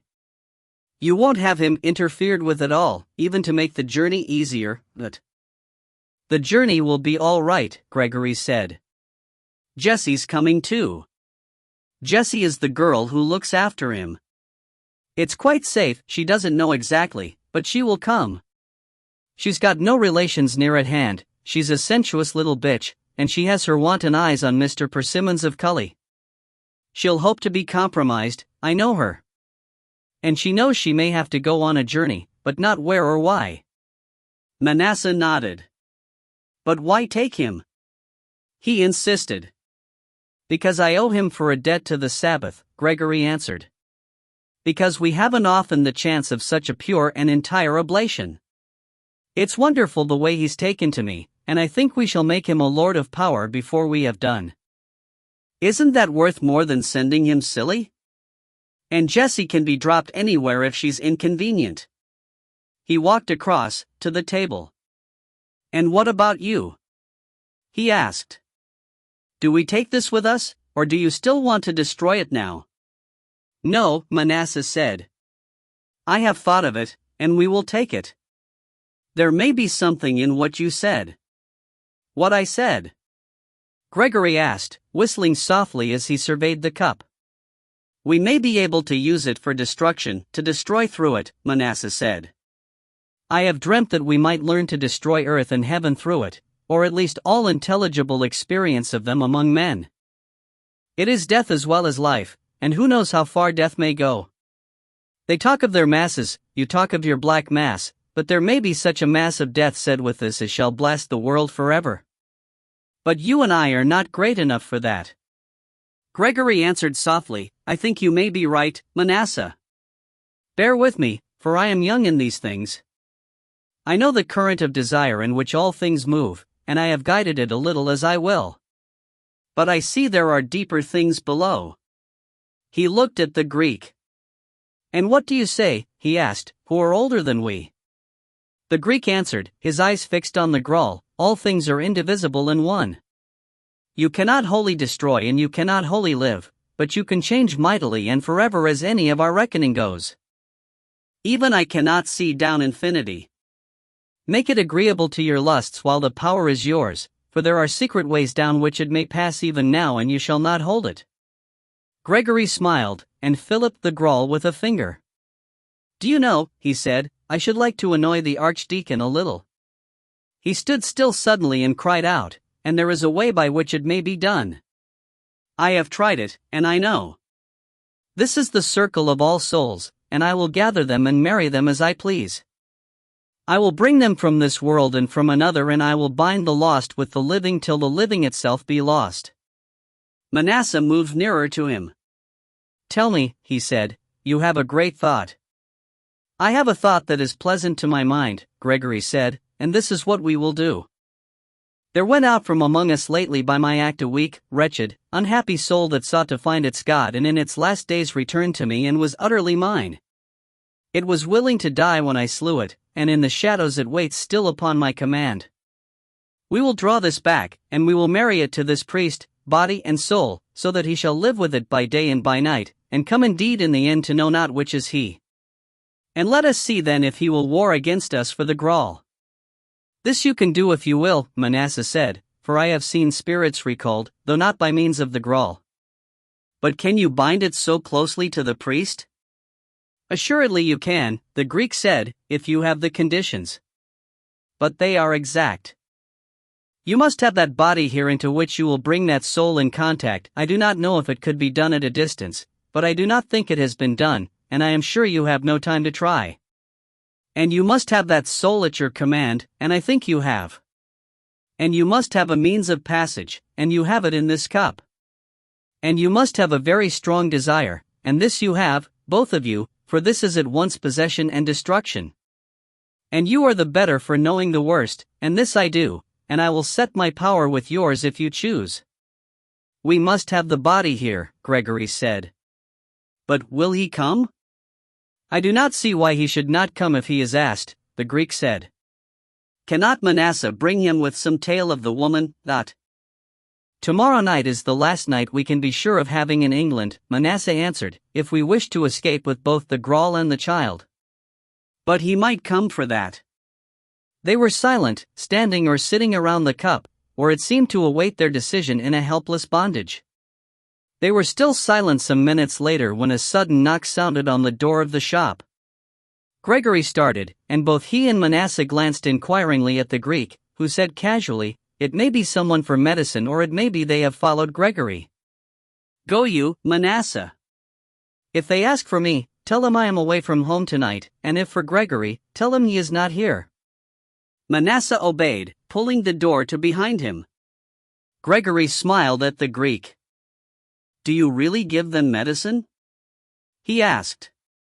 The Greek shrugged his shoulders. Why not? He said. I don't poison ants, they may as well live as die. But there are not many who will come. They heard Manasseh cross the shop and open the door, then several exclamations at once in different voices. Then a gay voice, at the sound of which Gregory started and looked round, said, Why, if it isn't the doctor himself. Now this is fortunate. My dear doctor, we've been talking about you all day. Let's see, were you properly introduced to the Duke? No, oh, no, don't shut the door. No, I beg you. We've come all the way from Fardles, Castra Parvulorum, you know, the camp of the children, to ask you a question, 2 questions. Is Gregory here by any chance? That's not one of them. No, really, sorry to push, but... Thank you ever so much, you can shut it now. Under this rush of talk had sounded Manasseh's exclamatory protests and the scuffle of feet. Gregory put out a hand to the Grawl, but the Greek made a motion with his hand and checked him. How many are there? He asked softly. Gregory tiptoed to the narrow opening and peeped through.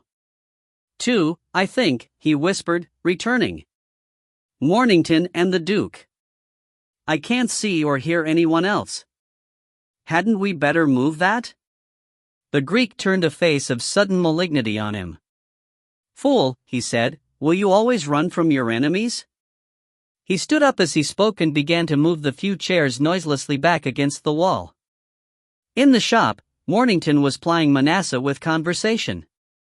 We felt so curious about the Grawl, he said, and, to tell you the truth, so curious about what you'd done to Barbara Rackstraw, that we simply had to come and ask you about it. The Duke's done nothing but rave about it ever since. Unrecognized genius, you know, Mrs. Eddy, Sir Herbert Barker. You took the Grawl, so you must have done something. Manasseh is an honorable man. He stopped suddenly and sniffed. I'm sure you've got Gregory here, he said. It smells like a dung heap. You don't mind me going in? Manasseh apparently had jumped in his way.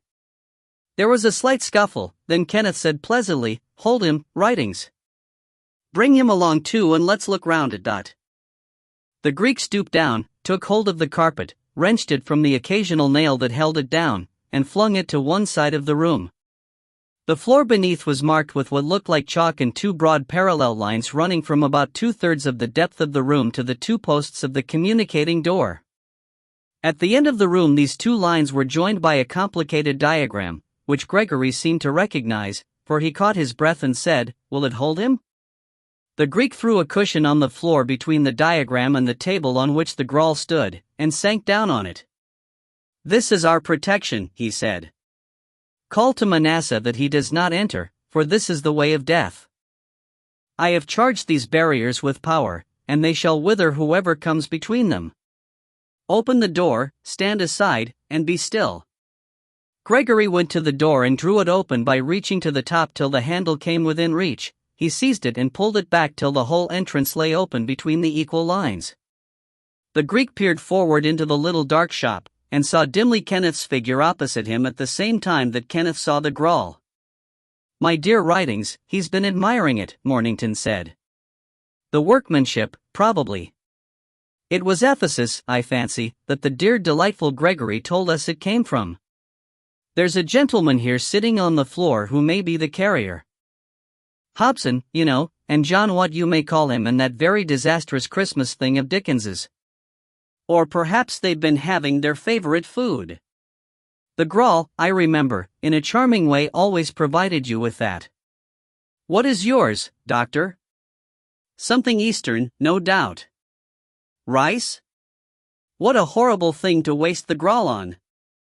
He had come to the doorway as he spoke, and drew a revolver from his pocket. "The Duke's really," he went on, "one of those little domestic utensils you can pick up for almost nothing at a sale.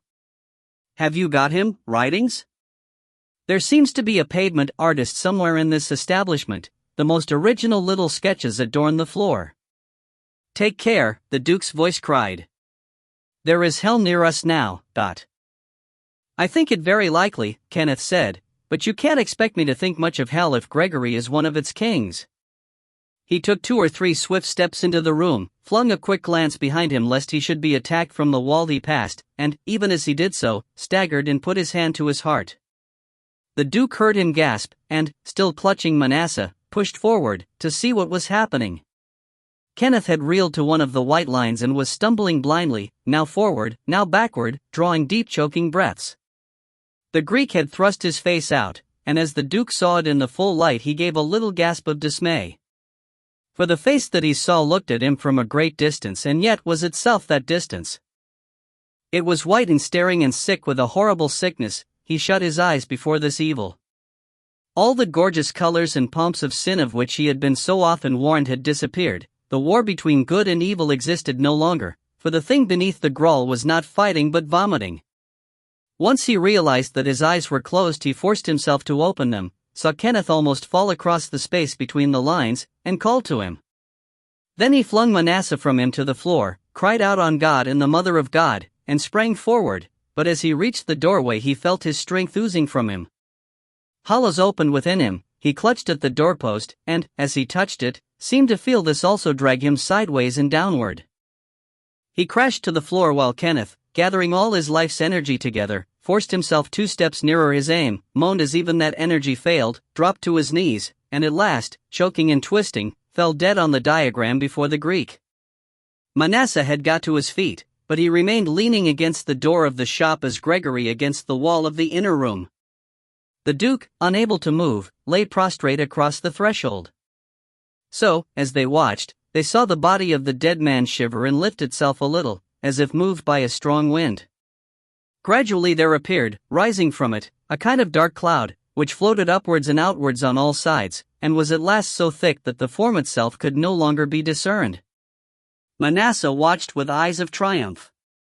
But Gregory was curiously shaken, for he, less instructed in the highways of magic, recoiled, not from the destruction of his enemy, but from the elements which accompanied it. He shrank from the face of the sorcerer. Like the Duke, he found himself in a state for which he had not been prepared and at which he trembled in horror. A sickness crept within him. Was this the end of victory and lordship and the Sabbath, and this the consummation of the promises and of desire? The sudden action had precipitated him down 1,000 spirals of the slow descent, and he hung above the everlasting void. He sought to keep his eyes fixed on the symbol of triumph, the dark cloud that streamed upward from floor to ceiling in front of him, but they were drawn back still to the face which dominated it and him. Slowly, as they watched, the pillar of cloud began to sink, withdrawing into itself. The color of it seemed to change also, from a dense black to a smoky and then to an ordinary gray. Quicker and quicker it fell, hovered for a few minutes, and at last collapsed entirely. There remained, in the place where the body had been, nothing but a spreading heap of dust. The Duke, defeated in mind and body, and with too young a soul to dare the tempest, made yet some effort to assert the cause in which he believed. He raised himself on one hand as he lay and cried out in the great Latin he loved rather perhaps as literature than as religion, but still as a strength more ancient and more enduring than himself. Proficiscere, anima Christiana, he stammered, da hoc mundo, in nomine Patris. Be silent, you. Manasseh snarled, and, with one of those grotesque movements which attend on all crises, took from the counter a small bottle as the nearest missile and flung it. It smashed on the floor, and the Greek's eyes moved toward it and came to rest on the Duke. He stood up with an effort, and motioned to Gregory to draw the carpet again over the magnetized passage of death. When this was done, the three gathered round the Duke, who half rose to his feet and was overthrown again by the touch of the Greek's hand. "Will you not destroy him also?" Manasseh asked, half greedily, half timidly. The Greek slowly shook his head. "I am very weary," he said, "and the strength is gone from the figure. If that other had not despised us, I do not know whether I should have won.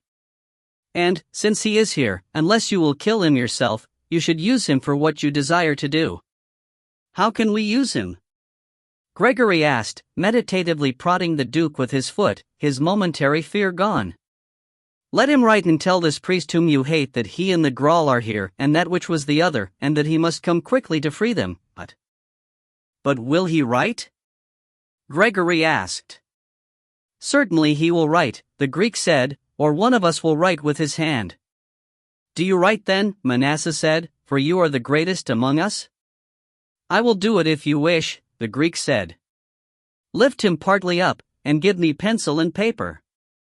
As Gregory tore a page from his pocketbook, Manasseh dragged and pushed at the Duke till he sat at last leaning against the door. The Greek knelt down beside him, put one arm round his shoulders, and laid the right hand over his. To the Duke it seemed as if an enormous cloud of darkness had descended upon him, in the midst of which some unknown strength moved him at its will. In the conflict of his inner being with this tyranny, the control of his body was lost. The battle was not in that outer region, but in a more central place. Ignorant and helpless, his hand wrote as the Greek's controlling mind bade, though the handwriting was his own. "Come, if you can by any means," the letter ran, "for that and we are here. The bearer of this will tell you as much as he will, but believe him if he says that without you there is an end to all. Writings." The Greek released the Duke and rose. Gregory took the note, read it, and shook his head. "I do not think he will be deceived," he said doubtfully. "But what can he?" Manasseh began, but the Greek silenced him with a gesture and said, "He will do what he must do. There is more than we in he which moves about us now. I think he will come, for I think that the battle is joined, until that which is with us or that which is with them is loosened it cannot end. Take care of your ways tomorrow." "And who is to be the bearer?" Gregory asked. "That you shall be," the Greek said. "But how much shall I tell him?" Gregory asked again uncertainly. The Greek turned upon him. "Fool," he said, "I tell you, you cannot choose. You will do and say what is meant for you, and so will he. And tomorrow there shall be an end." Chapter 16. The Search for the House. Tea, tobacco, meditation, and sleep brought the inspector no nearer a solution of his problem. On the assumption that J.M. Pattison was the murdered man, there had still appeared no reason why Gregory Persimmons should have murdered him. It was true that so far he knew nothing of their relations. If Pattison had been blackmailing Persimmons now, but then why the scribblings in the Bible? Some ancient vengeance, he rather desperately wondered, some unreasoning hate? But he could not get away from a feeling that, even so, it was the wrong way round. Small nonentities did sometimes murder squires, bankers, or peers, but it was not normal that a squire should murder a small nonentity. Besides, religious mania seemed to come into it somewhere. But whether Mr. Persimmons or the deceased was affected by it, or both of them, the inspector could not decide. And why the devil? Why, in God's name, the devil? The inspector's view of the devil was roughly that the devil was something in which children believed, but which was generally known not to exist, certainly not as taking any active part in the affairs of the world. These, generally speaking, were run by three parties: the police, criminals, and the ordinary public. The inspector tended to see these last two classes as one. All specialists tend so to consider humanity as divided into themselves and the mass to be affected. Doctors see it in the two sections of themselves and patients, potential or actual, clerics in themselves and disciples, poets in themselves and readers, or non-readers, but that is the mere wickedness of mankind, explorers in themselves and stay-at-homes, and so on. The inspector, however, was driven by the definitions of law to admit that the public was not as a whole and altogether criminal, and he inevitably tended to consider it more likely that Mr. Pattison should be guilty than that Mr. Persimmons should be. Only someone had strangled Mr. Pattison, and Mr. Pattison's own expectations seemed to point direct to Mr. Persimmons.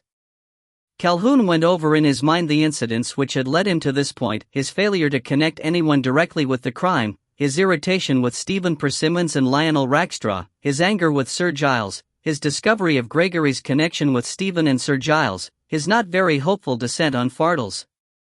His conflict with Ludding had relieved, but not enlightened him. He came to the events of the morning in the way in which the young stranger had recognized him. Of course, more people knew Tom Fool, no doubt, but he had a feeling that he knew the face. He thought of it vaguely, as Mrs. Lucksparrow and Ludding had done, as a foreigner's. The Duke had thought of it in connection with the high friendships of his Oxford days, Kenneth as related to his intelligence of the Church and its order. Sir Giles had seen it with equal curiosity and fear, but this was almost purely intellectual, and did not suggest the revival of some past vivid experience. Gregory and the Archdeacon had answered to it more passionately, as somehow symbolical of a mode of real existence, as Barbara had recognized in it at once the safety and peace which had succored her in the house of the infernal things. Nor had Gregory remembered it, but the crisis of Kenneth's death had put it out of his mind. Was it without significance that the Greek had seemed to feel a power moving under and through the activities of his opponents? But these things were not known to Calhoun, who, nevertheless, found himself trying to recollect who the stranger was.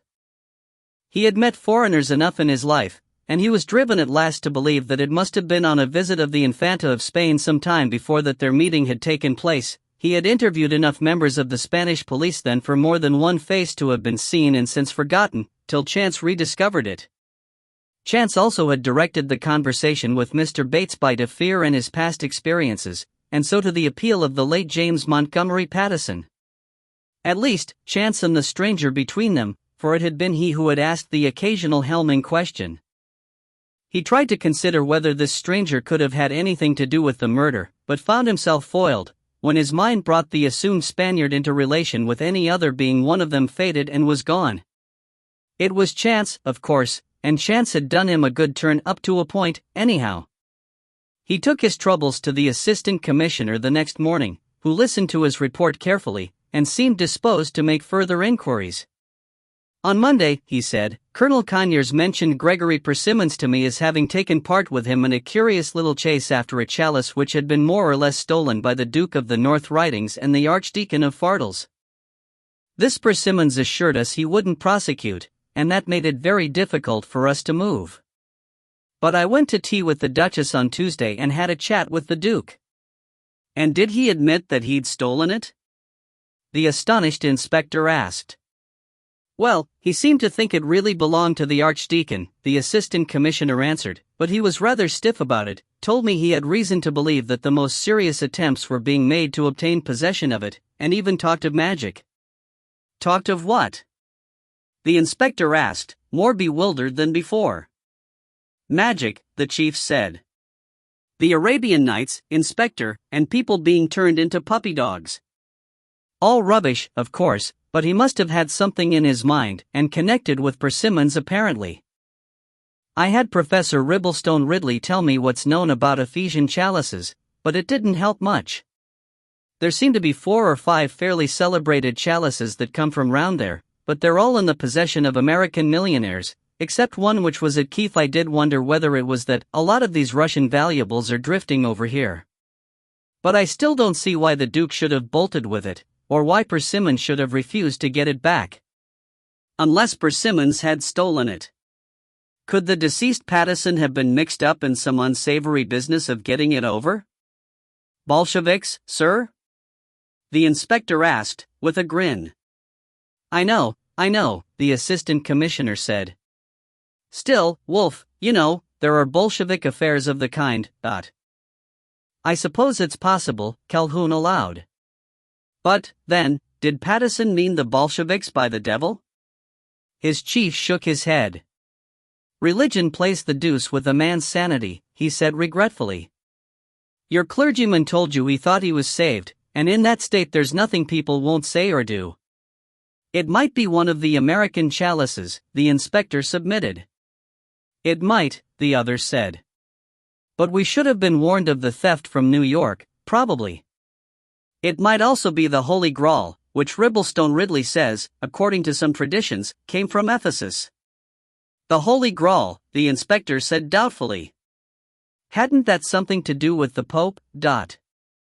It's supposed to be the cup Christ used at the Last Supper, so I suppose you might say so, the assistant commissioner answered almost as doubtfully. However, as that cup, if it ever existed, isn't likely to exist now, we needn't really worry about that. No, Calhoun, I leaned to Keefe. I wonder whether the Duke would tell me anything. He looked at the inspector.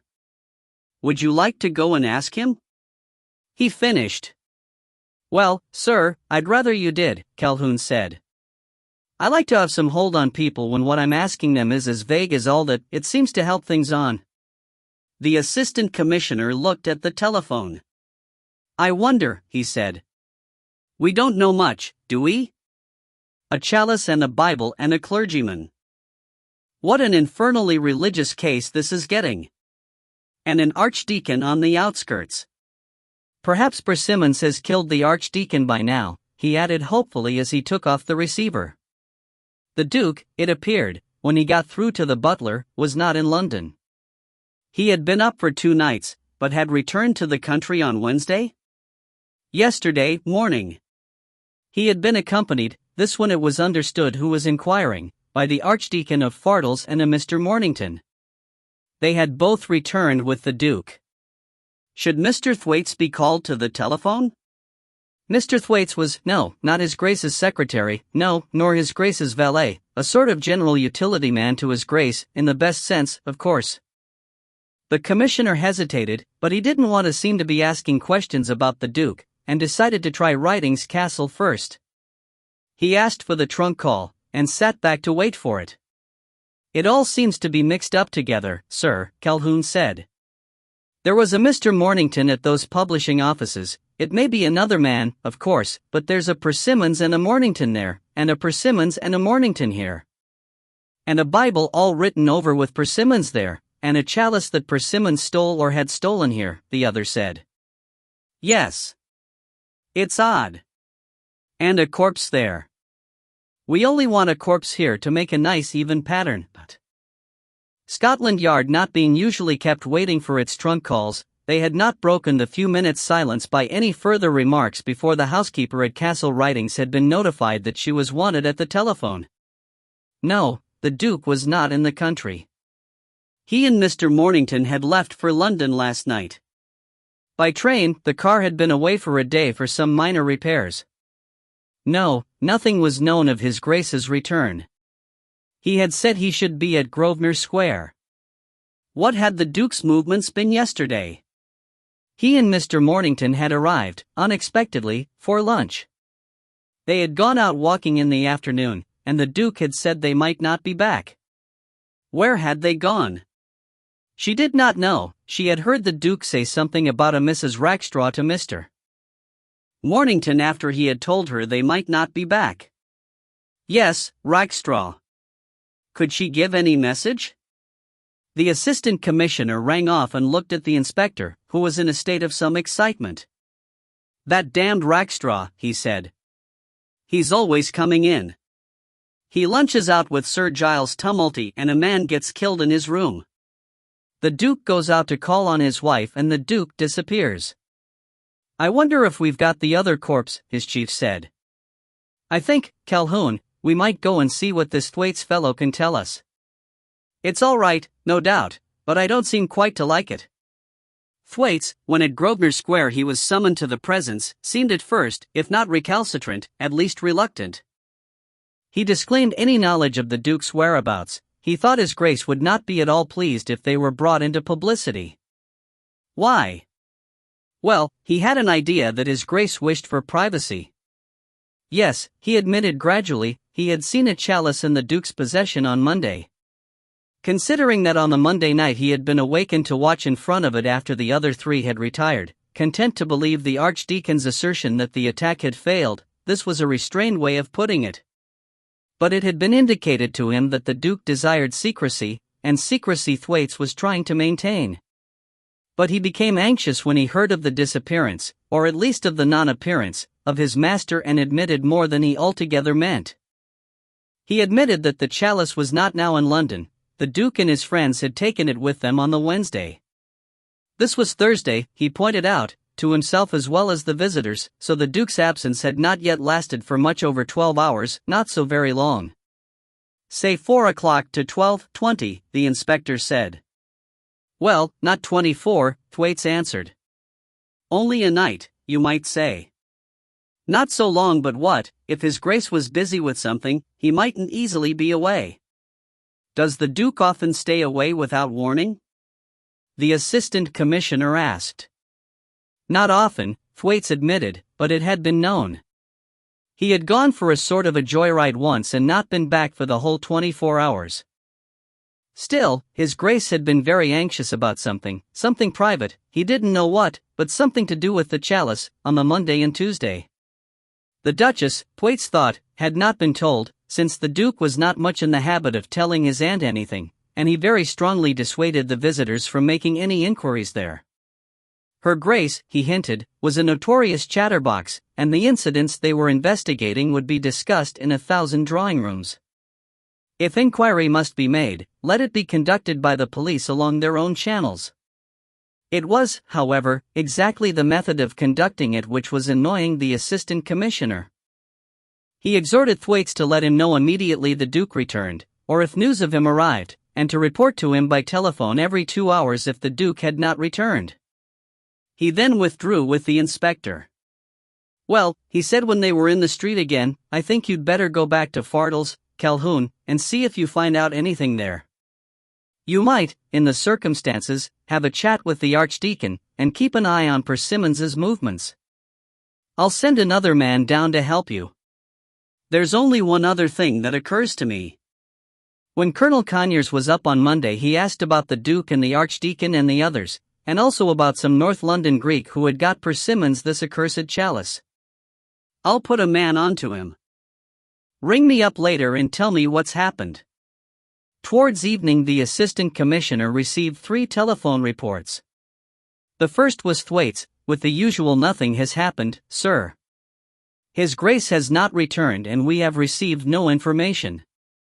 This time, however, he added, "the Duchess is becoming anxious, sir. She is talking of consulting the police. Shall I put her through to you, sir?" "No, for God's sake," the Commissioner said hastily. "Tell her something, anything you like. Tell her to ring up the nearest police station." "No, she won't do that as she knows me." "All right, Thwaites, put her through." The Duchess was put through, and the Commissioner extracted from her what he really wanted: permission to investigate. He then pretended to be cut off. It was some minutes later that he received a call from Calhoun. "The Archdeacon isn't here, sir," the inspector reported. "He left for London just before lunch, about when we were at the Duke's. They don't know when he'll be back. Mr. Persimmons also left, just after lunch. I must have passed him in the train. Rackstraw is here and his wife, in a cottage in Persimmons's grounds. They apparently have a small boy, but he's been taken to London by a maid of Persimmons. I knew Rackstraw was in it somehow. Family man, Persimmons," the Assistant Commissioner said. "Pity you couldn't have let us know he was coming, and I really think we'd have had him covered." "Well, sir, both he and the Archdeacon were away before I got down here," the inspector said forbearingly. "Shall I come back, Dot?" No, I think not, his chief said. Stop today, anyhow, and let me hear tomorrow if there's anything fresh. I've sent Pewitt to Finchley Road, but he's not reported yet. It's all pure chance. We really don't know what we're looking for. I thought we were trying to find out why Persimmons murdered Pattison, sir, the inspector answered. I suppose we are, his chief said, but we seem rather like sparrows hopping round Persimmons on the chance of a crumb. Well, carry on, see if you can pick one up and let us guzzle it tomorrow. Goodbye. He sat back, lit a cigarette, and turned to other work, till, somewhere about 8:30, Pewitt also rang up. Pewitt was a young fellow who was being tried on the mere mechanics of this kind of work, and he had been sent up to the Finchley Road not more than 2 hours earlier, having been engaged on another job for most of the day. His voice now sounded depressed and worried. Pewitt speaking, he said, when the commissioner had announced himself. I'm in rather a hole, sir. We can't find the house. Can't what? His chief asked. Can't find the house, sir, Pewitt repeated. I know it sounds silly, but it's the simple truth. It doesn't seem to be there. The assistant commissioner blinked at the telephone. Are you mad or merely idiotic, Pewitt? He asked. I did think you'd got the brains of a peewit, anyhow, if not much more. Have you lost the address I gave you or what? No, sir, Pewitt said, I've got the address all right, Lord Mayor's Street. It was a chemist's, you said. But there doesn't seem to be a chemist's there. Of course, the fog makes it difficult, but still, I don't think it is there. The fog? The commissioner said. It's very thick up here in North London, Pewitt answered, very thick indeed. Are you sure you're in the right street? His chief asked. Certain, sir. The constable on duty is here too. He seems to remember the shop, sir, but he can't find it, either. All we can find, sir, is... Stop a minute, the commissioner interrupted. He rang his bell and sent for a directory, then, having found it, he went on. Now go ahead. Where do you begin? George Giddings, grocer. Right. Samuel Murchison, confectioner. Right. Mrs. Thorogood, apartments. Damn it, man, the commissioner exploded, you've just gone straight over it. Dmitri Lavradopoulos, chemist. But it isn't, sir, Pewitt said unhappily. The fog's very thick, but we couldn't have missed a whole shop. But Colonel Conyers has been there, the commissioner shouted, been there and talked with this infernal fellow. Good God above, it must be there. You're drunk, Pewitt. I feel as if I was, sir, the mournful voice said, groping about in this, but I'm not. I've looked at the directory myself, sir, and it's all right there. But it's not all right here. The house has simply disappeared. That must have been what just flew past the window, the other said bitterly. Look here, Pewitt, I'm coming up myself. And God help you and your friend the constable if I find that house, for I'll tear you limb from limb and roast you and eat you. And God help me if I don't, he said, putting back the receiver, for if houses disappear as well as dukes, this'll be no world for me. It took him much longer than he expected to reach Lord Mayor's Street. As his taxi climbed north, he found himself entering into what was at first a faint mist, and later, before he reached Tally-Ho Corner, an increasing fog. Indeed, after a while the taxi driver refused to go any farther, and the assistant commissioner proceeded slowly on foot. He knew the Finchley Road generally and vaguely, and after a long time and many risks at last drew near his aim. At what he hoped was the corner of Lord Mayor's Street he ran directly into a stationary figure. What the hell, he began. Sorry, sir. Oh, it's you, Pewitt. Damnation, man, why don't you shout instead of knocking me down? All right. But standing at the corner of the street won't find the house, you know. Where's the constable? Why don't you keep together? Oh, he's here, is he? Couldn't even one of you look for the house instead of holding a revival meeting at the street corner? Now for God's sake don't apologize or I shall have to begin too, and we shall look like a ring of chimpanzees at the zoo. I know as well as you do that I'm in a vile temper. Come along and let's have a look. Where's the grocer's? He was shown it. Then, he first, Pewitt second, and the constable last, they edged along the houses, their torches turned on the windows. That's the grocer's, the commissioner went on. And here, this blasted fog's thicker than ever, is the end of the grocer's, I suppose, at least it's the end of a window. Then this must be the confectioner's. I believe I saw a cake, the blinds only half down. And here's a door, the confectioner's door. Didn't you think of doing it this way, Pewitt? Yes, sir, Pewitt said, the constable and I have done it about 17 times.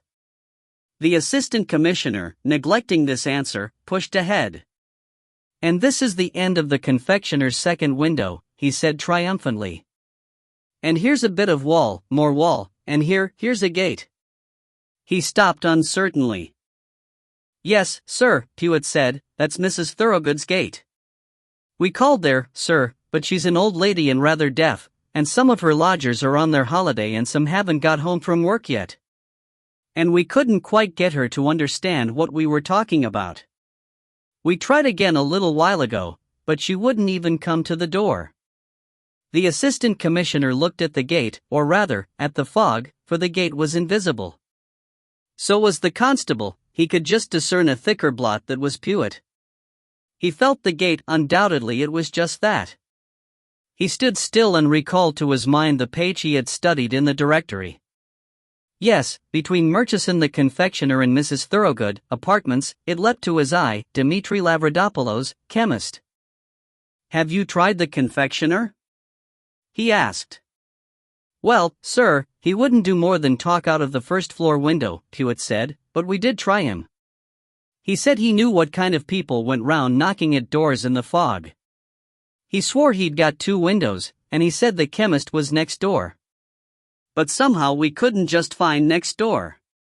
It must be round some corner, the assistant commissioner said, and yes, sir, no doubt it must be round some corner, Pewitt answered. The other felt as if something was beginning to crack.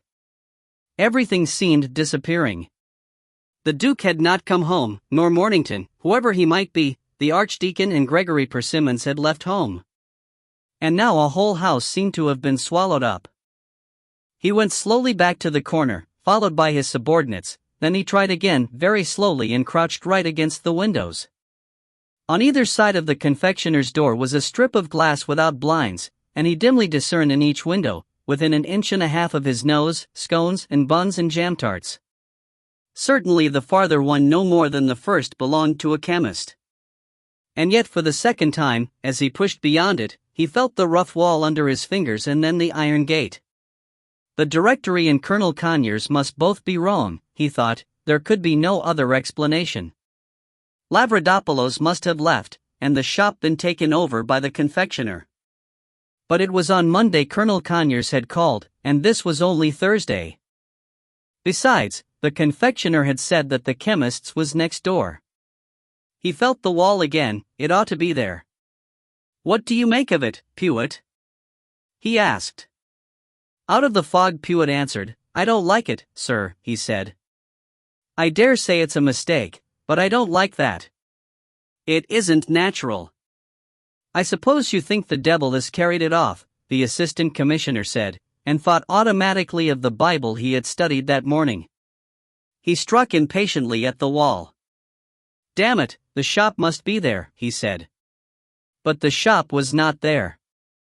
Suddenly, as they stood there in a close group, the grounds beneath them seemed to shift and quiver. Pewitt and the constable cried out, the assistant commissioner jumped aside. It shook again.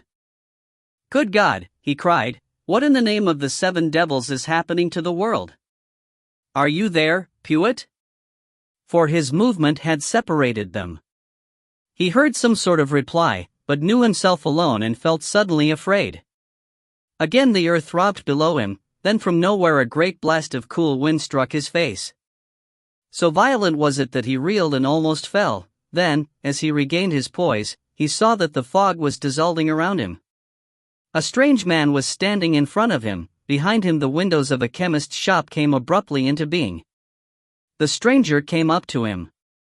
"I am Gregory Persimmons," he said, "and I wish to give myself up to the police for murder." Chapter 17. The Marriage of the Living and the Dead. While Inspector Calhoun had been discussing the Pattison murder with his chief that morning, the Archdeacon of Castra Parvulorum had been working at parish business in his study. He hoped, though he did not much expect, that Mornington would call on him in the course of the day, and he certainly proposed to himself to walk over to the Rackstraw's cottage and hear how the patient was progressing. The suspicions which Mornington and the Duke had felt on the previous day had not occurred to him, partly because he had accepted the episode as finished for him until some new demand should bring him again into action, but more still because he had been prevented by the Duke's collision with him from seeing what had happened. He supposed that the new doctor had been able to soothe Barbara either by willpower or drugs, and, though the doctor's mania for possession of the Grawl appeared to him as bad-mannered as Gregory's, that was not, after all, his affair. The conversation of the previous night he kept and pondered in his heart, but here, again, it was not his business to display activity, but to wait on the mover of all things. He went on making notes about the Sunday school register. The Sunday school was a burden to him, but the mothers of the village expected it, and the Archdeacon felt bound to supply the need. He occasionally quoted to himself "Feed my lambs," but a profound doubt of the proper application of the text haunted him, and he was far from certain that the food which was supplied to them even in the Sunday school at Fardles was that which Christ had intended. However, this also, he thought to himself, the divine Redeemer would purify and make good. Mrs. Luck Sparrow appeared at the door. "Mr. Persimmons has called, sir," she said, "and would like to see you for a few minutes, if you can spare the time." "About the harvest festival, I think it is," she added in a lower tone. "Really?" the Archdeacon asked in surprise, and then again, in a slightly different voice, "Really?" Mr. Persimmons's manners, he thought, were becoming almost intolerable. He got up and went to interview his visitor in the hall. "So sorry to trouble you, Mr. Archdeacon," Gregory said, smiling, "but I was asked to deliver this note to you personally. To make sure you got it and to see if there is any answer." The Archdeacon, glinting rather like a small, frosty pool, took it and opened it. He read it once, he read it twice, he looked up to find Gregory staring out through the front door. He looked down, read it a third time, and stood pondering. "Sion, king of the Amorites," he hummed abstractedly, "and Og, the king of Bazan, for his mercy endureth forever." "You know what is in this note, Mr. Persimmons?" "I'm afraid I do," Gregory answered charmingly. "The circumstances." "Yes," the Archdeacon said meditatively, "yes." "Naturally. Naturally?" Gregory asked, rather as if making conversation. "Well, I don't mean to be rude," the Archdeacon said, "but, in the first place, if it's true, you would probably know, in the second, you probably wrote it, and, in the third, you probably and naturally would read other people's letters anyhow." "Yes, well, thank you so much." "You don't want to put any questions?" Gregory asked. "No," the Archdeacon answered, "I don't think so. I've no means of checking you, have I? And I should never dream of relying on people who made a practice of defying God? In any real sense. They'd be almost bound to lose all sense of proportion."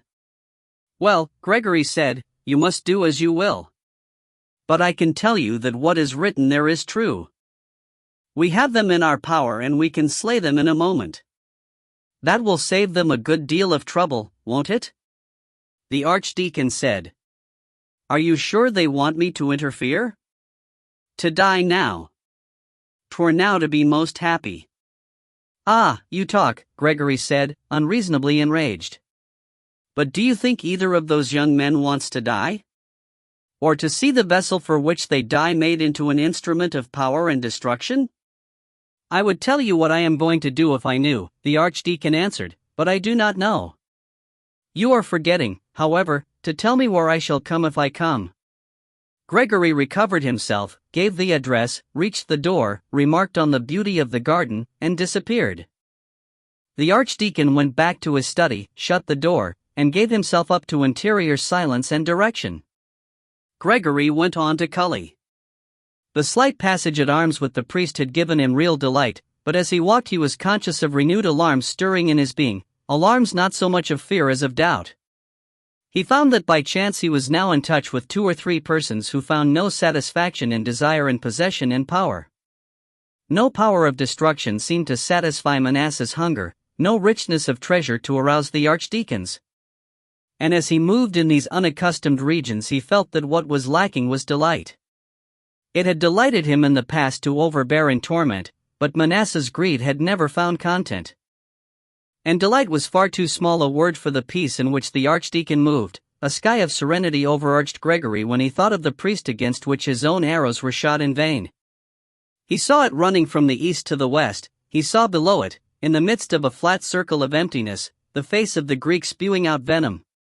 Absurdly enough, he felt himself angered by the mere uselessness of this. It was something of the same irritation which he had expressed to his son on the proportion of capital expended on the worst kind of popular novel. Enjoyment was all very well, but enjoyment oughtn't to be merely wasteful. It annoyed him as his father had annoyed him by wasting emotions and strength in mere stupid, senile worry. Adrian must be taught the uselessness of that. Power was the purpose of spiritual things, and Satan the lord of power. He turned in at the gates of Cully, and saw before him the window where he had talked with Adrian's father. A clerk in a brothel, he thought suddenly, but even the clerk desired power. And then, in a sudden desperation, he saw that unchanging serenity of sky, and even the flames of the Sabbath leapt uselessly miles below it. Here he had met the young stranger. Only slaves can trespass, and they only among shadows. But he was not a slave. That sky mocked him as the boast swelled. Slaves, slaves, it sounded, and his foot in the hall echoed the word again in his ear. He inquired for Jessie and the boy. They were in the grounds, and he went out to find them, looking also for Lionel and Barbara. But these he did not meet, although he eventually discovered the others. Adrian, apparently resting, was telling himself a complicated and interminable story. Jessie was looking into a small stream and pondering her own thoughts. Gregory smiled to think what they probably were. He very nearly addressed her as Mrs. Persimmons, remembering that she probably knew nothing of his wife in the asylum, but refrained. Barbara, it seemed, was as well as ever. She had spent an hour with Adrian before Mr. Rackstraw had made her go away. Then Jessie and Adrian had come out into the grounds, and there had met a strange gentleman who had talked and played with Adrian for a little while. Gregory raised his eyebrows at this, and Jessie explained that she had not approved, but had not been able to prevent it, especially since Adrian had welcomed him so warmly that she had supposed them to be old friends. But what was he doing in the grounds? Gregory asked. I don't know, sir, Jessie answered. He seemed to know them, and he told me he knew you. Gregory suspected that this was the only cause of her frankness, but it was hardly worth troubling to rebuke her. Within a week Jessie might find herself only too anxious to make friends with strangers in Vienna or Adrianople, or somewhere farther east. What was he like? He said. Oh, quite young, sir, and rather foreign-looking, and dressed all in grey. He and the boy seemed to be talking a foreign language half the time. Gregory stood still abruptly, and then began to walk on again. What had Sir Giles said about this stranger? And who was it the stranger reminded him of? The Archdeacon, of course. They both had something of that same remote serenity, that provoking, overruling detachment. In the rush of the previous day's excitement he had forgotten to consult Manasseh. That would be remedied before night. But the talk of a foreign language disturbed him a little, lest Adrian should have a closer and more intimate friend than himself or than he had known. If there were anything in Sir Giles's babblings, he gathered himself together and turned sharply to Jessie. We shall go to London, he said, I and Adrian, and you to look after Adrian, directly after lunch. Tomorrow we may go abroad for a little. It's sudden, but it can't be helped. And it's not to be chattered about. See to it. It chanced therefore that, by the time Inspector Calhoun had finished making inquiries of Mrs. Luxparrow at the rectory, Gregory, with Adrian and Jessie, had reached Lord Mayor's Street. The shop was closed, but Manasseh admitted them, and Jessie was shown, first the kitchen and afterwards the small upstairs room where she and Adrian were to sleep. She was not shown the cellar, where the Duke of the North Ridings lay bound, and she and Adrian were rushed swiftly through the back room, where the Archdeacon was looking pensively out of the window. He glanced at them as they went through, but neither face conveyed anything to his mind. Gregory had provided Adrian with 2 or 3 new toys, but it was intimated to Jessie that the sooner he was put to bed the better, and that she had better stay with him, as it was a strange room, lest he woke and was afraid. The captives thus disposed of, Gregory went back to his friends, who were in the shop. The Archdeacon had left off looking out of the window and was reading the revelations of Lady Julian close by it. "He has come, then," Gregory said. "He has come," Manasseh answered. "Didn't you expect him?" "I didn't know," Gregory said. "He didn't seem at all sure this morning. And I don't know why he has come." "He has come," the Greek said, "for the same reason that we are here, because in the whole world of being everything makes haste to its doom." "Are you determined and prepared for what you will do?" Gregory looked back through the half-open door. "I have considered it for many hours," he said. "I am determined and prepared." "Why, then, should we delay?" The Greek said. "I have hidden this house in a cloud and drawn it into our hearts so that it shall not be entered from without till the work is done." But Gregory involuntarily looked towards the window, and saw a thick darkness rising above it, a darkness not merely fog-like, as it seemed to those without, but shot with all kinds of color and movement as if some living nature were throbbing about them. The Greek turned and went into the inner room, and the other followed him. There the darkness was already gathering, so that the Archdeacon had ceased to read and was waiting for whatever was to follow. All that day, since he had talked with Gregory in the morning, he had been conscious that the power to which he had slowly taught himself to live in obedience was gradually withdrawing and abandoning him. Steadily and continuously that process went on, till now, as he faced his enemies, he felt the interior loss which had attacked him at other stages of his pilgrimage grow into a final overwhelming desolation. He said to himself again, as he so often said, "This also is thou," for desolation as well as abundance was but a means of knowing that which was all. But he felt extraordinarily lonely in the darkness of the small room, with Persimmons and Manasseh and the unknown third gazing at him from the door. The Greek moved slowly forward, considered for a moment, and then said, "Do you know why you have come here?" "I have come because God willed it," the Archdeacon said. "Why did you send for me?" "For a thing that is to be done," the Greek said, "and you shall help in the doing."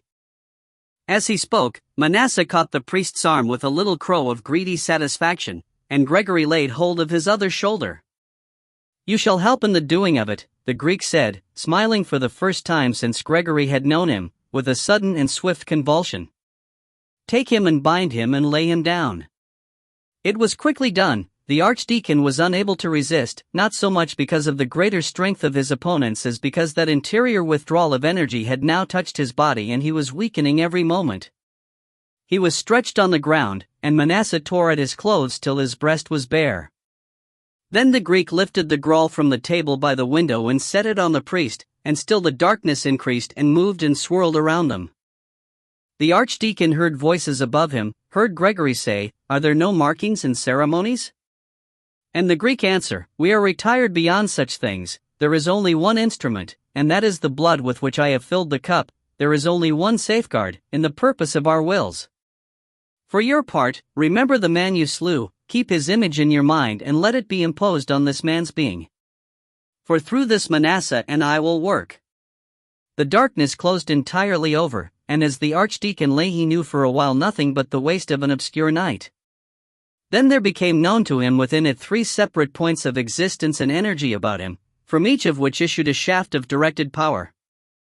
He was aware that these shafts were not yet aimed directly at him. He was aware also of a difference in their nature. For that which was nearest him was also the least certain. It shook and faltered. It was more like anger as he had known it among men, red and variable and mortal. This anger was the effluence of a similar center, a center which was known on that earth they had left as Gregory Persimmons, and trembled still with desires natural to man. So far as in him lay, the Archdeacon presented himself to that spirit and profession as a means whereby the satisfaction of all desire might meet it. Not by such passions was hell finally peopled and the last rejection found. But this procession was not alone, it was controlled and directed by mightier powers. From another center there issued a different force, and this, the victim realized, it would need all his present strength to meet. There impinged upon him the knowledge of all hateful and separating and deathly things, madness and tormenting disease and the vengeance of gods. This was the hunger with which creation preys upon itself, a supernatural famine that has no relish except for the poisons that waste it. This was the second death that cannot die, and it ran actively through that world of immortalities on a hungry mission of death. What that mission was he did not yet know. The beam played somewhere above him and disappeared where a central darkness hid the Graal. But he knew that the mission would be presently revealed, and he asserted by a spiritual act the perfection of all manner of birth. Even as he did so the act itself quivered and almost died. For the third stream of energy passed over him, and its very passage shook the center of his being from its roots. This was no longer mission or desire, search or propaganda or hunger, this was rejection absolute. No mortal mind could conceive a desire which was not based on a natural and right desire. Even the hunger for death was but a perversion of the death which precedes all holy birth. But of every conceivable and inconceivable desire this was the negation. This was desire itself sick, but not unto death, rejection which tore all things asunder and swept them with it in its fall through the abyss. He felt himself sinking even in the indirect rush of its passage. Here, if anywhere, the foundation of the universe must hold them firm, for otherwise he and the universe were ruining together forever. But that foundation, if it existed, had separated itself from him. He cried desperately to God and God did not hear him. The three intermingling currents passed on their way, and, fainting and helpless, he awaited the further end. There came for a little a relief. He was dimly aware again for some moments of external things, a breath above him, the slight feeling of the cup upon his breast, the pressure of the cords that held his arms to his sides. Then slowly and very gently these departed again and he felt himself being directed towards, he did not know what. But he was, as it were, moving. He was passing to a preordained tryst, he was meeting something, and he grew dreadfully afraid.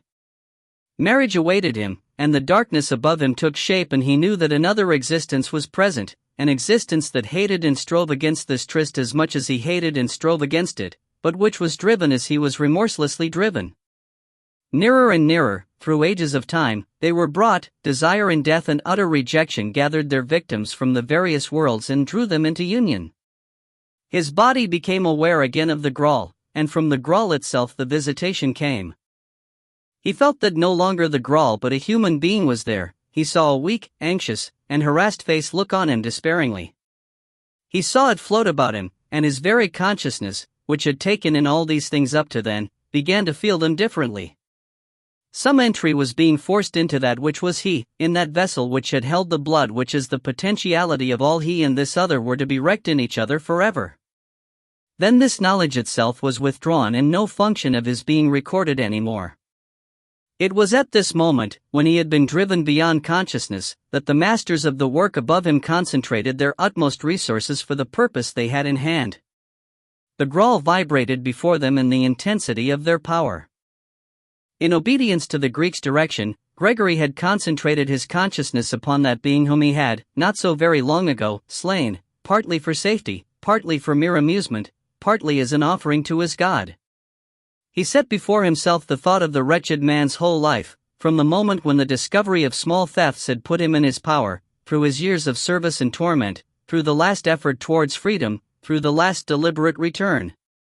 Pattison had returned to his death and had died, obeying minutely all the orders that had been given him, clean and unmarked linen, no papers, his few belongings left in a bag at some tube station, and the ticket destroyed. He had seen that all was done under the fascination of his master's law. And now that law was to do something more with him, it searched for him in the place of shadows where his uncertain spirit wandered, it explored the night beyond death to recover him thence. Gregory held the knowledge of the man's soul fast in his mind, and from his own solitary wanderings in the abyss that soul began to return to its Lord. Upward now, his image began to rise, as some few days since the wraith of the child Adrian had floated, but even more swiftly by virtue of the triple call. A fantastic bubble of tinged cloud seemed to appear, moving upward from the Grawl, and the bubble thickened and became mist and shaped itself into a form and face. The Grawl was dimly visible in a faint green light, through which and over which the recalled spirit took on a mortal covering. Gregory involuntarily smiled at the appeal on the face that was momentarily visible, and renewed his effort to offer up both the captives in sacrifice to the tremendous power he adored. Slowly the strength of the three prevailed. Little by little that shadow sank and spread itself over the motionless form on the floor, little by little it flowed round it and into it.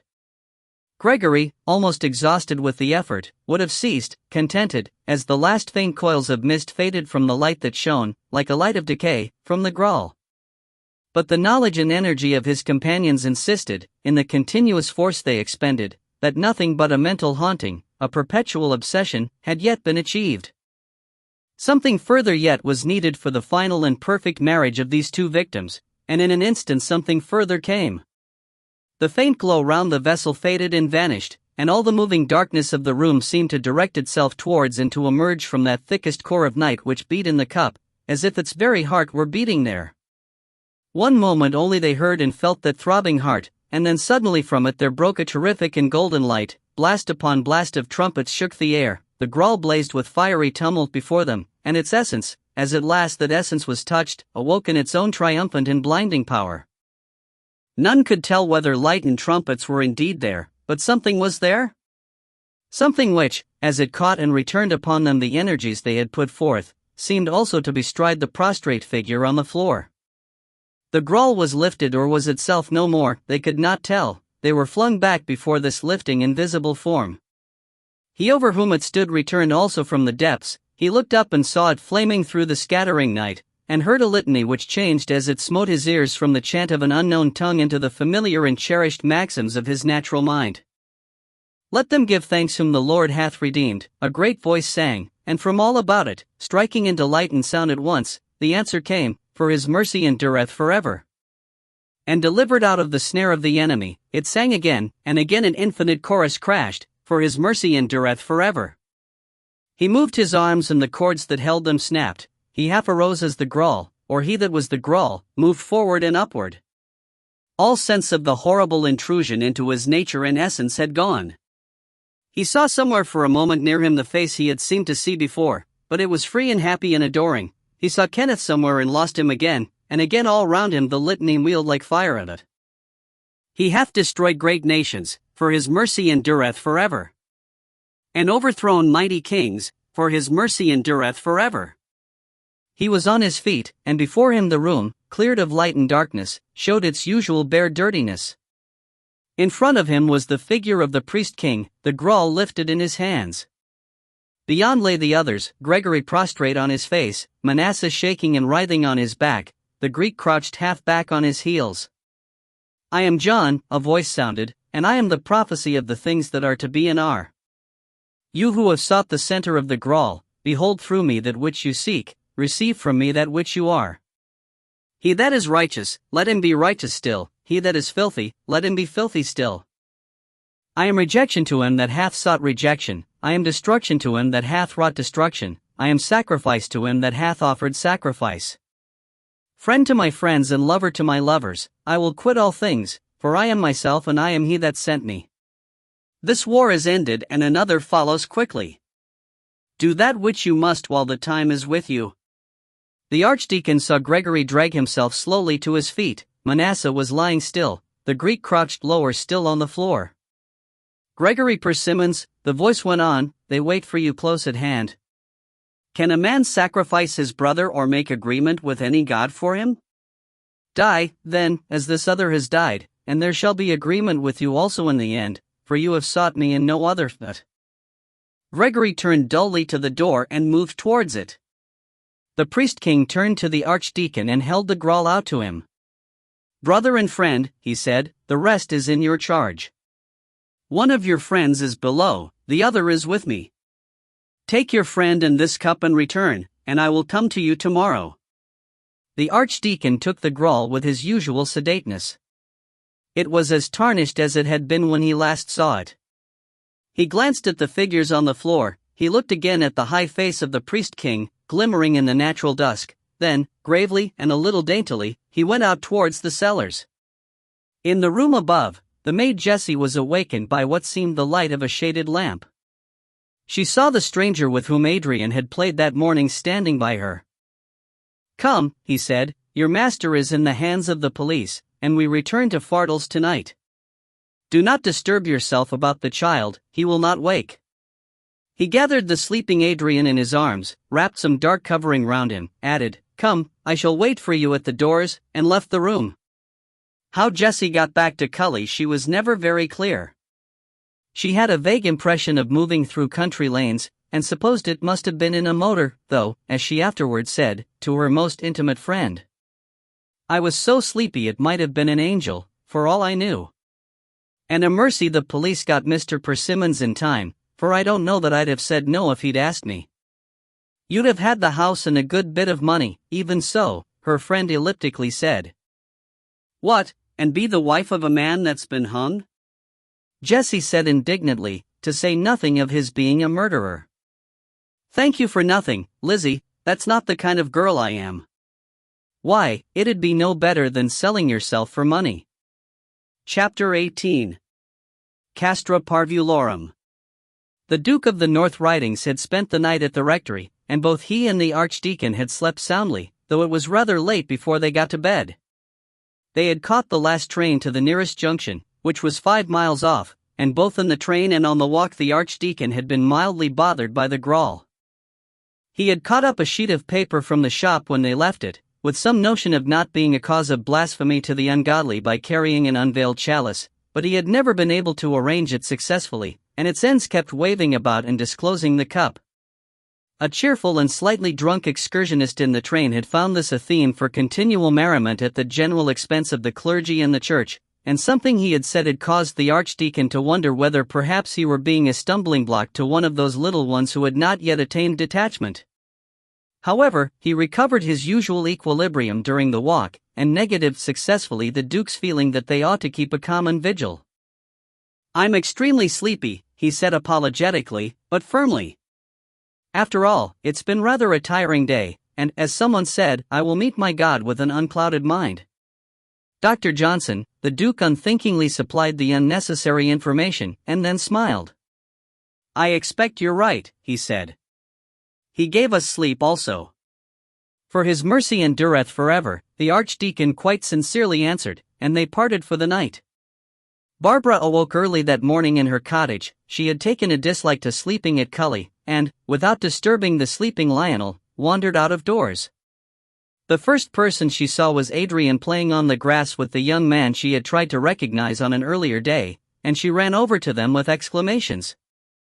Adrian, fresh and energetic, hurled himself at her with tumultuous shrieks of greeting and information, and she looked laughingly to the stranger for an explanation. "Gregory Persimmons has been arrested," he said, "on his own confession, for murder, and, as I was there, I brought your son back at once. He slept very well, and we've been playing out here since he woke." Barbara, holding Adrian with one hand, pushed her hair back with the other, the long scar showing as she moved her wrist. "That's very nice of you," she said. "But Mr. Persimmons, what a dreadful thing." "Do you really think so, Mrs. Rackstraw?" the other asked, smiling. Barbara blushed, and then looked grave. "No," she said. "Well, at least, somehow I don't feel surprised. Since I met you, I haven't felt quite the same about Mr. Persimmons." "You may feel the same now," Prester John answered, and was interrupted by Adrian. "Hush, darling," his mother said. "Go to church?" "Yes, if you like." "I'm afraid," she added, blushing rather more deeply as she looked at the stranger again, "that we don't go as regularly as we should." "It is a means," he answered, "one of the means. But perhaps the best for most, and for some almost the only one. I do not say that it matters greatly, but the means cannot both be and not be. If you do not use it, it is a pity to bother about it; if you do, it is a pity not to use it." "Yes," Barbara said doubtfully. Lionel was rather badgered into it as a boy, and he almost dislikes it now, and so, one's foes are always in one's own household, the other answered, with a rather mournful smile. But, as Barbara glanced at him, suspecting a remoter meaning, he went on. But this morning Adrian is to serve me in the church over there. Serve? Barbara said, aghast. But he can't do it. He's only 4, and he knows nothing about it, Anne. He can do all I need, Mrs. Rackstraw, her friend said, and was drowned again by Adrian's mummy. And we've been playing cricket, and will you come and play after breakfast? I thought we were to go to church, darling, Barbara answered. Oh, after church too, Adrian said. And will you come? He asked the stranger. The answer was delayed by his seeing Lionel wander out of the cottage in pajamas, to whom he rushed away still full of the importance and immediacy of life. The other 2 came after him to the door. Lionel received with a certain shock the news of Gregory's surrender, but it was a shock produced merely by its suddenness.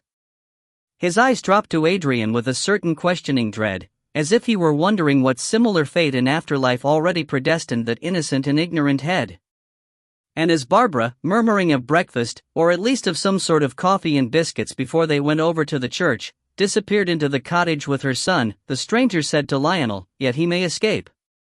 Lionel looked up. Oh, yes, he said vaguely, though he felt the fantasy, as he stood alone with the other, take sharp form within his mind. Oh, yes, that, but something awaits him surely of ruin and of despair. It may be, the stranger said, but perhaps a happy ruin and a fortunate despair. These things are not evil in themselves, and I think you fear them overmuch. I fear all things, Lionel answered, and I do not understand how it is that men do not fear them more. In the town it is bad enough, but there one is deafened and blinded by people and things. But here everything is so still and meditative, and I am afraid of what those meditations are. Is there, then, nothing pleasant in life? Prester John said. Lionel answered, almost savagely, can't you see that when life is most pleasant one suspects it most? Unless one can drug oneself with the moment and forget. I do not think you drug yourself much, the stranger said, smiling. Are you sure you do not love your fears? No, Lionel said, I am not sure of anything. I do think I love to feel them though I loathe them, but I do not know why. Because so chiefly you feel yourself alive, the other said, separated from them and hostile and tormented, but alive in heart and brain. You desire death. Your very desire witnesses how passionately you feel these things and how strongly you live. Lionel smiled a little. Huten Timaruma knows? He asked doubtfully. No, not that, the stranger answered. But you are afraid of losing yourself in the fantasies of daily life, and you think that these pains will save you. But I bring the desire of all men, and what will you ask of me? Annihilation, Lionel answered. I have not asked for life, and I should be content now to know that soon I should not be. Do you think I desire the heaven they talk of? Death you shall have at least, the other said. But God only gives, and He has only Himself to give, and He, even He, can give it only in those conditions which are Himself. Wait but a few years, and He shall give you the death you desire. But do not grudge too much if you find that death and heaven are one. He pointed towards Cully. This man desired greatly the God of all sacrifice and sacrifice itself, and he finds Him now. But you shall find another way, for the door that opens on annihilation opens only on the annihilation which is God. He walked away across the glade, and when Lionel saw him again it was in the church built above the spot where, tradition said, Caesar had restored the children to their mothers. The Duke of the North Ridings, rather more than obedient to the strict etiquette of his church, was leaning against the doorpost. The Archdeacon was in his stall. As the other members of that small and curiously drawn congregation came in, Adrian broke from his mother's hand and ran up the aisle on small, hasty feet to where, by the altar, Prester John turned to receive him. To Barbara and the Duke, accustomed to liturgical vestments, the priest-king seemed to be clothed in the chasuble of tradition. To Lionel he seemed to stand, pure and naked, in the high sunlight of the morning, what he seemed to the child none then or ever knew. He sank on one knee to meet him, opened his arms to Adrian's rush, and then, after a moment during which they seemed to confer, drew in gently to the credence table at the side. There Adrian, grave and content, plumped himself down on a hassock for a seat, and the priest-king returned to the front of the altar. The sacristan was away down in the village, but suddenly above them they heard the noise of a bell, only higher and more remote and more clear than any bell they had heard before, as if the very idea of sound made itself felt in those notes, and withdrew and ceased. The priest-king spread out his hands and brought them together, and there was a movement throughout the church, as if 100 watchers had stirred and drawn breath at the beginning of the mysteries. The duke leaned a little forward in perplexity. He saw the forms with which he was acquainted, but here and there, only always just to one side or in some corner, he seemed to see other forms. They had vanished in a moment, yet they had been there. He had caught certain of the faces which he knew in the great gallery of his ancestors in the castle, and other faces more antique and foreign than these, a turbaned head, a helmed and armored shape, outlandish robes, and the glint of many crowns. They had vanished, and he saw Adrian plunge to his feet and go to the celebrant's side. And clear and awful to his ears their voices floated. The voices were clear, but what they said was hidden. To him by the door, as to Barbara kneeling by a chair, there issued sometimes a familiar phrase. In Troibo, he thought he heard, and could have believed that the child's voice answered, Ad deum caleatificat juventuder meme.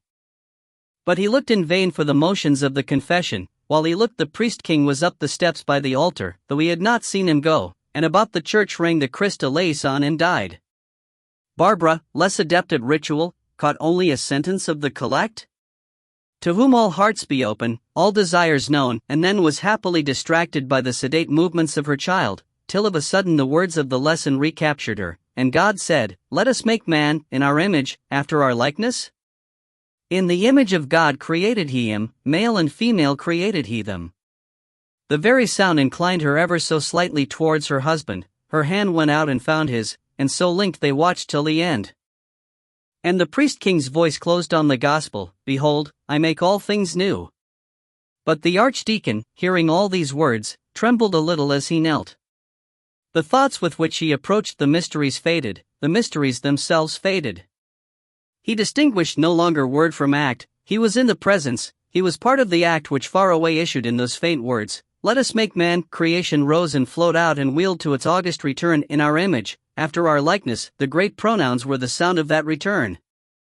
Faster and faster all things moved through that narrow channel he had before seen, and now himself seemed to be entering, and beyond it they issued again into similar but different existence, themselves still, yet infused and made one in an undreamed perfection. The sunlight, the very sun itself, was moving on through the upright form before the altar, and darkness and light together were pouring through it, and with them all things that were. He saw, standing at the very edge of that channel, the small figure of Adrian, and then he himself had passed the boy and was entering upon the final stage of the way. Everything was veiled, the voice of the priest-king was the sound of creation's movement, he awaited the exodus that was to be. Everything was veiled, but not so entirely that he did not hear from somewhere behind him, in space or in experience, the duke's voice saying, Iti cum spiritu tua, or a call from in front, Lift up your hearts, or again, from behind, Barbara's voice crying, We lift them up unto the Lord, or, in a higher and more tremendous summons, Let us give thanks unto the Lord, and, amid the tumult of song that broke out, Lionel's own voice joining in the answer, It is meet and right so to do. It is very meet, right, the priest-king said. The three heard it, and heard no more intelligible words. They saw Adrian moving up and about, they saw his grave and happy face as he turned to some motion of his lord's, they saw him go back and sit down again on his hassock, cuddling his knees, glance down at his mother, and turn to watch the event. For now the unknown sounds were pealing steadily on, all separate beings, save where the hands of the lovers lingered in a final clasp, were concentrated on that high motionless figure, motionless, for in him all motions awaited his movement to be loosed, and still he did not move. All sound ceased, all things entered into an intense suspension of being, nothing was anywhere at all but he. He stood, he moved his hands. As if in benediction he moved them, and at once the golden halo that had hung all this while over the grawl dissolved and dilated into spreading color, and at once life leapt in all those who watched, and filled, and flooded and exalted them. Let us make man, he sang, in our image, after our likeness, and all the church of visible and invisible presences answered with a roar, "In the image of God created he him, male and female created he them." All things began again to be. At a great distance Lionel and Barbara and the Duke saw beyond him, as he lifted up the Graal, the moving universe of stars, and then one flying planet, and then fields and rooms and 1,000 remembered places, and all in light and darkness and peace.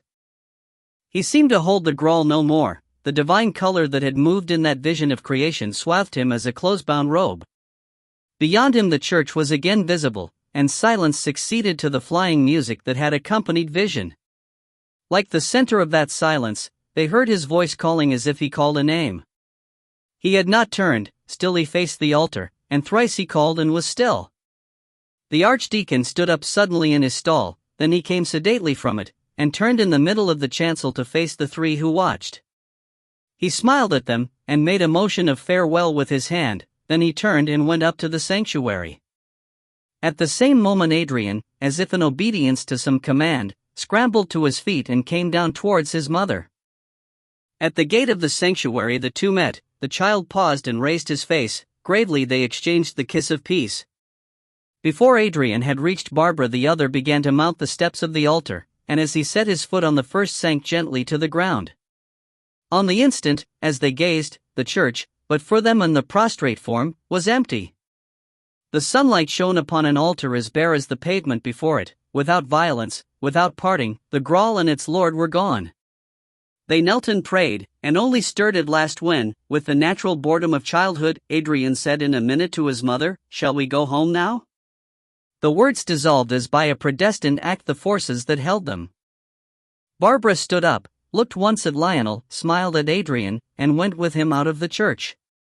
The Duke came up the aisle. "Will you tell his people or shall I?" he asked Lionel, and Lionel answered with an equal normality, "As you like. I will stay here, if you will go." "Very well," the Duke said, and paused, looking at the body. Then he said, smiling at Lionel, "I suppose they will say he had a weak heart." "Yes," Lionel answered, "I expect they will." He felt suddenly the joy of the fantasy rise in his mind. He walked to the door and watched the Duke crossing the churchyard, and waited till beyond the hedge he saw Mr. Batesby hurrying to the church. Then he went out to meet him. Dear Mr. Batesby said, "How truly distressing." In the midst of life, the Archdeacon too, cut down like a palm tree and thrust into the oven. No doubt the knock on the head affected it rather much.